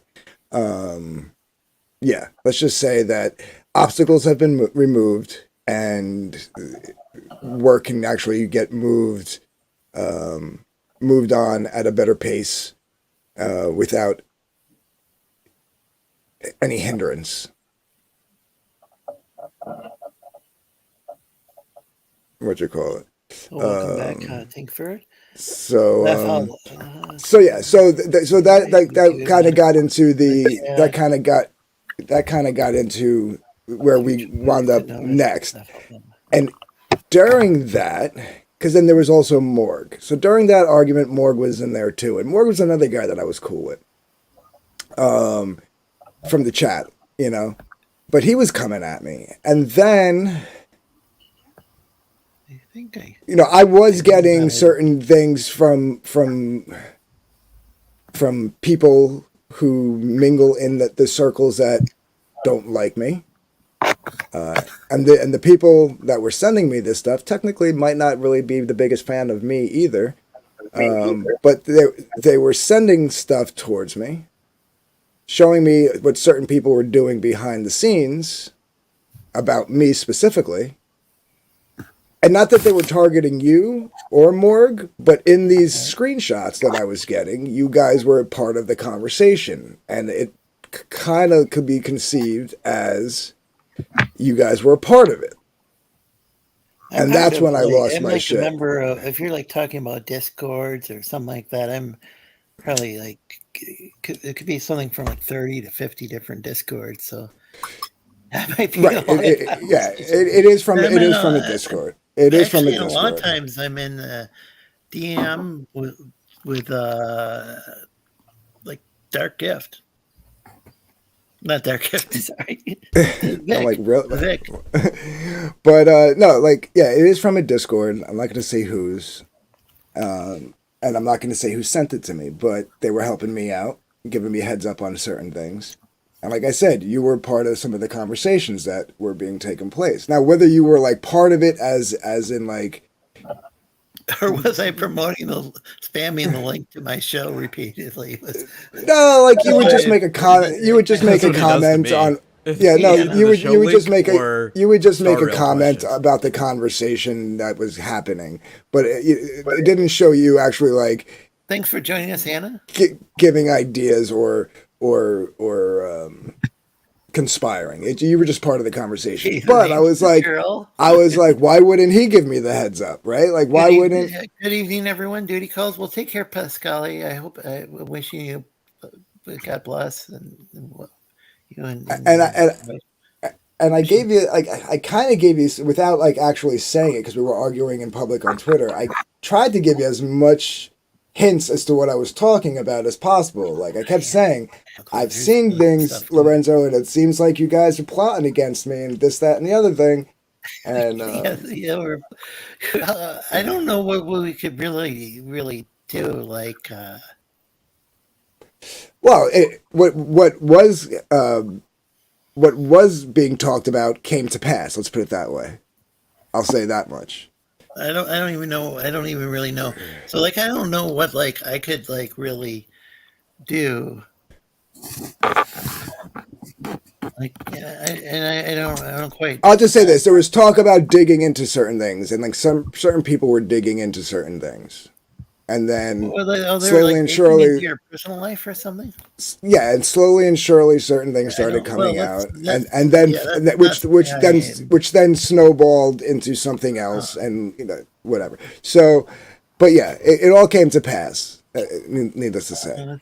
That being said, so I had the heads up prior. So I knew what was coming. I just didn't know when it was coming, right? So, but, and that's where like I think, and then ever since then, it's just kind of been like a little bitchy piss fest between me and you on Twitter. So, yeah. Yeah, it's really confusing for me. Like, and then this the whole thing with Piper. Like, it seemed like people. Yeah, that was really confusing. I still haven't watched that, and I haven't had the time to watch the stream. But it seems like it's really a nothing burger. It's really a nothing burger, like man. Other people were suggesting it meant something, and it sounded like maybe she meant something else. Yeah, well, if you notice, that whole conversation spiraled into went from what Piper supposedly said and meant to, well, other people said things. Maybe they were joking around. People need to stop like joking about that so often. It's like every day somebody's making this comment, and then when Slick Jimmy, that situation happened, like a lot of people, they had no clue what that like, and people are like, well, we were warning you. Well, if nobody was warning nobody about shit. That whole Slick Jimmy, the whole Slick Jimmy thing is a fucking disgusting thing that people are trying to pull. But like the thing is that if everybody, you talk to Slick Jimmy, you must like pedos. You back Slick Jimmy, you must like pedos. The word on the air, but I'm sorry. I'm just saying if everybody that was awful. Continue. Yeah, if anybody was warning, where's the receipts of the specific warnings and the proof behind it? There are none. Yeah, that's what I was saying. Yeah, throwing around that word all the time, every day, against anybody they have a disagreement with. It's like with like calling someone a Nazi or a communist. It doesn't. That's exactly what I've been saying for the last. I've been saying that for the last 3 months since those people came around and started bringing up 2018 all over again, yelling Slick Jimmy this, Slick Jimmy that. I'm like, guys, doing all this shit for a gotcha is disgusting. At the same token, I think it's great that that Gat's making comics. I think that's awesome. He should continue. Him and Rose should continue publishing. I think the coverage of the truckers rally was great. I think that's fantastic. They fucked up their shit in Canada, so that's why they're coming back this way. Yeah, it shut down the bridge in Detroit, right? That protest. So, yeah, I mean, here's the thing, man. If you're not part of all that, then I'm willing to take you at face value. Because up until now, I never really had a reason not to trust you, but it just seemed all weird that you were coming at me about going at Stu and then hunting Alice, and then I'm getting these screenshots, and then you're part of the conversation, and maybe I jumped to conclusions. People on your channel who were they were making really absurd allegations, like about Stu, or there was that was one passing that was one passing comment about from Well Read about Stu, and it was more of a it wasn't even like an accusation. It was more of like a thought, like a fleeting thought he said out loud, and that's why I didn't even address it. I just moved on. Like, you know what I mean? Like, because like it wasn't like still of exploiting his brother for his welfare check, you know, and I don't remember exactly what the comment was. I do remember him saying something, and I just moved on. That was pretty horrible, and it's not something that Stu would do. Right. Well, then that's between him and Stu, right? That's why I moved on. I didn't acknowledge it. I just moved on from it. You know, that has nothing to do with me. Just like Well Red's issue with Hargrave had nothing to do. I still to this day have no clue why Hargrave doesn't even like me. Something about mundane Matt that I don't know if they were saying that accusing Hargrave of working with. I don't know what you're talking about. No, Saggy knows mundane Matt. Yeah, I have no clue what you're talking about with mundane Matt. Saggy, you know, right? I don't think she's doing like something sinister with it. I don't think anything's really going on with mundane Matt. Like he's like he used to be like a big like when Gamergate was a thing. He was like somebody who as far as I can remember, this is the first time I'm hearing about anybody saying something about Hargrave and mundane Matt. He ended up flagging some channels. A lot of people, a ton of people are dogpiling him. I don't agree with the flagging channels, but that was years ago. And like, if he's like nowadays, he like, I think he just comments on movies and stuff. And so, as far as he criticizes Doomcock, but I criticize Doomcock too. You know, how many times can you say that Kathleen Kennedy's going to get fired? You know, like well, listen, I have no clue about anybody saying anything about mundane Matt and Hargrave. That was on there too. It was like on my channel that happened. People that hang out with Hargrave and they were working with mundane Matt, and it was just. Wait, they said this on my channel? On your shows, say some of the most retarded stuff. No, seriously. Somebody said that. I don't recall somebody saying anything about mundane Matt on my show. I think it might have been Jay Dollar.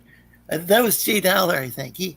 Oh my God, Jay Dollar is the biggest conspiracy theorist. What are you talking about? I love Jay Dollar to death, but he's like one of the biggest conspiracy theorists. That was Jay Dollar. And Well Red said something about Risey, I think. Well, Red and Risey got their own issues that I have nothing to do with.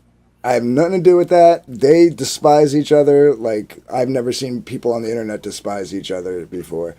And I have nothing to do with that. So Billy Parmax says he left another letter. Yeah, he said it's about vitamin C because vitamin C grew up in my 5 minutes later. Grew up in my town. Vitamin C, the vitamin or vitamin C, that fancy shit? That's Manticore? Vitamin C, the singer / actress. Oh. Okay. So Mark says I can't tell what's going on at all. I've been here several minutes now. I'm really confused too today. I'm in the same boat as you. It's awesome regardless, says Colonel Mark. Well, I'm glad you're enjoying. Hey, Jedediah, or Jed. Let's call you Jed. It's always great to see you. He's Are you from Indonesia? I'm trying to remember. From overseas. He plays I think it's called Euro Truck Simulator. It has a big steering wheel, like gaming steering wheel. That's always fun to see. Hey, Crescent. What about mundane Matt? He's been calling other people for a while. Matt Jarbo doesn't talk about people in CG. Yeah, I thought he talks more about like the fandom Mentis though. Yeah, I don't remember anybody saying anything about mundane Matt and Hargrave on my channel. Year or two, to be honest with you. In here.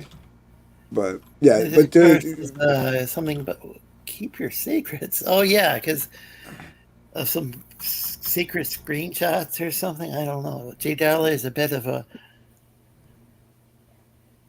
banker hater. Yeah, I wonder if that's code for something, but I do agree with his anti-pop man. I don't like what Pops did with his dog. Pops has had some falling out with some friends of mine. To his credit, he has streamed with some friends of mine that like don't get as much attention as they deserve. So, I mean, like he like retweets, does a good job retweeting like campaigns and stuff. I think that part's cool. The dog park, not so much. But Yeah. As far as like Red's beefs go, I have no like. I mean, he beefs with Vic. I'm friends with Vic. I got if I'm on Vic's channel and he says something about Well Read, I don't. It's Vic's channel, whatever. If I'm on Well Red's channel and he says something about Vic, whatever. I'm not gonna sit there and go. Welcome. Get in between two grown men's beef. I have nothing to do with it, especially if I'm friends with both of them. He's against Pops, and because he's watching. Yeah, so yeah, I'm not the biggest Pops Van Zandt fan in the world. I haven't unfriended him or anything. Him and I. Yeah, but to this day, I don't really watch his show or. To this day, I still don't know what Hargrave's issue is. I still don't know why Risey one day is cool with me and the next day is not. And honestly, I mean, at this point, I really don't care. I don't want to say this callously. It's not like I don't care. It's just like, it's not like something that I'm going to be like, we need to figure this out, blah, blah, blah. You know what I mean? It's just like, whatever. Which Risey are we talking about? Both. Sober Risey and other Risey. Other Risey. Other three Risey, other Risey, other Risey. It might not help. I mean, I can't speak for Risey, but it doesn't help if you go around calling like everybody like Vicky Simps and stuff like that. I said that to you because I know it gets under. I said that to you because I know it gets under your skin. I've never called Risey it's a just Vicky Simp. asinine because like. Right, I've never. The only time I've ever said that. The only time I ever said that to you. The only time I ever said that to you was in that one thread like 2 months ago because I knew it would get under your skin. It's the only reason why I said that.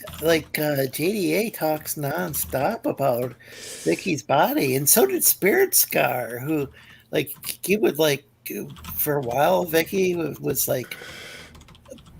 posting her leg pics. I don't know. Maybe she was kind of trolling people. That I don't know. I think Bean from PA was doing that for a while, and it was interesting. But it's the Spirit Scar who ended up hating Vicky after that was commenting on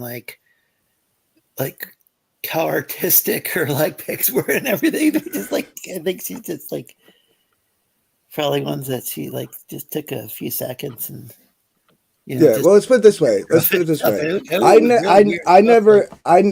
I never even after Vicky went loopy again with just going after people in Comicsgate again, and then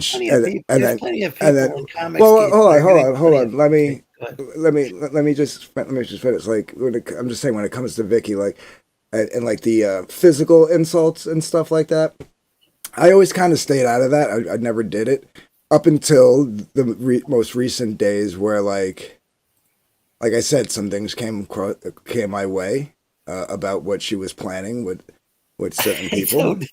I don't know. Lorenzo, you were in Twitter threads making fun of me about it also. Okay, what if I'm in Twitter on Twitter making fun of something? What am I talking about? Yeah, I'm just saying. No, I'm just saying. Seriously, what am I? If these are public tweets, I should know what you're talking about. I'm not going to because then we're going to go down a whole rabbit hole of that, and either people believe it or people don't. What are we? But it's just who I did a commission for. Who I publish books for, and the type of people that they are. I know. Okay, yeah. So all right. So I knew that was coming weeks before it came. All right. Have a certain orientation or date. Yes. Back in the day, I did some stupid.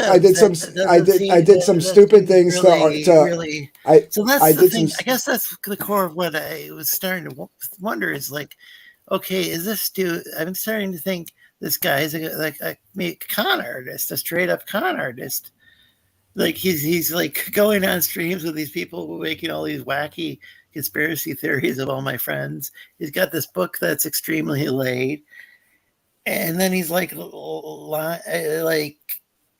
he's like, does it matter that I lied to sexuality, and then all of a sudden, no. Does it matter that I lied to a bunch of idiots who were trying to like defame me? Like, no, he doesn't. He just said that to own some liberal. It's like, wow, can I really trust Anthony? That did get to the heart of what we were talking about. All right, yeah, but that's why I went so hard. But does it matter that I lied? That I lied to a bunch of people that were trying to call people Nazis and homophobes and stuff like that? Hell, one of the people that I was arguing with back in the day, like because I'm on Twitter, you're just behind your avatar, right? So you don't know who you're arguing with. And you can be arguing with like a 90-year-old man or a 15-year-old kid. You don't know who you're arguing with, right? So. One time somebody said something, they're like, "You're misogynistic." I'm like, "Well, I'm a woman," right? Just to shut them up, right? Because they couldn't win the argument, right? They had to start going to istophobe territory.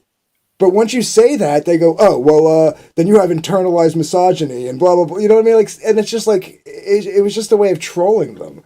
So and you know what? Does it matter that I did that to a bunch of idiots on Twitter? Like, I mean. I guess it does to some people, you know what I mean? But whatever, like I don't care. It's just like when I'm getting fed information that this was coming, and then you're in the tweet threads digging in on it, it makes it seem like you were part of it. Well, I do kind of. I mean, it would kind of explain the way you hold your cigarettes. I don't know. I'm serious. I hold my cigarette like Mel fucking Gibson. I thought you were bisexual. It's like, okay, well that's cool. A lot of my friends are. And here's the thing, you're gay and if I was, who the fuck cares? Like, are people really gonna sit there and try to like shame? Like, if somebody came out as gay, right? And then it's like you were not telling the truth about that, and that's what's yeah. Like, if you go back to Midnight, I mean, I had to back in the day when I was on the Midnight Images account. I did it more then, right, on that account. And then what happened was people in Comicsgate started to actually believe it. Like the ones that didn't know me, like the ones who knew me knew what I was doing, but the ones who didn't, like, started to believe it. So they would start tagging me into their arguments, like I was the token bisexual guy or whatever. You know what I mean? Like, look what this guy said. And I finally had to like stop it, delete those tweets, and explain like I was just trolling, guys. I don't want to be your like I don't want to be this faux representative of like some kind of community. You know what I mean? And right. So then when I switched over to the Dark Gift account, because not too long after that is when that got banned, and I had to switch over to the Dark Gift account and turn that into Dark Gift Comics. Oh, you're doing some pretty hardcore trolling yourself, it sounds like. Yeah, but only to the fucking people that were coming at us. You know what I mean? What you call it? So I actually made that tweet. A long time. Yeah, I made that tweet that came up, and I still haven't deleted it. I don't give a fuck. Like that, you know what I mean? Like Billy Powerbags said, I think this is a joke. I saw Dark Gift at Comic-Con. He told me to go to hell, and he punched me in the stomach. But could I make one point, because this is just going to be in the news probably tomorrow. And speaking of homosexuality, the USA-Mexico match got delayed tonight because of homophobic chants. Oh God! US won 3-0. And smiley face. But I don't know. I don't know how the media is going to take it. What side was saying the homophobic chants? Huh? Oh, go ahead. So what side was saying the homophobic chants? Was it the Mexican side? Yeah, they lost 3-0. So yeah, regardless, so I made that one tweet, and somebody, I don't remember who it was. I'd have to go digging through my DMs, but someone DM'd me and was like, "Remember what happened last time you did this?" And I was like, "You're right," and I never did it again. But if you go back and look at that tweet, you could still look it up. It's in a thread with other comic skaters that knew what I was doing, and like, you know what I mean. So it wasn't like something I was hiding. That was like the funniest part about it. When you know what I mean, like, so that's why when I found out what was going on, I said, let them do it, so then I can kind of like. Let them make their little expose, and then I can just go, this is what really happened, and then make them, I guess make them look stupid when they were trying to make me look stupid. But that was the other thing too. It's like I don't know. You want to go off about somebody. You want to go. Only people, but it worked though back in 2018. It probably would have worked. But dude, to be honest with you, if I did it 10 times. 6 times it worked. The other 4 people I called to be out there were like, no, you're not. You know what I mean? Like, because they would go through my Facebook and find a picture of me and my girlfriend, or you know what I mean, stuff like that. So like, or they just didn't believe it outright. You know what I mean? They some people were smart enough to catch on to the troll. You know what I mean? And some people, most people weren't. So this is so. You see why I might have some kind of trust issues in. I realize you have trust issues with me, but like. But have I? Okay, I mean, not that you would know, but to your knowledge, have I ever lied to you? Oh, I thought you were going to ask, like, to my knowledge, have you ever done any like sexual things with a guy? And it's like, I don't know. I mean, I don't know. People digging in, you never know. That road trip was supposed to stay secret. But wait, yeah. Prime? Can we get a wellness check on Elasmati? Maybe he might be asleep. What happened to him? Yeah. I just came in to fight with Dark, but he put me to sleep. But let's see. Here's the thing. I always say this about people. Make your judgments on people on your personal interactions with them. You know what I mean? Especially on the internet. You know, things. Yeah, Billy likes to do that. Yeah, Billy's awesome. But yeah, it's really hard. It's really hard because for me to know, like, so you've like published other people's books. It's just really hard to tell with this Hunting Alice, and then got all these people. When people find out about Hunting Alice, like a lot of I'm just going to say this: hung out with like testify. When people find out, I haven't heard say anything, but you know, when people find out what Prime, happened, who's like, Prime is fat. Prime, I mean, it's like you talk about me, but like, man, no, I got you. Prime, you're fat. There, I got you. No, what you call it? When people find out, he's just always been like really negative to me, like for. Who, Prime? Reason, like I don't even really remember the guy from when I like the rare times I'd show up in the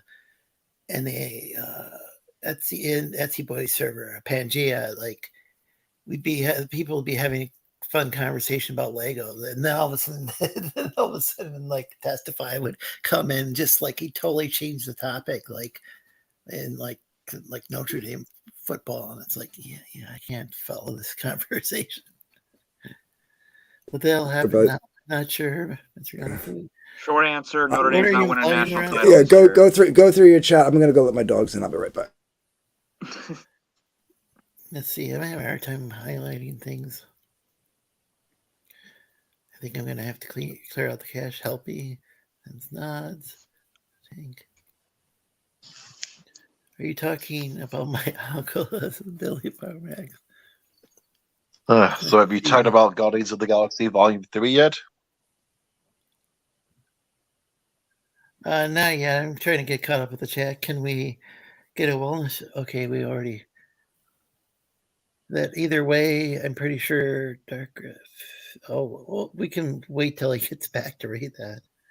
In the meantime, talk about Notre Dame football. But guess we're gonna have to go wake him up. I think the last LC'd. He LC'd. He says F Java. Is Java even in the chat? He LC'd. Just catching up. Seems to me that it's mighty easy for Griff to continue to make claims about people based on Discord conversations he's not sharing. But apparently he heard people like some sort of conversation about like allegedly happened about people's about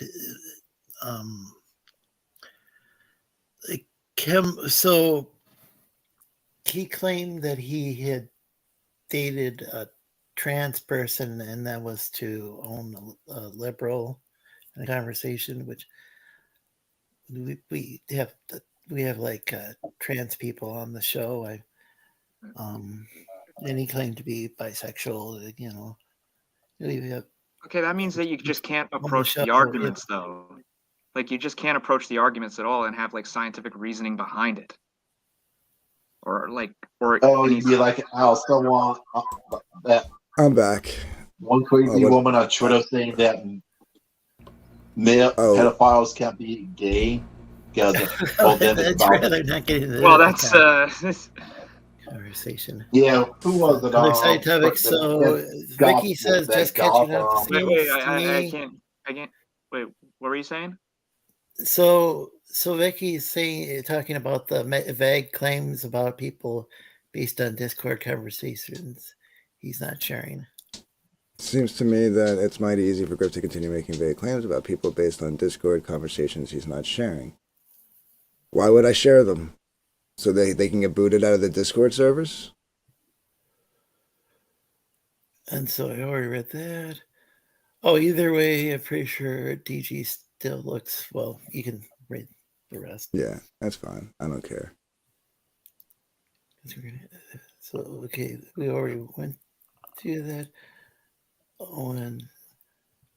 It's LC Java, Alt Hunter, was it LIC? Is that in the end? What? Wrench for, we'll see. So, is that really all seed? I'm hard on Lorenzo, man. I mean, I was told by Testify to stop picking on the special. However, I'm prime-tarded. Okay. Kick Fakel Hazmat. It's not Fakel. It's real Hazmat. I think he's dozing off. No, LC is a real lies, but I am fake last night confirmed. Yeah, I can give LC to Range. I've been smoking too many cigarettes lately. You know, this is going to be a bad idea, but I'm going to go through. What do you mean by and I'm going to give, I'm going to. Like, I'm on my third pack today. So, how many? How much do you usually go through? So, in Prime Investigations and LC are both going to be made mods. I get the feeling that I might regret that decision. Could lead to some trouble, but if they're being civil, and so I actually had a few conversations with LC in the chats, so. Normally I smoke a pack and a half. Usually Prime conversations with Prime haven't gone too well. If I so you doubled up today. Prime, or is that Einbracht? Well, lately, actually, it's been like a week I've been doing the Mark 2 or 3 packs. Okay. People can read that part too themselves. And still not sharing any proof of anything. Really. Yeah, I already responded to that. Here we go. That was that you didn't want to have other people get kicked out. No, I like having what you call it. A little birdie. Like why? Yeah, why would I throw them under the bus? Even if Dark Gift is biased, nobody's business. But the cigar thing, shame. I agree with you. What did I do with the cigar? Wait. What's going around about me and cigars? I think he means the way. He's Chilean. He was probably talking about your cigarette. Oh, the cigarette. Okay, all right. Okay, yeah, haha. You're Chilean? No, Yanafui is. So he speaks broken English. So he might have said cigar instead of cigarette. Yeah. Okay. Fuck E. That was funny. That was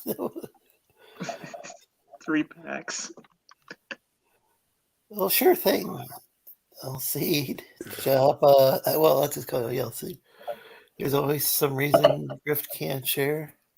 I'm having a hard time remembering what other times I've not shared, because I'm pretty sure I've shared all the receipts Oh wait, on everything. does Crescent have a wrench? I'll give Crescent a wrench. Since so that's the thing is World Red has never once been. Good morning, Crescent. I don't even see him in the chat. That's really. Oh, weird. it's getting pretty late. I'm gonna head out, but as I go, I'm gonna drop this link again if anybody wants to get a copy of X Dynamis Chaos number 4. He talks. He could. Hell yes. Just crop the photos, just like when when I defended. You guys take it easy. Thanks, man. It was a pleasure. Thanks for sharing the plugin. I'm going to bounce as well, gentlemen. I wish you a good evening. You too. Well, take care. And, Charlie Mike told Mike Charlie. I actually want to respond to a couple of things here that Dean's saying. I could crop the photos, but then the conversation could be recognized and easily pinpointed. But as far as the DG, defending DG from pedo accusations, I did on a stream later that day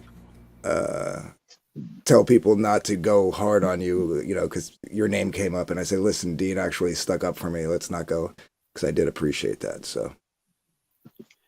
Yeah, you've been. So that's another thing that's been. So that's one of the things that you've been accusing Vicky of being a groomer, because she says trans. So kids can be trans. What I said clarified was it that she meant gender. You can have dysphoria. be diagnosed with gender dysphoria. And here's the thing about that, right? Welcome, Crescent. And we're talking about kids. You've been on here before. A long time ago. And I said A long time ago. And I said, not only should trans issue ideology and sexuality be pushed onto kids, but any kind of there's no trans kids, there's no straight kids, there's no gay kids. They're just kids. So gender. So like if you give a girl a doll, is that putting like sexuality? They were talking about that's gender roles and gender. You know what I'm saying? Lorenzo, they've done studies with that where they give certain toys too. Yeah. Yeah, I'm just saying that. I'm just saying that there's a difference between how somebody their gender identity, and and how and there's a difference between that and their sexual orientation. That's what I'm saying. And then just to say, I even to a point said I don't think it's a malicious thing. I think it's more of a banality of evil, where Well, I'm just saying that there's some kids who can they might genuinely feel, let's say they're as far as their body's concerned, they're the one way, they're maybe a girl, but they are very distressed because they feel they're a boy. I think that's what Vicky was saying. That's generally what the argument is, and it's some. And this is why you can't take Vicky seriously. Did I call her a Nazi? I didn't call her a Nazi. You called her a groomer. That's what I know of. I said in the essence of being the banality of evil. That means you don't know that you're either doing something wrong, either you're accusing her of being grooming children, because he made a comment there that the kids can be diagnosed with gender dysphoria. That's what she meant.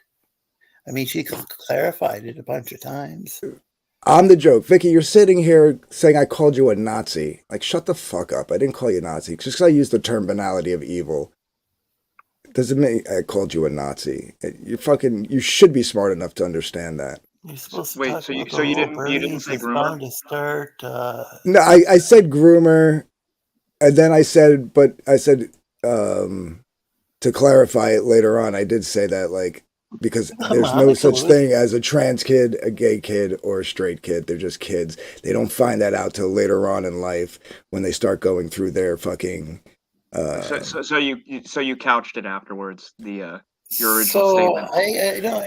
I think there are now.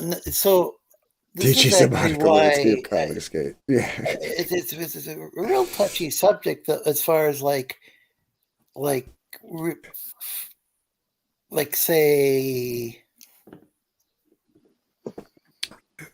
I don't think it's good to go and like try to teach kindergartners about like gender, like to have a school teacher try to teach kindergartners about gender identity, because I think that could confuse. No, I'm sorry to cut you off. Seriously confuse a kid. Though I do think that there are kids who do genuinely, like, they might just on their own like feel distress because they feel that they should, they're biologically, this could get me in deep trouble, but we'll just say what used to be called a biological female, but they feel they should have been a male or whatever. That's something that really you think a 5-year-old has that thought. But Darkriff, aren't you? I'm not saying they should. Of course they don't. Transition. I'm just saying. Wait, but aren't you saying like you could take other forms without going through like surgery or like puberty blockers? You could instead like put a kid in therapy if they're feeling that way. I don't even think a kid needs to go through therapy. I mean, a kid can literally dress in their sister's clothes at 5 years old, and then like a year or two later, be running around playing with GI Joes. The kids are just kids, man. And I think that's sorry about that. I had a my-size Barbie when I was a kid. I had a my-size Barbie, and that didn't change me at all. Look how I turned out, right? You can all agree I turned out fine. Sorry, when you said kid, Darkriff, I was thinking like 11, 12. No, we're talking about kids. Kids. Like elementary school. I'm going to cut into this because, hold on, Dark, I'm going to cut into this. A kid needs to be a fucking kid. They don't need to be learning anything about genderism or any of that shit. This shit, I mean, that's up to the parents to raise their children. No other adults should be teaching these kids, or make them think about this shit, period, Correct. in schools. Or anything at all. No. Didn't I just say that a few minutes ago? Because this is being discussed. It's a simple point in fact. Hold on, Lorenzo. Hold on. I know you know.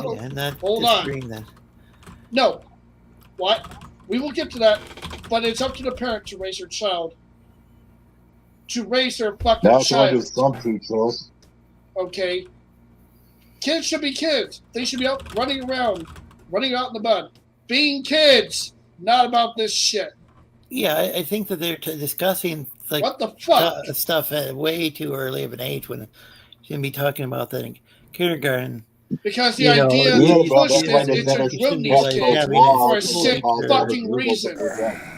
You shouldn't have a school teacher like trying to encourage a kid to like a kindergarten. Yeah, that's off limits. Transition. Yeah. That's like completely insane, as far as I'm concerned.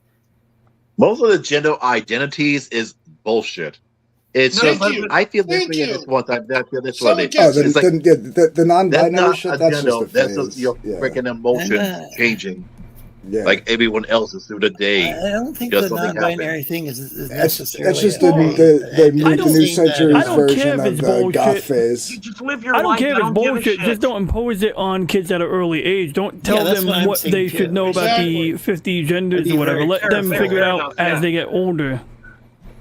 Yeah, but they do this and they were like, respect my pronouns. Like, I don't have to respect your pronouns. Okay, so it's like the same thing with religion. Like, you can do now, that. Now I'm dangerous. Shut the fuck up, Vicky. I'm sorry, Lorenzo. I'm trying to get caught up on. By the way, check out the Metals comic book on Indie Planet. He left in a hurry and his Check out those links. Oh yeah, the guy that most people streams with. Good morning. I hope you. Wait, does he swing with the metal, or is it just they know each other? I can't remember. Let's see. What's Mark saying?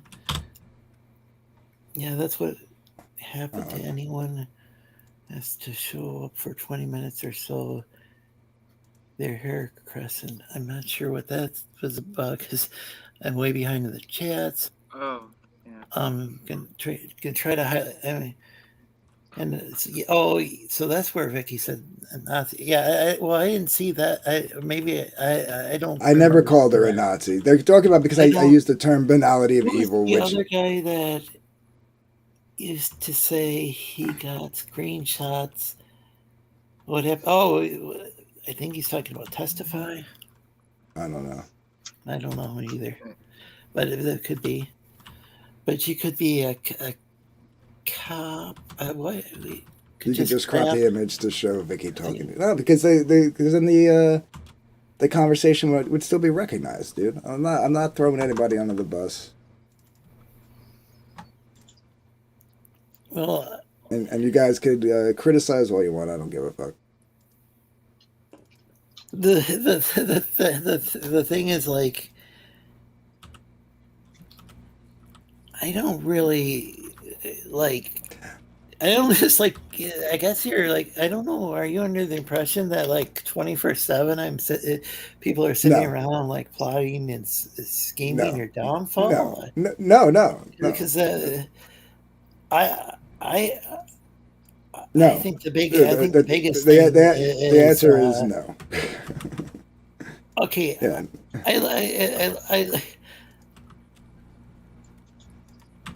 Oh yeah, my state just decided that.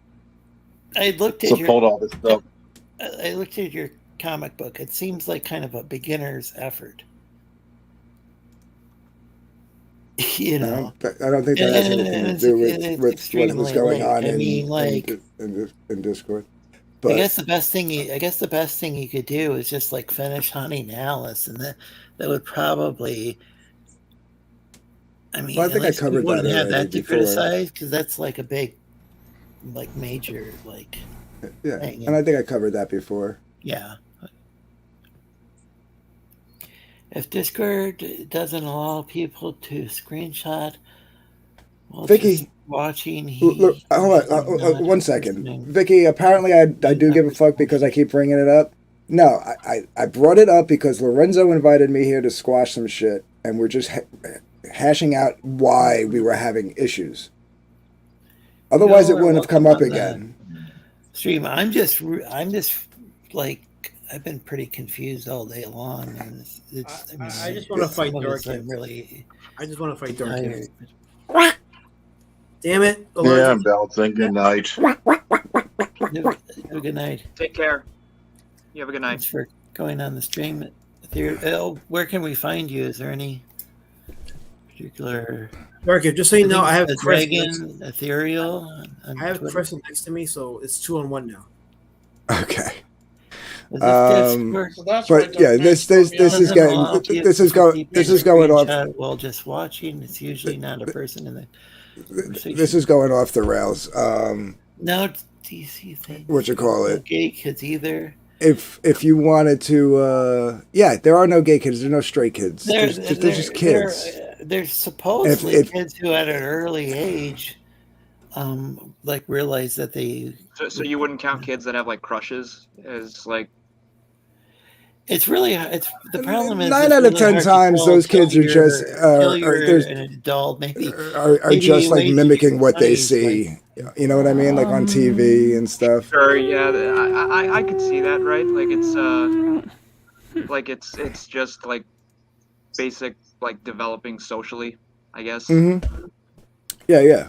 Because why else? Like I got a buddy of mine who, you know, when he was a kid, had a crush on our neighbor, right? But he wound up like hitting puberty, getting into junior high school, and realizing he was gay.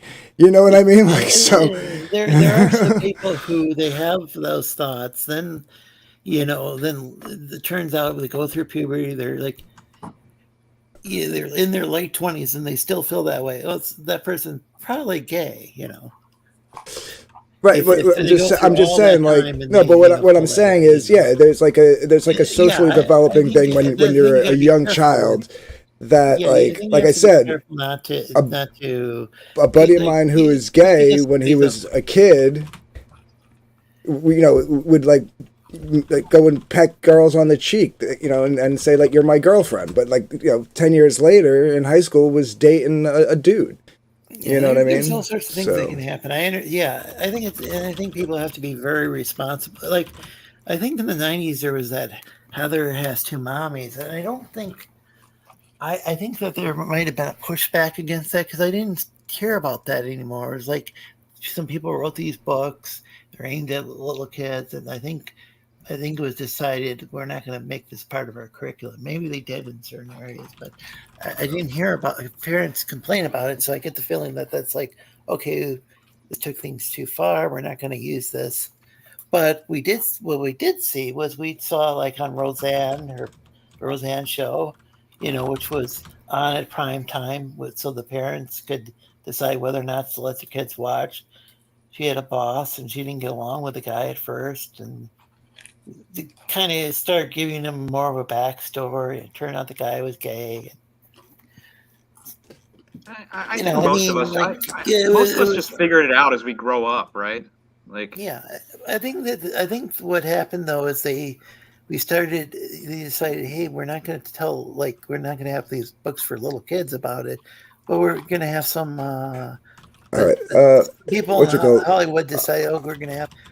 I'm going to jump off. More key characters in shows, or we're going to have or movies or whatever. I'm gonna jump off because it's getting derailed. I got crazy lady in the chat making shit up.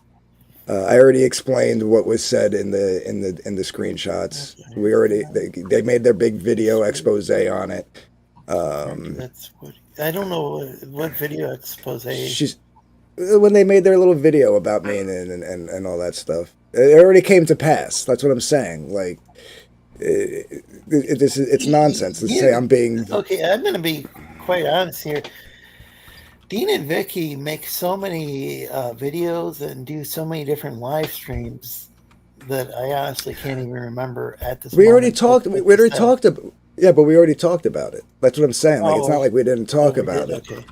Yeah, I'll take that's what I'm saying. Yeah, about the whole commission and publishing Liz's book and the tweet from like 4 years ago and even watched blah blah blah blah blah blah. It's not like I didn't talk about it.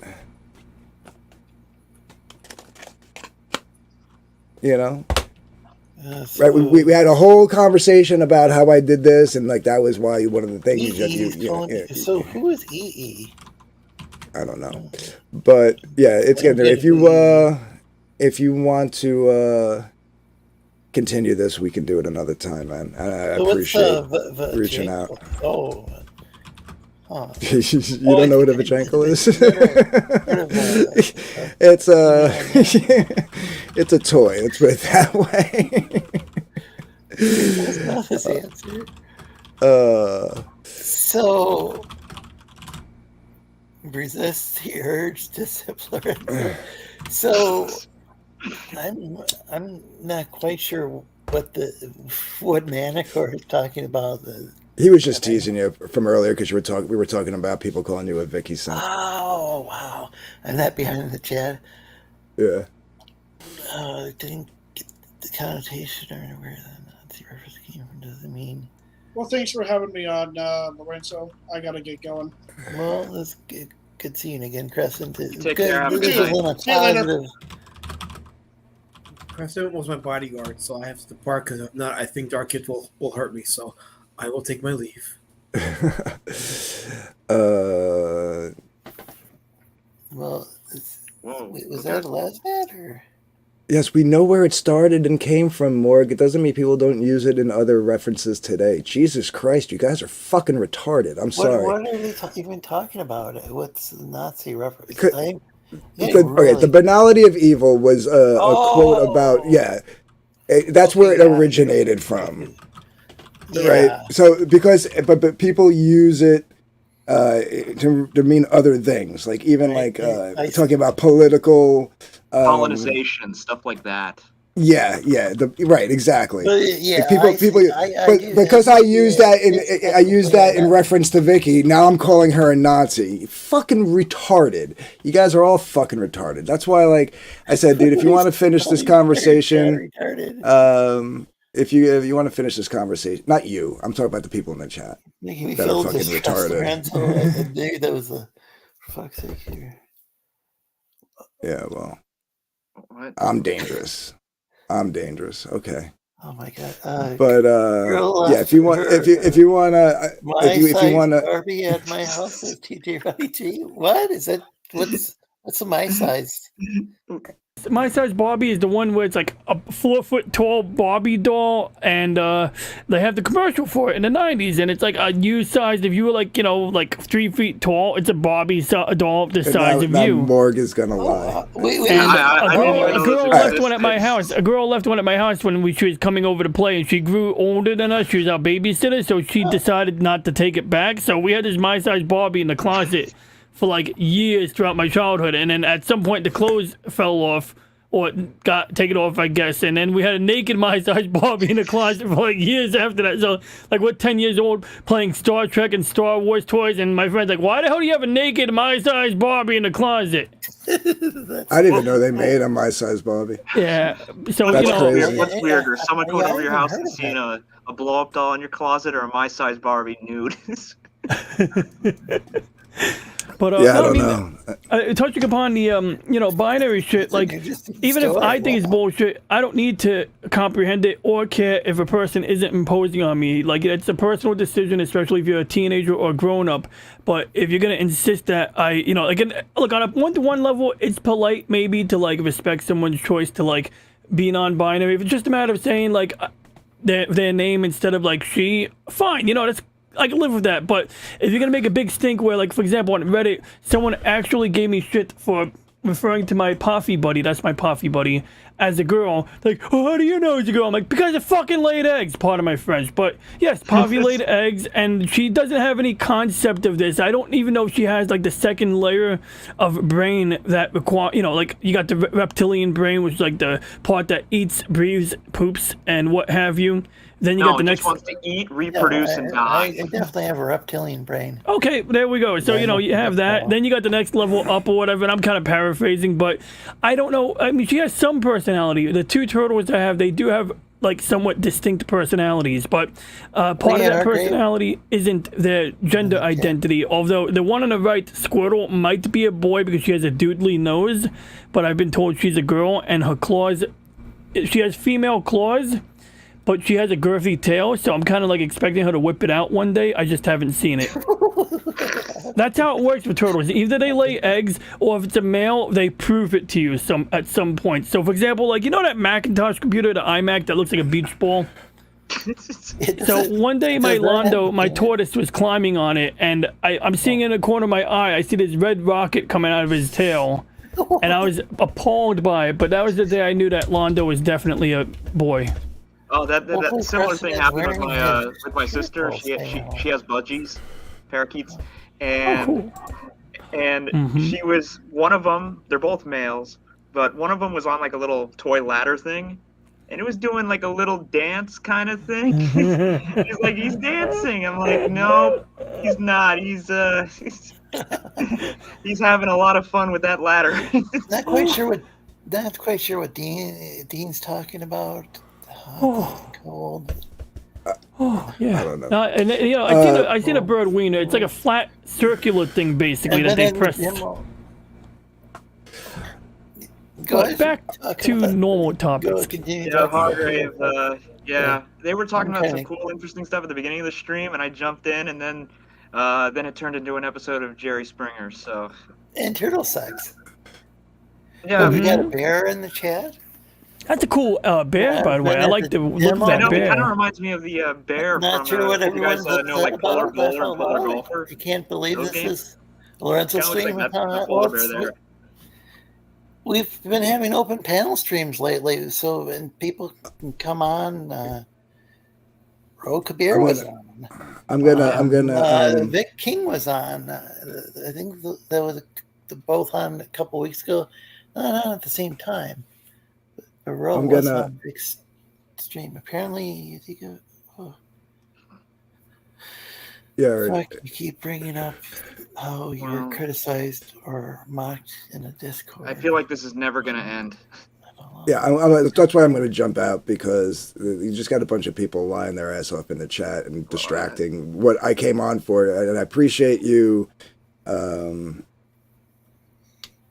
wanting to, reach out and squash stuff and bringing me. I'm just bringing me in, I'm just and to the point where I'm really confused. What's really confused is how is even. Well, like I said, if you wanna finish it, we could do it another time. We could do it on another stream. We could do it in private. It's up to you. Whatever you want to do. But if it's I'm another gonna.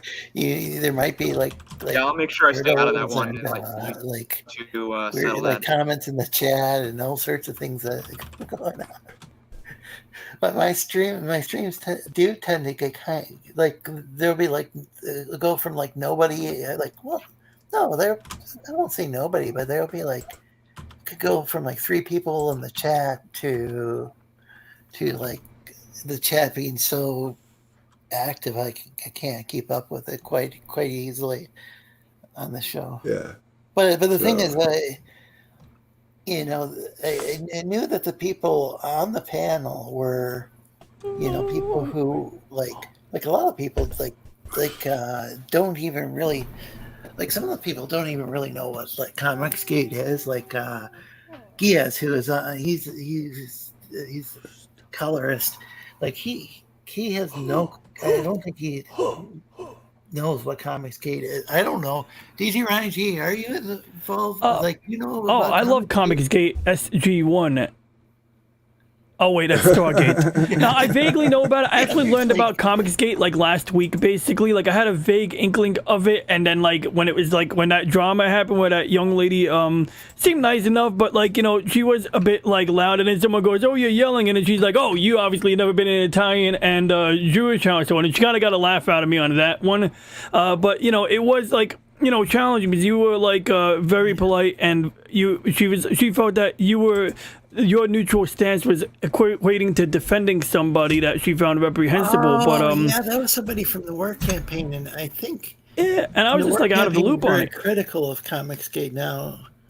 I don't think she. Well, I think officially the people on the show are Work campaign, because there's a show called Work campaign, and then there's. Their fans. They're all War Campaign. Also sometimes call themselves War Campaign, and But yeah, I'm gonna jump off, brother.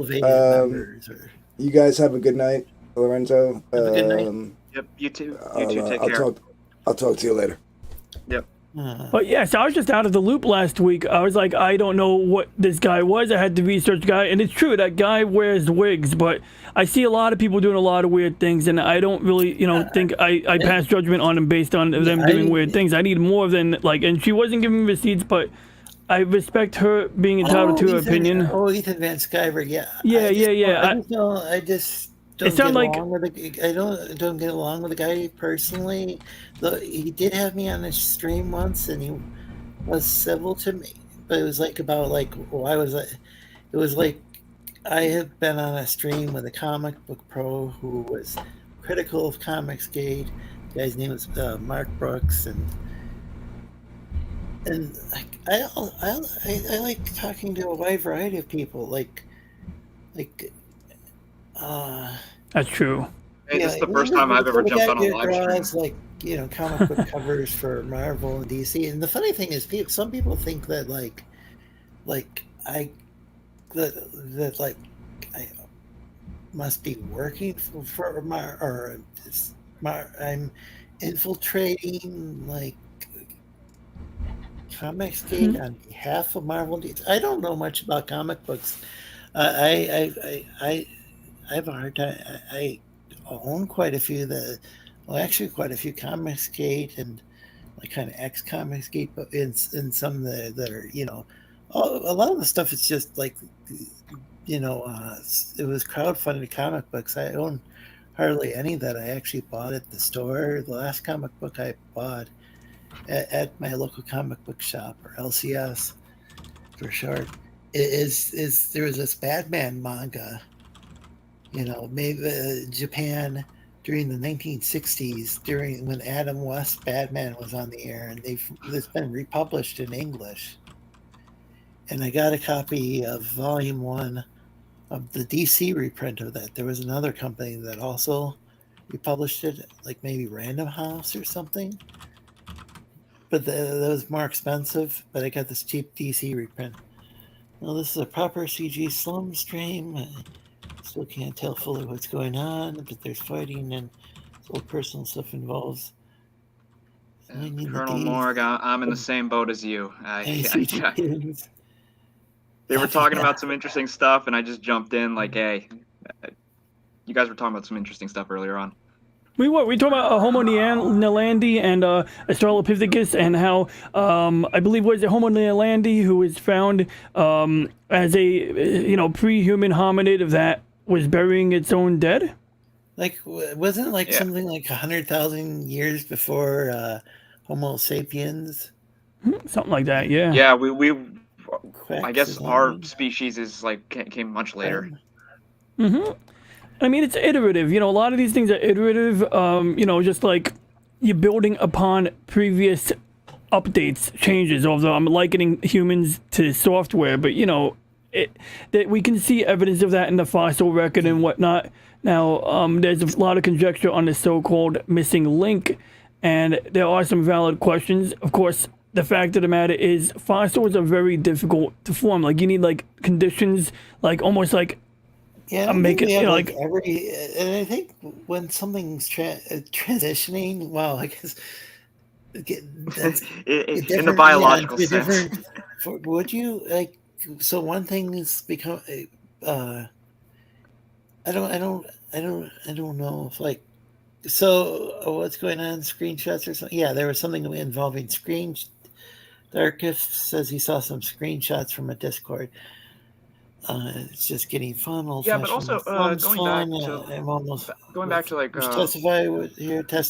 We're here. Testify. Somebody passed away a long time ago.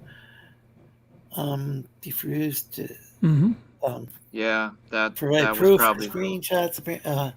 You could listen to Randall. So Randall was this guy named. He went by the name Testify, and okay, you're missing the bottle again, Martin Weber. I'm glad it wasn't that. Wait, did that happen on your stream, Lorenzo? In that Discord. Did that happen on your stream, Lorenzo, or no? No, I don't know where that happened. Vickyverse, what's he accusing you of? Oh, wow. Are we going to go right back to the top and just go through that whole timeline again? Okay, Geass put, I didn't think you would still be going at this hour, and I have no idea. I mean, I just got back from work, and I just saw you were streaming. I'm like, okay, I'll just see what you guys are talking about. Vague in response. So, trying to get caught up, but this is a long time afterward, because he was commenting to the stuff that I wasn't even seeing a lot of the messages that Dark Gift or Anthony, I'm not doxing him, he uses his name on there. TA talks. Hilarious. Dark Gift said that gay kids don't exist. I mean, we all remember being a kid and knowing a kid or two, Dark Gift. It was like in high school, it was its own clique, I remember. Like, there would be one kid that was openly gay, and then a bunch of people that were in the closet that would kind of hang out with that one, and everybody kind of knew. Oh, there was a kid that it was always. So, this is probably pretty obvious, but I'm diagnosed with autism, and there was there were at least one gay kid who was didn't like seeing me bullied, and I can understand he probably got bullied quite a bit himself. Yeah, but I mean, I've had plenty of gay friends and bisexual friends, since then, and friends of all sorts. I've got trans friends. I guess when you're talking about I guess when you're talking about 5-year-olds, sure, but once you get to 11, 12, kids start figuring it out. Yeah, Like, and the kids can be confused about things. I mean, the kids can even like people can even adults like in like like college age, like Oh, hear they're about still a lot of figuring it out. women Yeah, that's experimenting true. with stuff, and then they end up like some of them end up with women, but some of them end up suddenly with a guy. I don't know if they're Some are bi, bi some are or what. straight, Yeah, I some are don't. gay. It's It's top middle guy. Okay, someone other than Anthony pounding the keeper for once. Yeah, I don't know. Earlier, well, this was a long time ago. Somebody was pounding the keyboard. Darkif doesn't understand famous quotes and didn't know where it was from or what it means. So, I mean, the yeah, origins of I a don't know quote what the doesn't make it. finality of It doesn't evil. make it a He Nazi. really meant that she was a Nazi. I mean, that's. I I know that's what it. understand that it can be kind of weird. used. That word that term can be used in a variety of ways. I mean, I don't want to say because it was first used to describe Nazis that therefore it is a Nazi term.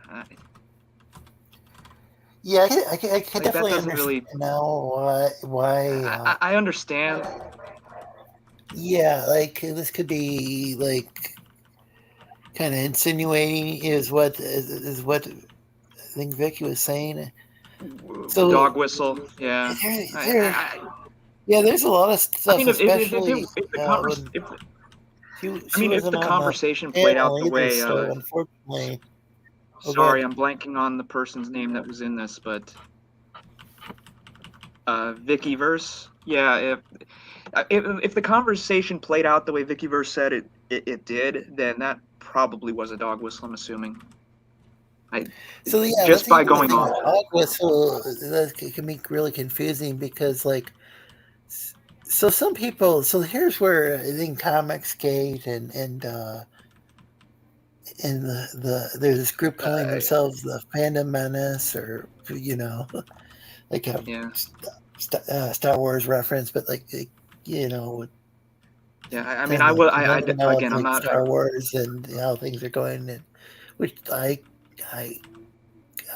didn't like the prequel, the sequels either, but the thing is that when people say like forced diversity, some people see that as a dog whistle, that you don't want any sort of diversity.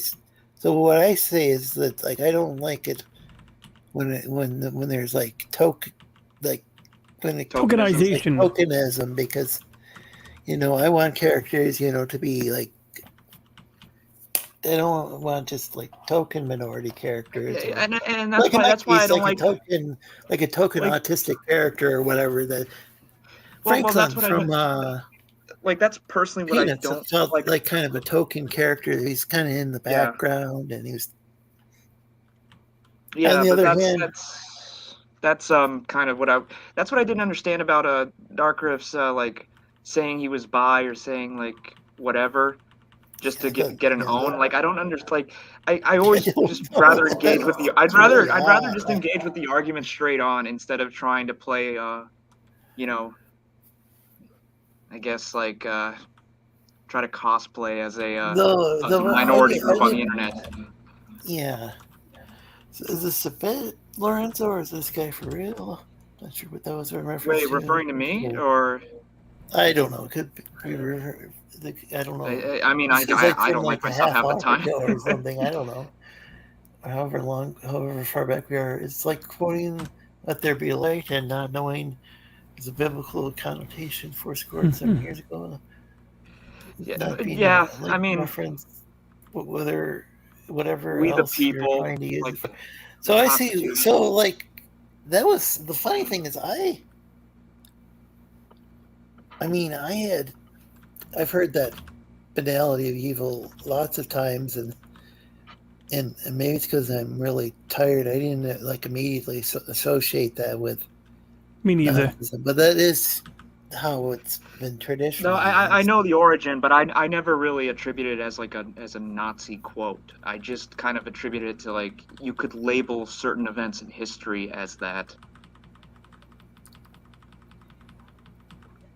has to do with bad level. The turtle was defined itself as male or female, says Wait, was Hargrave referring to it as a bit when Dark Rift was on?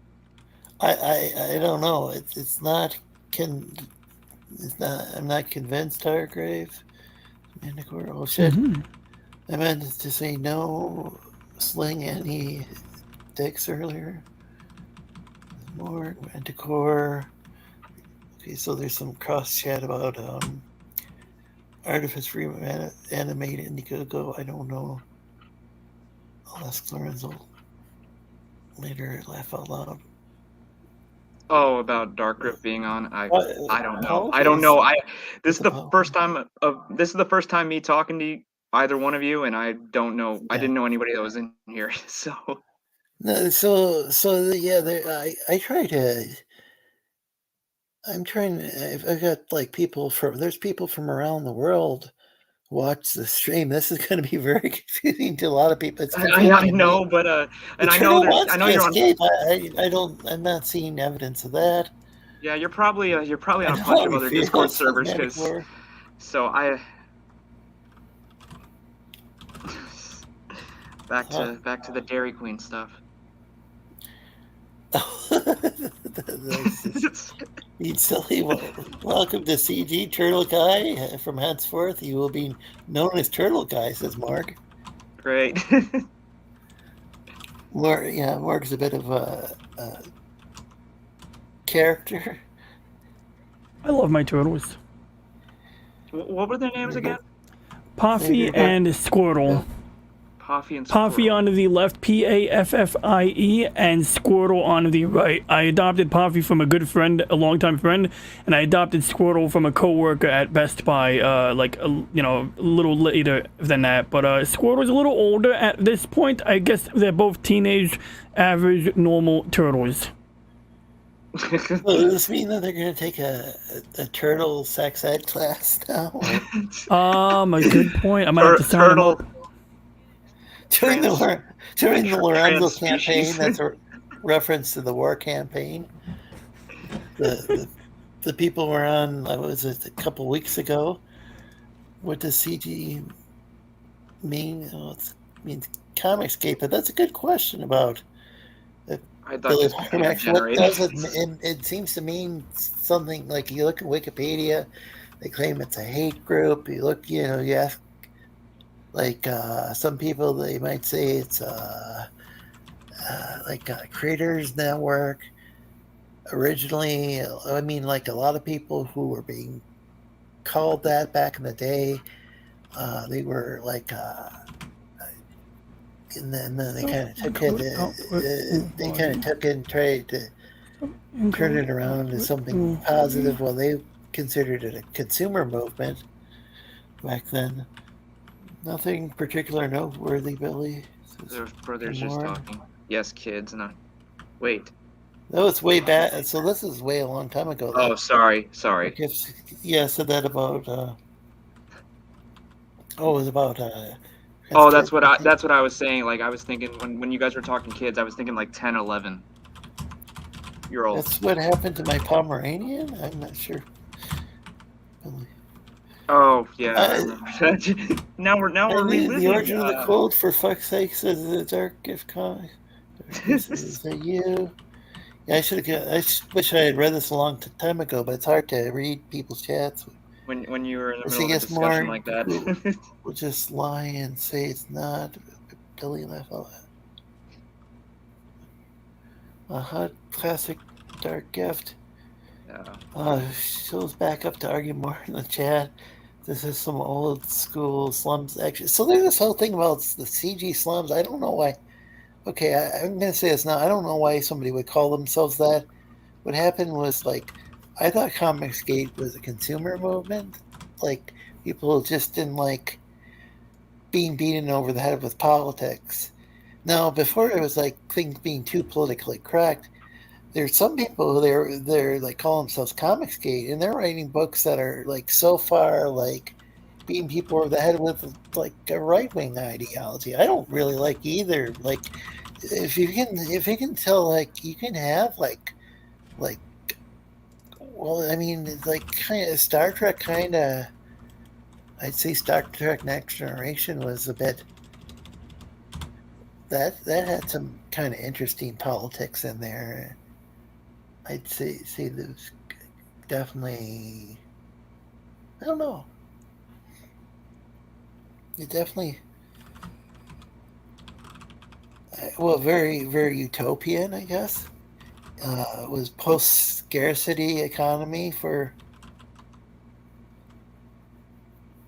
You're talking about Star Some Trek. people might Star say Trek it's Next kind of Generation. left-leaning, at least, as far as like social mores, like.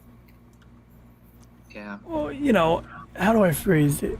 But sometimes you get to these discussions where people would say, "I can't imagine how a right-leaning person could even be into Star Trek," and it's like, dude, like half the battle was just like the tolerance point, and the Or original how about series. people just want good stories?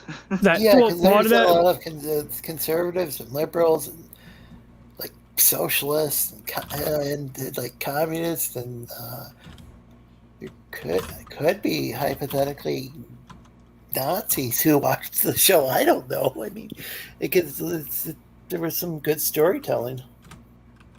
We put her gift in the corner. Exactly. No, he was referring to the life-size Barbie. Okay, that's what. I remember where we were. Maybe that's what, like, is this guy for real? Is that maybe that's what the comment was about? I don't know. I don't know. I don't know if he was referring to the life-size Barbie story or what. Gift is my wife's ex from high school. As we go on, we remember. So Billy make lots of jokes, of course. Laugh out loud. What the fuck is vitamin C? Hate group like Antifa. Wait, I think Lorenzo, did you mention hate group? They mentioned Antifa. There's a didn't know this would get so political. Like references to Nazis and Antifa. I just wanted to come in and talk about like human evolution or something like that. That was interesting. But that was interesting. I did also invited. It did say Dark Gift could join because I was trying to figure out what was going on earlier. Yeah. Is that going to be a separate stream you're going to have to organize to talk to him? I don't know. Yeah, my Pomeranian figured it out when he was 11. Belly people are going to start behaving and believing you about the vitamin C. Laugh out loud. I don't even know what this vitamin C thing is. I'm just mesmerized by the turtles right now. Has our life changed? That's a loop too. Whatever. I know it's a loop, but I have a good one. They are mesmerizing, though. I agree. Yeah, man. Also, beer steers. Can I say that on? That's Full Metal Jacket. Oh man, that's been years since I watched it. Yeah, I've watched like Full Metal Jacket, Apocalypse Now, Platoon. I haven't seen that, but it's Deer Hunter is one of the more interesting. Deer Hunter's great because it was dealing with this Russian Orthodox community. Yeah, and it has a bunch of big name actors that weren't big at the time when the film came out. Oh, they weren't. I didn't even. Oh yeah, this was like back. Was it back in the 70s? Or? Yeah, there's Christopher Walken, Meryl Streep's in it. Because MASH, in order to comment on the war, the MASH movie, they went, and it's like, okay, we're going to comment on Vietnam, but we're going to pretend it's about the Korean War, and that's what the movie MASH was, is my understanding. And then they came up with a TV show the TV show MASH actually lasted longer than well, no, that's not true. The Korean War, some people would argue that this never really ended. Oh, well, yeah, for North and South Koreans anyway. Yeah, and the U.S. still has, troops I think at the border. Yep, 38 parallel. At least there's people. Maybe if not at the border, there's at least we got military bases around the world. So. Well, people aren't coming back from Korea with PTSD. They might be coming back with STD. No, I'm kidding. But for the most part, now I think I met one guy. He did have a service dog, and I think he may have worked in the Korean area, but in like the 80s or something like that. But I don't know what the source of his PTSD is, so I can't really evaluate. Is there such a thing as a service turtle? Oh, that's a good question. But I get him a little harness. I mean, look, if the pet relieves your stress, and a doctor can prescribe, I don't even know, but the reason you get a service dog is so that you can get the training and they can wear that vest and they can help you. Like, for example, if you drop your phone, they'll pick your phone up off the ground. Yeah, they can help with different. They can perform different tasks. Yeah, which is different. It's different from an emotional support animal because you just pay a fee and it's just like a piece of paper. Like that's all emotional support. I see. That's not. Yeah, I got you. So there's no training. Oh, okay. So the thing is that when you bring it into a retail, when you bring your dog into a retail store, a service dog is relatively safe, around people.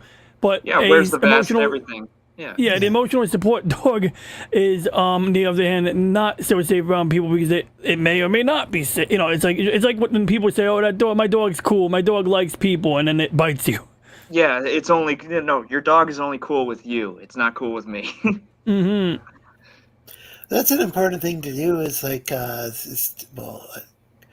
thing to do is to socialize. I don't know about turtles, but with dogs to socialize and bring them around a lot of people, or else they can end up getting like really frightened of strangers and that is a form of training, service dog training. People will bring their dog to the store just to get them acquainted with large amounts of people as part of like that process. At least that's what I've seen some info on at one point. Yeah. It's kind of strange, thinking about like evolution and stuff like that. I was thinking about like my sister's parakeets and how social they are despite having just bird brains. Like that stuff's incredible. Yeah, I mean birds are somewhat bird brain was a big bird. He was a parakeet. Remember, he was pretty smart. Was he? I don't know if he was smart or dumb. I think he was kind of like a little kid. He was just basically like a little kid. So, I mean, they're like a step above turtles for sure. Like turtles are smarter than fish. Okay, so I guess snakes might be slightly smarter than some fish. And then turtles are smarter than snakes. Dogs are smarter than turtles. I would give birds a higher rating of intelligence than turtles for sure. Yeah, not as high as a dog. Mm-hmm. Because when they speak, that's more mimic than yeah. Now there might be some species of birds that are a bit sharper. Birds are like just like turtles. Birds are a very diverse genus or whatever the heck you call it. And dogs too. Like you got dogs that are dumb as a doorknob. I mean, potentially smarter than my turtle, but like then you got like German shepherds and like they understand like this medicine, they don't like it, but they understand they got to take it. Or different things. Like some dogs have that. Because different breeds of dogs serve different purposes. Like. Mm-hmm. And that's just what we've learned as humans through just incorporating it in our society. So I've heard that cats and dogs were probably self-domesticated and that they slowly grew less and less fearful of humans and became less wild. I could buy that. I think for dogs, I'm not sure about cats. Yeah, I'm not sure about the cats. And these cats, I think they start seeing. I think what happens is a person will like kind of imprint on them, kind of like as a parental type figure, and they kind of remain like kind of like. I saw a documentary about this. Even when they're adults. Mm-hmm. I mean, but I did see dog's going to be different than a puppy, but it might not do too well on the streets by itself. Finding food. Is that generally true though that dogs are smarter than cats? Like I've heard that saying, but I can't really. I don't have a definitive answer to that. Yeah, I mean, both like kind of seem like they can travel long distances and then return home. Like, Oh, those stories one of about my friends' dogs. cats just like disappeared for a long time, and then like years later, things showed up again. Yeah. Wow, yeah, those are weird. But I saw a documentary where it was like talking about during caveman times where like a wolf would show up at the camp and like maybe eat some scraps, or a human would give the dog some scraps, maybe start getting some favors from the wolf, and over time that kind of like gave way to us, starting to selectively breed them and stuff like that. So it may have started like that. I mean, we certainly know they started with wolves, and some people argue that a strong point of evidence for evolutionary theory is the existence of dogs in general, at least in their current forms. But yeah, I think it was on. It was on one of those I think it was on Curiosity Stream. If that was the streaming service. Underground I'm talking like caveman, not so much ape man, but like caveman, like Homo. It was Homo sapiens by that point. I mean. But we were still hunter gatherer. Yes, exactly. Now it's funny you mentioned though pre-humans. There was a species of ape somewhere that I think does keep dogs, or a dog of a certain kind, or there's someone at work told me some shit like that, and let me see if I can get something more poignant on that. Lorenzo, you put a smile on my face for pulling up that Full Metal Jacket quote again. Baboon kidnaps and raises feral dogs as pets. Apparently, like that's a thing. I don't know if that's really a thing or if this is just like one of those selective videos. And I'm not sure if I can say this on air, but people can hopefully read what Colonel Mark wrote. Oh yeah, Homo indeed doing burials is the blah blah of late. Speaking of that, yeah. Well, yeah, it's in as in like yeah, it is Homo as in human. Oh, thanks, Colonel Morg. That's really cool. Is that like, when did that come out? It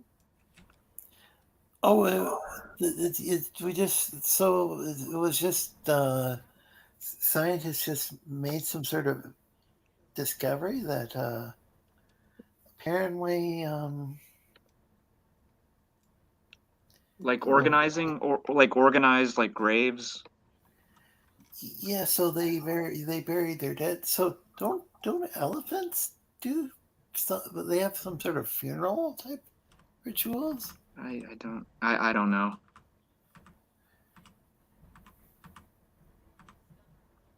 So yeah, it's definitely. But that's big, because like that means that we as humans were doing that, and then we added a religious component to it later. Like that's a big discovery. I see. Early, like you go back to like the Sumerians in Mesopotamia. Like I think with the Sumerians and Babylonians, I don't think they necessarily like, or even like look at say like how like was it Sheol, like was translated into the Greek from Hebrew into the Greek version of the Old Testament, or Greek versions as Hades, but basically it was just like I think people would just I think originally like some people thought, okay, there was this kind of this world of the dead, but wasn't necessary. I don't know if people were just kind of asleep there or what the deal was. And I think over time people became more and more concerned about like going up or going to heaven, or sending to where like the gods or where God is, like I think that might have been a later,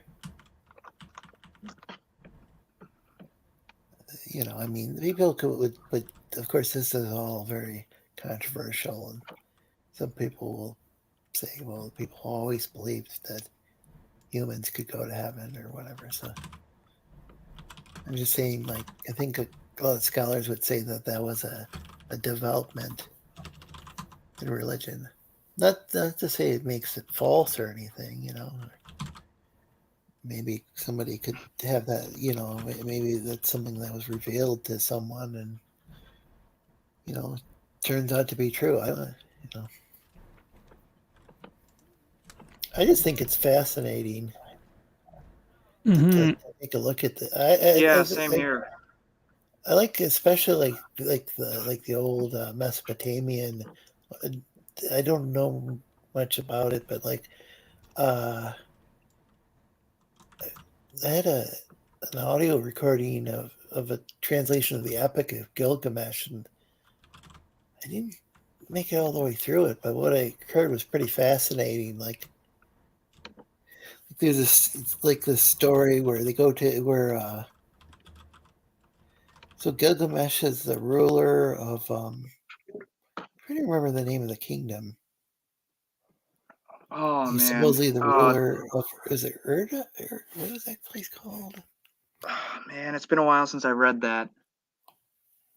And yeah, like in one of the stories, he goes to like chop down a tree in the cedar forest, which is, I think that's where I'm a bit confused. Like, that was associated with the gods. That's where the gods dwelled. But I thought that they also like dwelled, like, I thought they were also from like the sky.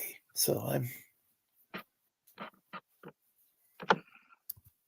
Yeah, I kind of forgot that story. Or there was a god like in the underworld or whatever. So I thought they also existed in spiritual realms. So I'm a bit confused. But yeah, I kind of read that for just a test in college, and then just put it out of my mind. So Uruk, so that he was the king of Uruk, dating from the 3rd dynasty of Ur. So of course we don't, like, this is like, I'd say it's prehistoric. I mean, it's definitely prehistoric. We don't, I mean, it was before like the Greeks came up with like what we would call history, you know, I mean, and like modern, keeping records. We didn't even really have, well, they didn't even necessarily have history as we now know it. Like, I know the Roman Empire kept detailed records. Yeah, like, and we know a lot about like the Roman Empire. I don't think they had like a historical method, or like, no, well, maybe they. I don't think they have what we have nowadays. Like they go through, like, say, what do they call it? I think it's higher criticism. Like, people go through the Bible and they'll take a look at it, and see, is this likely or not likely to have happened? Like, one thing is a criterion of embarrassment. Oh, has it happened before, kind of thing? Well, no, it'd be like, okay, so here's this guy named Jesus, and here's this guy named John the Baptist, and Jesus is supposed to be greater than John the Baptist, and yet the different gospel authors are having to explain why he gets baptized by John the Baptist, and so a lot of scholars will say, well, because they have to go to such great lengths to, you have to come up with some sort of explanation. Yeah, why would the son baptized by this other guy named John the Baptist? Yeah, why would the Son of God need to be baptized? Huh? Why would the Son of God need to be baptized? Yeah, he's the Son of God. So they would say under the criterion of embarrassment that Jesus probably was baptized by John the Baptist, and John the Baptist is a figure that has been mentioned in different. I think was. I mean, hell, he has his own holiday in Quebec. Well, and then there was also there's also a religion that I think they're some sort of Gnostics, and they reject Jesus and they accept John the Baptist. So it's interesting. I've heard of that. Yeah, I can't remember what they're called. I think there's a sect of Christianity in was it Ethiopia? I don't remember the country, but they view Pontius Pilate as a saint. Oh yeah, the Ethiopian Orthodox Church, probably your Eritrean one too. Yeah, Yeah, that's they, okay, yeah, idea. they do. That's another. There's another interesting thing is, so Pontius Pilate was known as like totally kind of like based, like he just didn't give a fuck about anybody, like based, but like in a really really bad way. Like he just, I think he was so brutal that he actually got recalled from power. Yeah, And he so, didn't. like, the way that the Gospels write it, like, oh, he just was like you kind of made him out to He be kicked kind it of back to like, King Herod and this and that. Yeah, and he and dragged his it's like, feet. okay, this is like, this might have been written later on, like, you know, when after Judaism and Christianity had had like made a, like, split into different directions, and is what some scholars I think would claim is because you know, and so they're trying to, and they're actually, even though the disciples were all like, or, well, not all, but they appear to have mostly been Jewish. You know, this is, yeah, they're talking about I mean, Jesus was Jewish a Jew, people, technically. and the Jews did this or whatever in like the Gospel of Matthew. This is after there was this, so they'll say this is probably after there was this. Yeah. Well, wait. This is When written was later, like maybe, like, yeah, after, I don't know if they'd say it was after the destruction of the temple or what the deal is. Yeah. But this was after there was a definitive split between, because you know, because like during Jesus' lifetime, well, you know, Jesus wouldn't have been talking about like the Jews or whatever, you know, and like no, because he was a he'd Jew. be talking about Jewish people, but that would be his own people. Yeah. When did the Catholic Church finally like recognize that Jews weren't to blame for Jesus' death? Like last year? No, wait, I'm sorry. It was in the Vatican II. Vatican II. I Council. just remembered. It took me a minute, but in the 60s, they had Vatican II. 1962, yeah. So that was an interesting thing because this caused quite some controversy as far as like the liturgical reforms, the change in the mass. But I think originally, I could be totally wrong, but I think what happened was maybe like, say, the Eastern Catholics who are more like Orthodox, you know, they were already using, say, like some might have been using like, say, Old Church Slavonic, or maybe they were using, I think what they were using languages other than Latin, and in some parts of the Catholic Church, and I think maybe that could have inspired the services to be done in the local vernacular.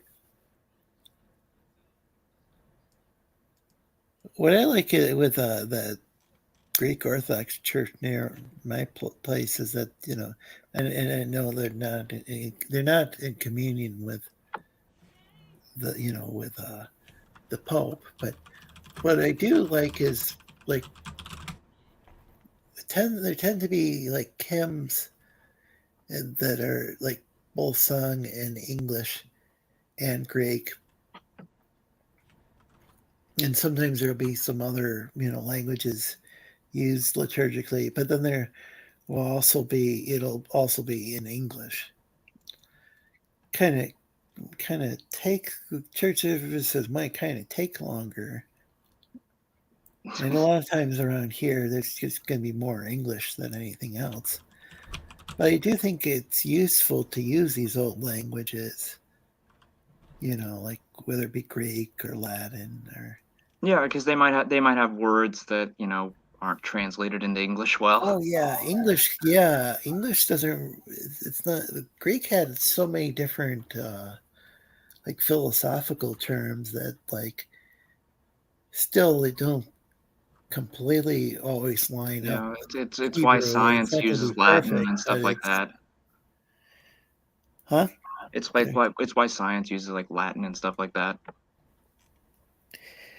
Yeah, the interesting thing is when there's a word that combines Greek and Latin and some sort of Yeah.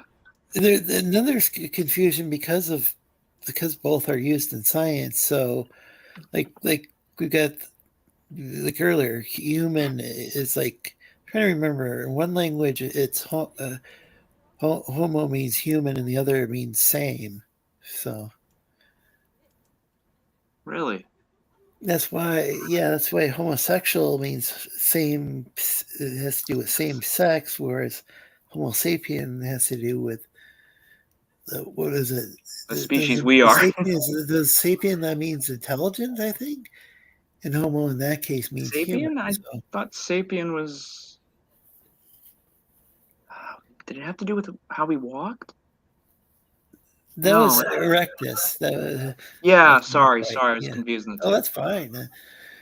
No, Esperanto uses. I'm trying to remember because it's Greek or Latin.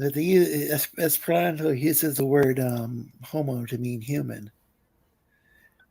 So in one of the books, like this guy's like getting pulled over by the cops, and he's saying like the equivalent to "oh man," but like in Esperanto, it's "homo." And you probably, if you're getting pulled over by the cops, you probably shouldn't say that. Probably not the best idea to flex your vocabulary intellect. Yeah, you probably.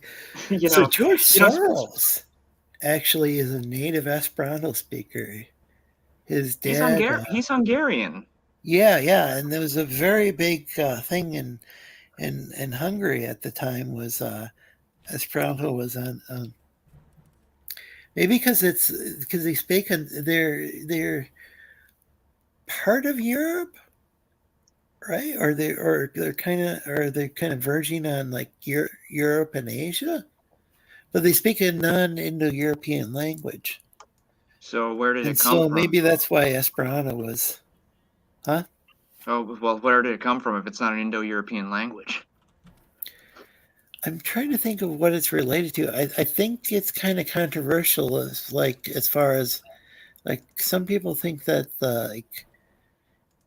it might be related to would be like Finnish and maybe even like the Turkic languages, but I think that's Finnish had its own. I think there's some controversies about. Wasn't Finnish like split from like Norse and stuff like that though? Like Scandinavian. Finnish is actually interesting, and it's actually related to the language of the Laplanders. And I can't think of what the Laplanders call themselves. I like to use the proper native terms, but I can't think of.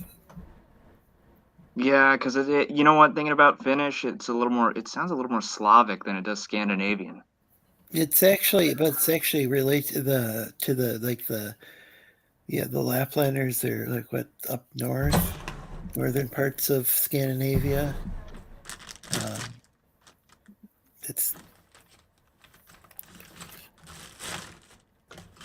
Yeah, if you ever want to feel dumb, watch those Scripps National Spelling Bee.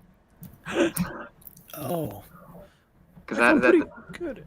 Huh? Yeah. I mean, I'm pretty good at spelling, but maybe I would find out I'm not when watching that. So you might be right. Yeah, it brings you back down to earth a little bit.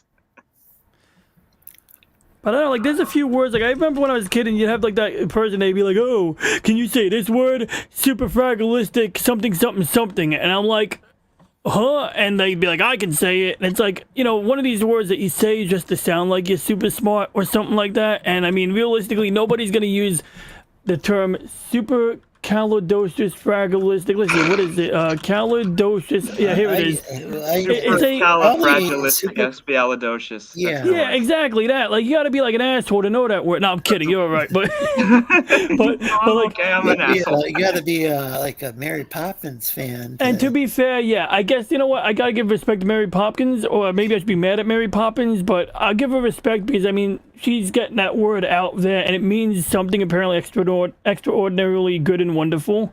Well, it was. I Who think was it the was just. asshole who wrote the I think it was song? just a made-up word. Maybe. Oh, I she don't made that shit up too. So these I don't assholes acting like know. they're smart and everybody around for a made up She word. flew around with a. Can you look up who wrote the song? Who was the asshole who came up with that word? Yeah, let's do that. I'm trying to remember the guys who composed the music to. Sherman Brothers. And is it a real word? In fact, I'm gonna do. How it's pronounced, but the Sami, it's something like that. It's the name of the Laplanders.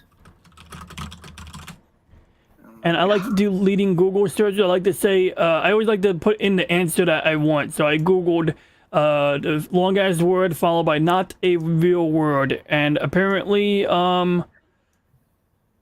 is a nonsensical word origin in 1930s based on super popularized by the 1964 film. Wait, so it was originated in 1930s. It was originally a 30s word? Oh my god. It was probably in some song. Actually, correction. Origin in the 1930s based on a super popular. Wait, okay, so it was originated in the 30s? Yeah, probably some stupid strong, right? Apparently, it's a real word, although, no, I don't like when this guy's like, yes, it's a real word. English doesn't have a language control board. I get that, but, oh you know... my god, yes. English isn't the... Like, Man, English doesn't write the rules of language, of course. Yeah, but I mean, at the same time, it's like, you know, we're putting LOL in dictionaries, and I'm sorry, I don't think LOL is a valid word. Like, yeah, it's something that we use. I guess it's got to be documented. I hate that hashtag has a second definition to it. Yeah, that too. Like, that's annoying. Pound sign, right? You know, it's like number sign, pound sign, like, just because you got dot. Hell, at symbols too. I mean, like, at symbols are being used for a lot of other things other than at, although I guess it's close enough, you know, it's just kind of like to be honest, like I'm a sports junkie, so like when I see the at symbol, it's like, oh, this team is playing at that team. That's what I always thought the at symbol. So, laugh out loud is a colloquialism. I'm not even sure if it would be considered slang because everybody. I mean, isn't a slang term like usually one that just is kind of a kind of an like in-group thing or whatever, where it's colloquial. Kind of, yeah. You got a point. Colloquial is like informal. Yeah. Like I don't know. I think laugh out. I mean, LOL. It's like even my mom, who's a senior. I'll say laugh out loud is an elder. action. You know, she knows what LOL means. Mm-hmm. Yeah. I guess. Yeah. I gotta still look up like text abbreviations though, because I write my text messages like they're emails. She's from the baby boomer generation. like I don't abbreviate stuff. Laugh out loud. I used to do that. So I'd say that's a colloquialism. It's not something you're going to use in a formal setting. Like you're in front of a judge and you're not going to say laugh out loud or LOL. Or lol or however it's pronounced. You know, at least Spanish and French has the decency to have formal and informal. It could be slang, but if it's everybody uses the term, is it slang anymore? Like the word cool, is that really slang? When people have been using it, I mean, you could use it to refer to a temperature. Yeah. Yeah, that is a real word at that point. Isn't cool a real word at this point? It is certainly used to refer to temperature, and even slang is like it's words. It's just slang words. Well, I'm trying to think of slang words off the top of my head that are just slang words. They don't have any meaning beyond that. Well, I don't know why. Fragilisticexpialidocious. That's not. It doesn't count. But I wouldn't necessarily call it even slang. Wouldn't that kind of like slang? Almost like a literary reference. It's not literature. Or was there Mary Poppins book? Alliteration. Or was it in there? Or onomatopoeia, stuff like that. or like Crunk is getting drunk and high, so that's slang apparently. But also a list of these slang words includes no big deal is another way of saying not a problem. And I didn't know if that would be counted as slang. I just thought no big deal was like maybe a I thought that would be colloquialism. colloquialism. Yeah. For me, I thought. No big deal. Well, how I Okay. use the word slang is like I always consider slang to be some sort of like kind of a brand new thing that only like a few people know about. Like maybe they use it in like one particular city and like certain neighborhoods or whatever. You know, like let's say it's like. But I mean, some there's been people, slang. There's like, been slang throughout different centuries. So that means slang has existed since language has been. Right? I'm assuming that. Yeah. The funny thing I think is I think Esperanto claim is like some of the claim is one of the claims is that it doesn't have slang, but it's probably has to somehow. Like when there's like native speakers will take a word. Sometimes there's like redundant like syllables that, and they'll just remove some of the extra syllables and shorten a word. I'm not sure if that would be slang or Accents, you're colloquial saying? or what, but Wait, people with like thick accents or English is their second language kind of. I'm talking about like with Esperanto, which was like it was meant to be a second language, like to for all of humanity, and it didn't become like that. But there are people who made and they like speak two different languages, and then they'd use Esperanto in their homes. Can you imagine how And the kids lost we end would up be right learning now if French Esperanto. was the dominant language? And George Soros, he's a native Esperanto speaker, as I mentioned earlier. Yeah, I just assume he spoke Hungarian. Well, I'm sure that as well in English, but yeah, but when he native ended up in speaker. England, he said that when he ended up in England, now this was decades ago.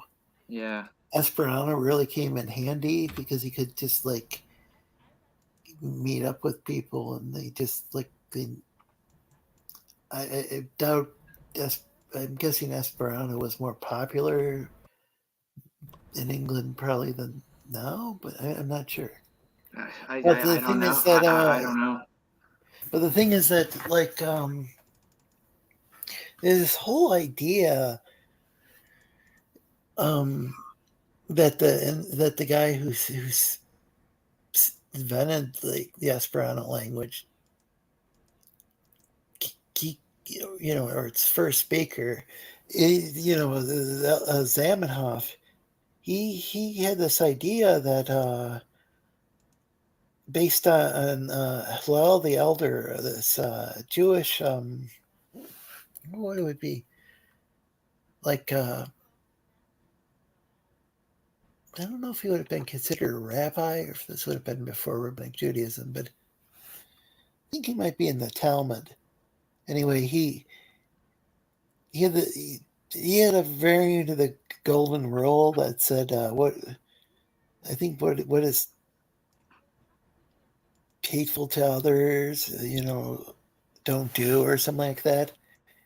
Anyway, so Zamenhof, who was Jewish, he had this whole religion he had come up with called Hellenism. He came up with his own like kind of, it wasn't like modern Reform Judaism, but some sort of like like Jewish denomination. And then he turned it into something that he called Humanismo. Like, I'm not sure, it can kind of be collected, it can translate it as like, say, humanism or so it's no longer considered humanitarianism, but it was kind of, I think it's kind of like human, let's see, so human member collectivism. I'm trying to remember exactly how those different how the different segments of that word break down in Esperanto, but and how. But he had this whole kind of religion that was like, and I think this is going to be kind of controversial, but I think this might be like and I know Soros is very controversial, but Soros in his mind could be like, because he considers himself a philanthropist. A lot of people have their doubts. A lot of there's people. Yeah, you could say he that. could have been like, say, Mm-hmm. influenced by that whole kind of humanistic, kind of humanitarian aspect of. Yep, and then I Mm-hmm. could easily jump down the multitude of conspiracy theories that have. Oh yeah. I'm just saying that in his mind, he could be saying, well, this is, he could have been influenced by there's this whole part of Esperanto, like subculture that does have to do with like inero? Or is it inera? Ideal, the inner idea, which is like, which is like based on Homaranismo, which in turn is based on, I think, Halelismo or Halelism. It's like it's kind of complicated. In the end, it isn't exactly. It started originally with the founder of Esperanto. Like, hey Lorenzo, I gotta get going now. I'm falling asleep. So It's it was great talking to you. And thanks for joining. Yep. Thank you. It was good talking to you, Adventuring Oarfish. Thanks for great talking to you guys. adding to the conversation. Yep. Hope to maybe jump on a few more, maybe with less drama. Oh yeah. That sort of thing rarely happens. It happens occasionally. It is an open panel, but No, it's okay. It's okay. But talk to you later. You guys have a great night. You too. Yeah, so, I'm just wrapping my VHSs up, and then I'm going to run the video encoder, because I made a mistake combining my VHS together. What happened was, when you copy a VHS tape, you get like these like lines on the bottom of the video. So you see like this blue line that we could barely see on the bottom here. And essentially it's like a dancing line, like a dark line. You can see like right where my mouse is. So I have to crop that. And apparently when I did this video, I took it was 5 parts that had to be combined together. And then apparently I cropped it properly in like parts 2 through 5, but then part 1 is not cropped. So it's like, I'm like, bummer, I gotta do it again, which is not a big deal. It's just, it cooks the room, it heats up the computer, and this is 1984. Oh, wow.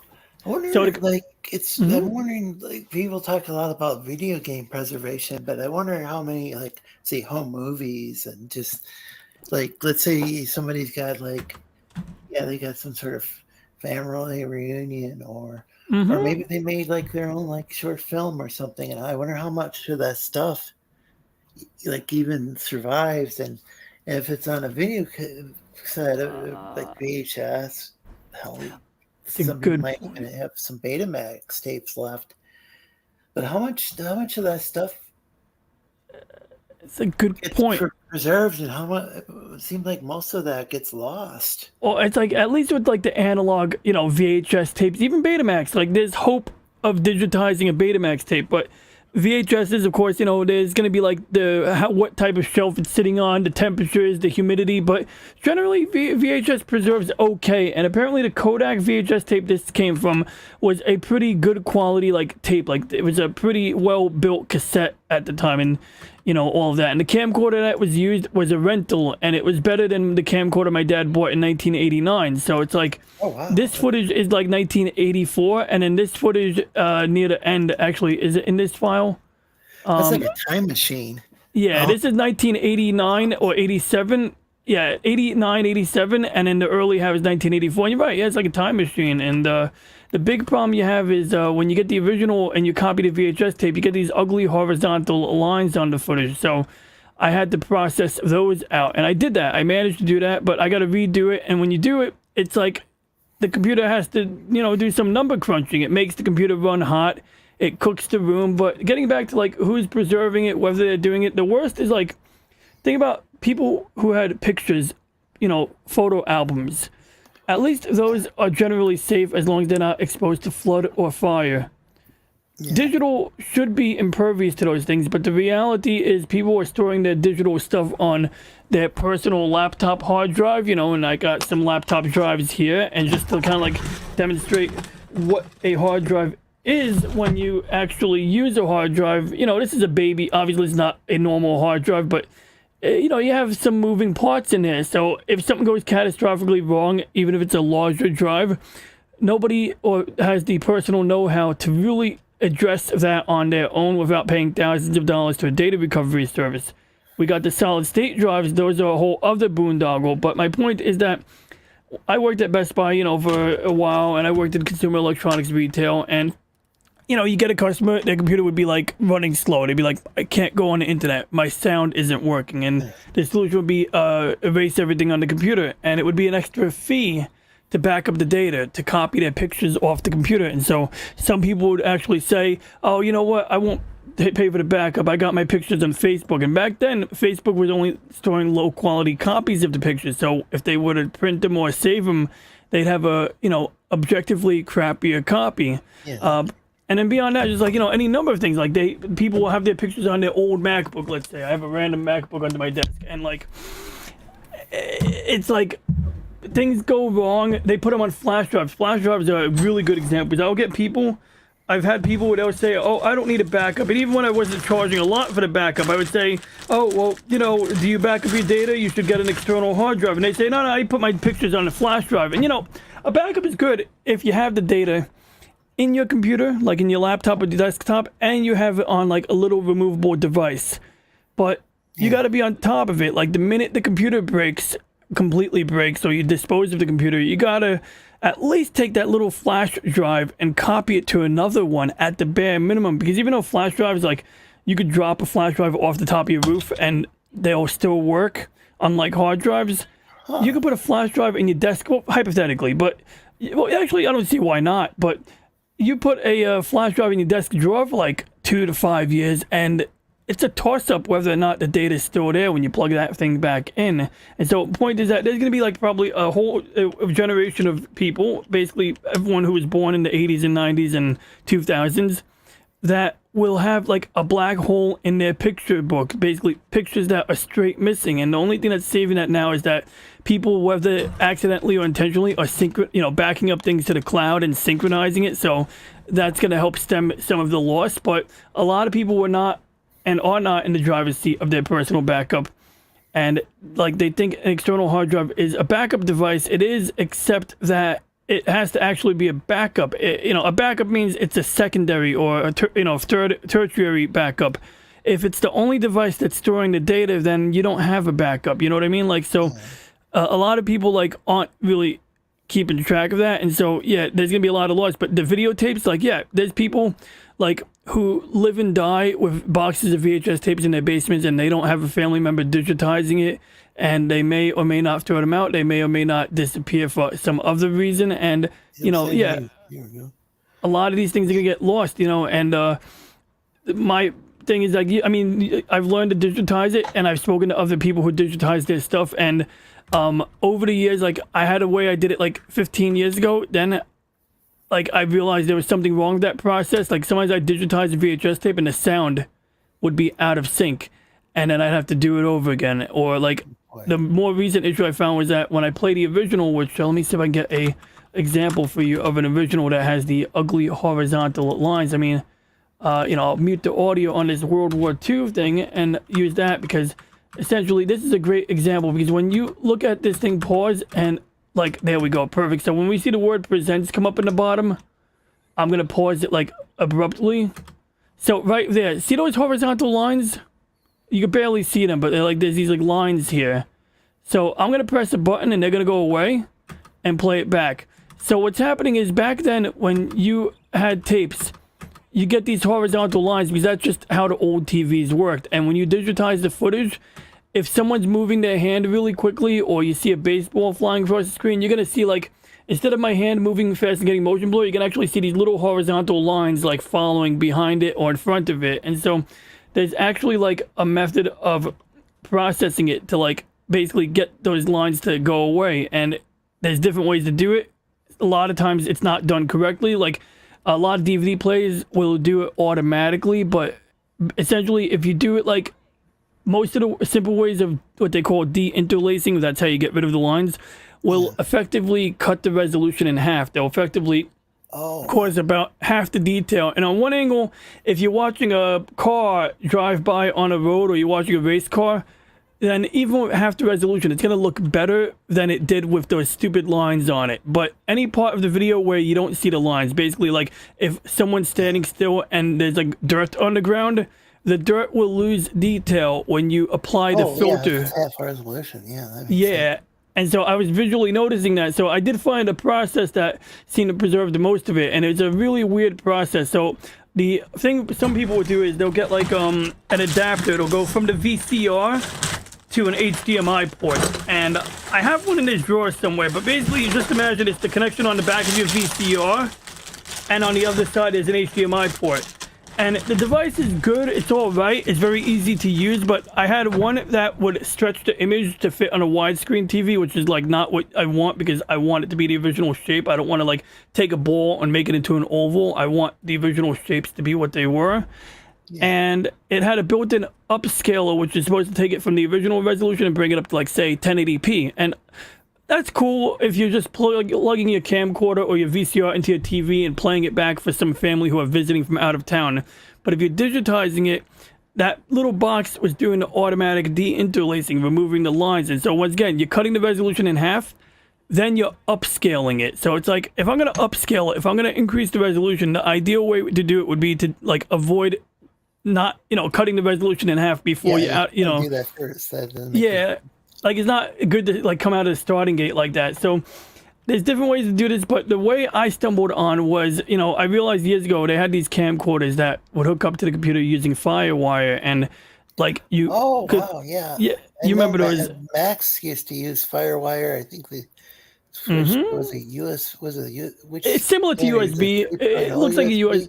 Yeah, it's got like a little triangular shape to it, but essentially it's a form of that. It doesn't work quite the same as USB, but it was a very good video standard because I used FireWire for when I used to when I used to edit TV shows for public access. Exactly. And that standard was good because unlike USB, the device did all of the heavy lifting, so the computer didn't have to do a lot of heavy processing. And on top of that, the video codec, the DV format, was like I think 15 gigabytes per hour.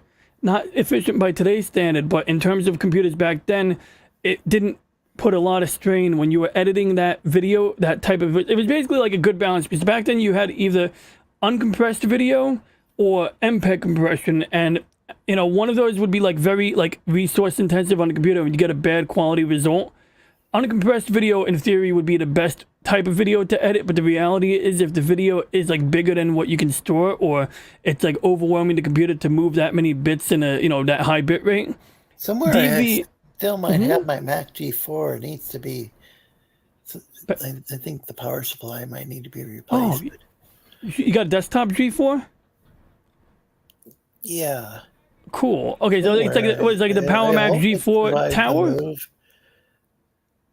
Some friends helped me move it, so hopefully it ended up like it's kind of my place is kind of cluttered and I can't get to the closet that it's stored in, but should be there.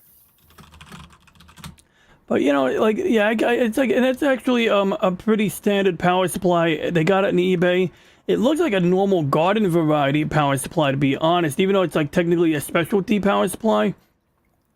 It mostly has the same plugs as a pretty normal power supply of that era. So yeah, it's got I think the 18 pin or whatever that is. I think it's actually a 16 pin connector, but that's actually a standard power supply of the era. It's not actually, it doesn't actually look like it's absolutely specific to Mac. Like the only thing that's different is it's got this little metal plate or metal bracket so that you could basically like swap it in. Like, so essentially instead of, there might be like a clipping mechanism in the tower that you slide that box into position. But yeah, that was back when the cool thing about that was, and I think it started with some of the G3s where you could like just open up the side of it, like with a little handle on the side where you could just open up the case, and that's when Steve Jobs first came back. I think it was when Steve Jobs had first come back to Apple, unless it was around that the time time. before he did. Might have been G3. I think you're right. I think it was around the G3 era. By that point, Yeah, Apple had that's- System 7, and then what Steve Jobs brought to Apple was OS X, basically. It was like Yeah, he from was. Next Step or Open Yeah, exactly. You know, you got that was, the guy I was friends with. He had a Next Step computer. It wasn't the Cube. It was the other. There were. Yeah, they had the Next Cube, and they had like some. They had a few of them. I don't remember all of them, but I distinctly remember. The Next Station. Ooh, those are cool though. They were really unique, and like there's these like compilations of videos where you see Steve Jobs giving a presentation, and essentially you're seeing like the same presentation 10 years apart. Just like, you know, it was a bit ahead of its time at that point. It was cool. It had OmniWeb, I believe, on there, and which was ported over to the Mac, as was like OS 10. Yeah, it was OS 10 server was very similar to Next Step. Mm-hmm. I think the original OS 10 server, I think it was called, was it might have been like maybe it was a demo version. I don't know, but it was very, very similar to Next Step. I think later on it wasn't so much. Oh, I remember there was a demo version of OS 10 that got rid of the Apple menu, and then people wanted it so much they brought it back.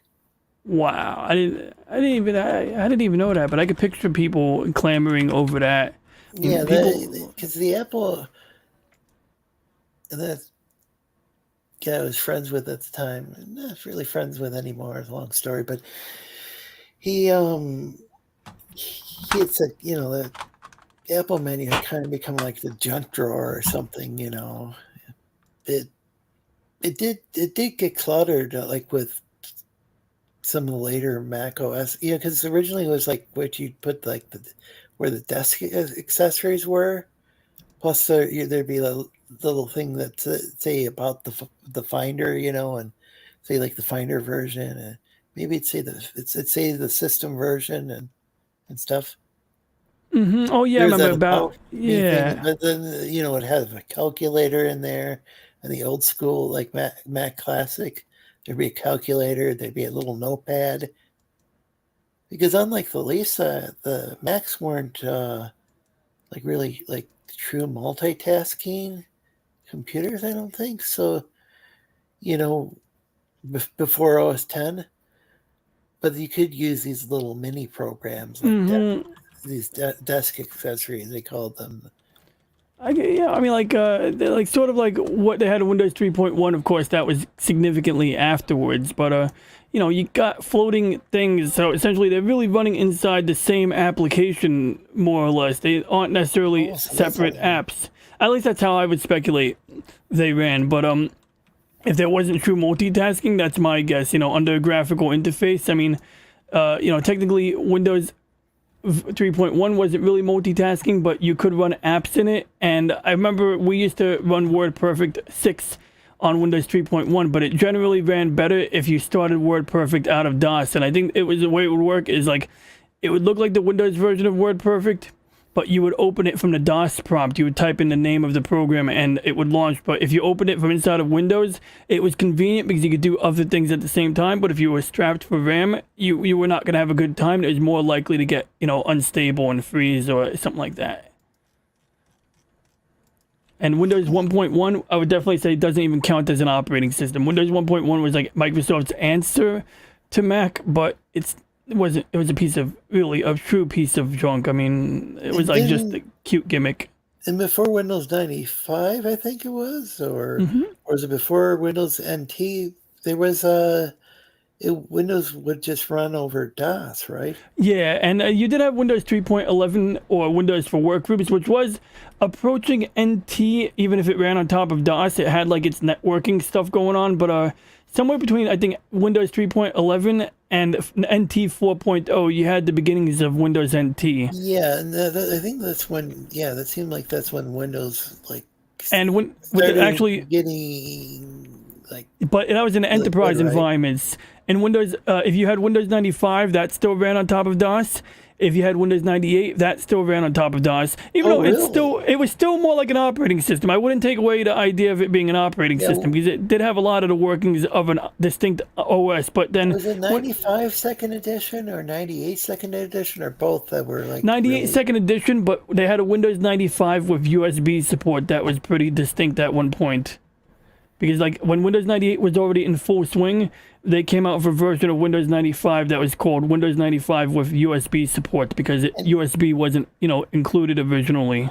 And ME was just like, I just remember Windows that. It seemed ME, like it was buggy. yes, it was. And Windows ME, they made a very big effort to cover up the DOS.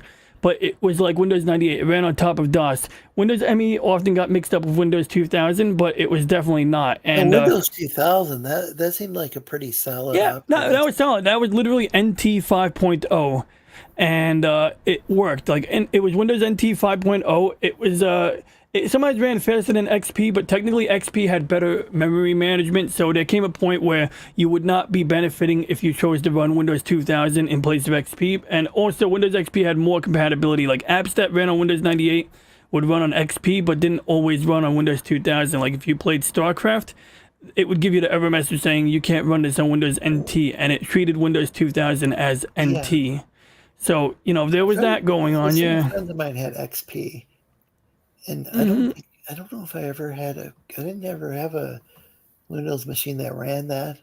It had one that ran 2000, but yeah, XP was that seemed pretty cool. Like it seemed like Windows was really. It was almost like a peak of its sorts, But Windows ME was like was really really good at that point where, because I grew up with Macs, but I don't know, after a while, I don't know. It seemed like, I'm not sure what Mac OS 10 is like nowadays, really. It visually looks the same. I mean, they just give them cute names like El Capitan and up to like whatever Lion, Leopard, Snow Leopard. And the big thing now is that the new MacBooks will have like a combination. They'll have like they have a new one that's what they call an ARM-based CPU, and they have the ability to emulate the x86. But that's like sort of the direction they're going, I think, to try to like do the power savings. But I would add Windows ME, Windows Millennium Edition. It was designed to look like Windows 2000, but it had more in common with Windows 98. And it was a lot more buggier than Windows 98, although 98 was pretty buggy. But yeah, the Mac OS as it stands now, it still basically looks the same. I mean, there's changes, but user experience is fine. My issue with Apple is little things like there were menus where you could use the arrow keys. Like, if I'm over here, I can like use tab and I can do this. And there were times where you'd see two different menus that had the same icons in it, and the arrow keys wouldn't work the same way. So there are certain like inconsistencies despite it being user friendly. What I like about Mac OS, like was on that MacBook under my desk, is like, I could swipe up on the touchpad with like 3 fingers, and it would like, basically do this, where it like does that. And that was something that was like you could do on Windows 10 if you change the settings on the mouse, but Apple did it really like nicely. It was just done nicely. Windows 10 or Windows 11 or? Right now I'm running Windows 10, and I don't plan on like if I have to go prime time with Windows 11, that'll probably be the last time I run Windows as my main OS. I'm seeing a lot of progress with running games on Linux now, especially on my Steam Deck. And worst case scenario, Proton, right? Yeah, and I think works pretty good, pretty well. And other things that when I don't work on Proton well, I currently use remote play. So when I want to play a game on my Steam Deck, I just basically stream the game from this desktop to my Steam Deck, which is usually not always, but sometimes it's hooked up to my TV, so that's kind of nice. I can relax and play Hogwarts in my bed, or I can play games when I'm away from home, although the internet connection at work isn't really that great for that. But there's times like if I'm going to a friend's house, playing the racing game via remote play will give me better graphics, the game will load more quickly, and the Steam Deck will like have a much longer battery life than if the game runs on the deck. The Steam Deck will run the game pretty admirably and all that, but you're going to feel a lot of heat coming out of it, and heat means it's eating up battery power. So you stream it at the game to the Steam Deck, or you stream it from the Steam Deck to? Oh, you could do it both ways, but I never do it the other way. I only stream it to the Steam Deck from my PC. So while I'm playing on the deck, definitely makes more sense. But you could do it both ways. Like it will let you, like if the game is installed, when you open up Steam on the desktop, it will ask you, hey, do you want to run that game via remote play from vice versa? And it's like, I mean, I never do, but like, it's cool that it's available. Let's say it's like a big download and I don't want to download the game right now and it runs fine on the deck. It might be something I'll do. And actually, there's a game I'm currently playing where like, actually, I've been playing it off my PC, so it's actually not an issue. It's that Star Trek game, but managing the saves for non-Steam games is a little bit tricky because I have the Star Trek game available to my Steam Deck, but I have to I got to work something out for the save games. But just give you an example, like if my Steam Deck was on right now, there would be a little down arrow and it would say, I would click on it, it would show the name of my Steam Deck and it would have the option to stream it. And when I'm on my Steam Deck, it would either say play it off the Steam Deck, or I would click on that down arrow and tell it to play it off of this. It would have the name of this computer in that down arrow. So that's like the gist of how that works. Well, it's pretty cool. It's getting kind of late here. Yeah, no doubt. And I know you don't want to wake up. Yeah. I think we should call it a day, but where can we find you? You know where to find me, but that's okay. I'm gonna get you the link. I'm gonna put the link in right now, and I'll just put my channel link in, and I'll put it in the main, whatchamacallit, chat. Sounds good. And there we are. And I still don't really use my Twitter, so I don't really share my Twitter at all. But I mean, it's not that I don't share. It's just like I don't do anything on Twitter. I'll share your videos and my videos once in a while, but mostly other people's videos in general, right? But there we go. I put the link in. We're all set. I appreciate you sharing my videos. No doubt, my pleasure. I don't know if I remember to share today, to be completely honest, but when I remember, I do it. Well, yeah, I gotta get going. Word, man. I'm gonna leave now, but real quick, just a reminder. If you haven't yet, tomorrow check out the Babylon 5 cartoon trailer. Oh, that sounds cool. Yeah, it came out, so yeah, you might like that. But I'm gonna go and official? Yeah, no, it's coming out this summer on Blu-ray apparently, or Blu-ray and DVD. Not even kidding. Well, that sounds awesome. Well, yeah. Thank you so much for. No doubt, man. It was a pleasure. You have a good night, Lorenzo. You too.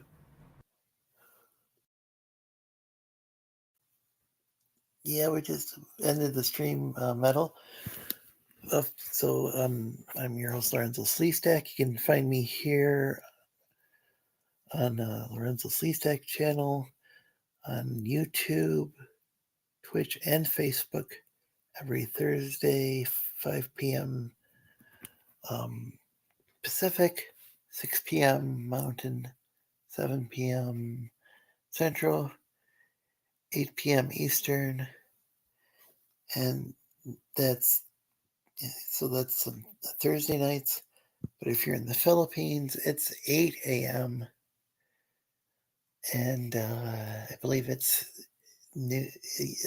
Fridays, and I believe it's noon Fridays in New Zealand.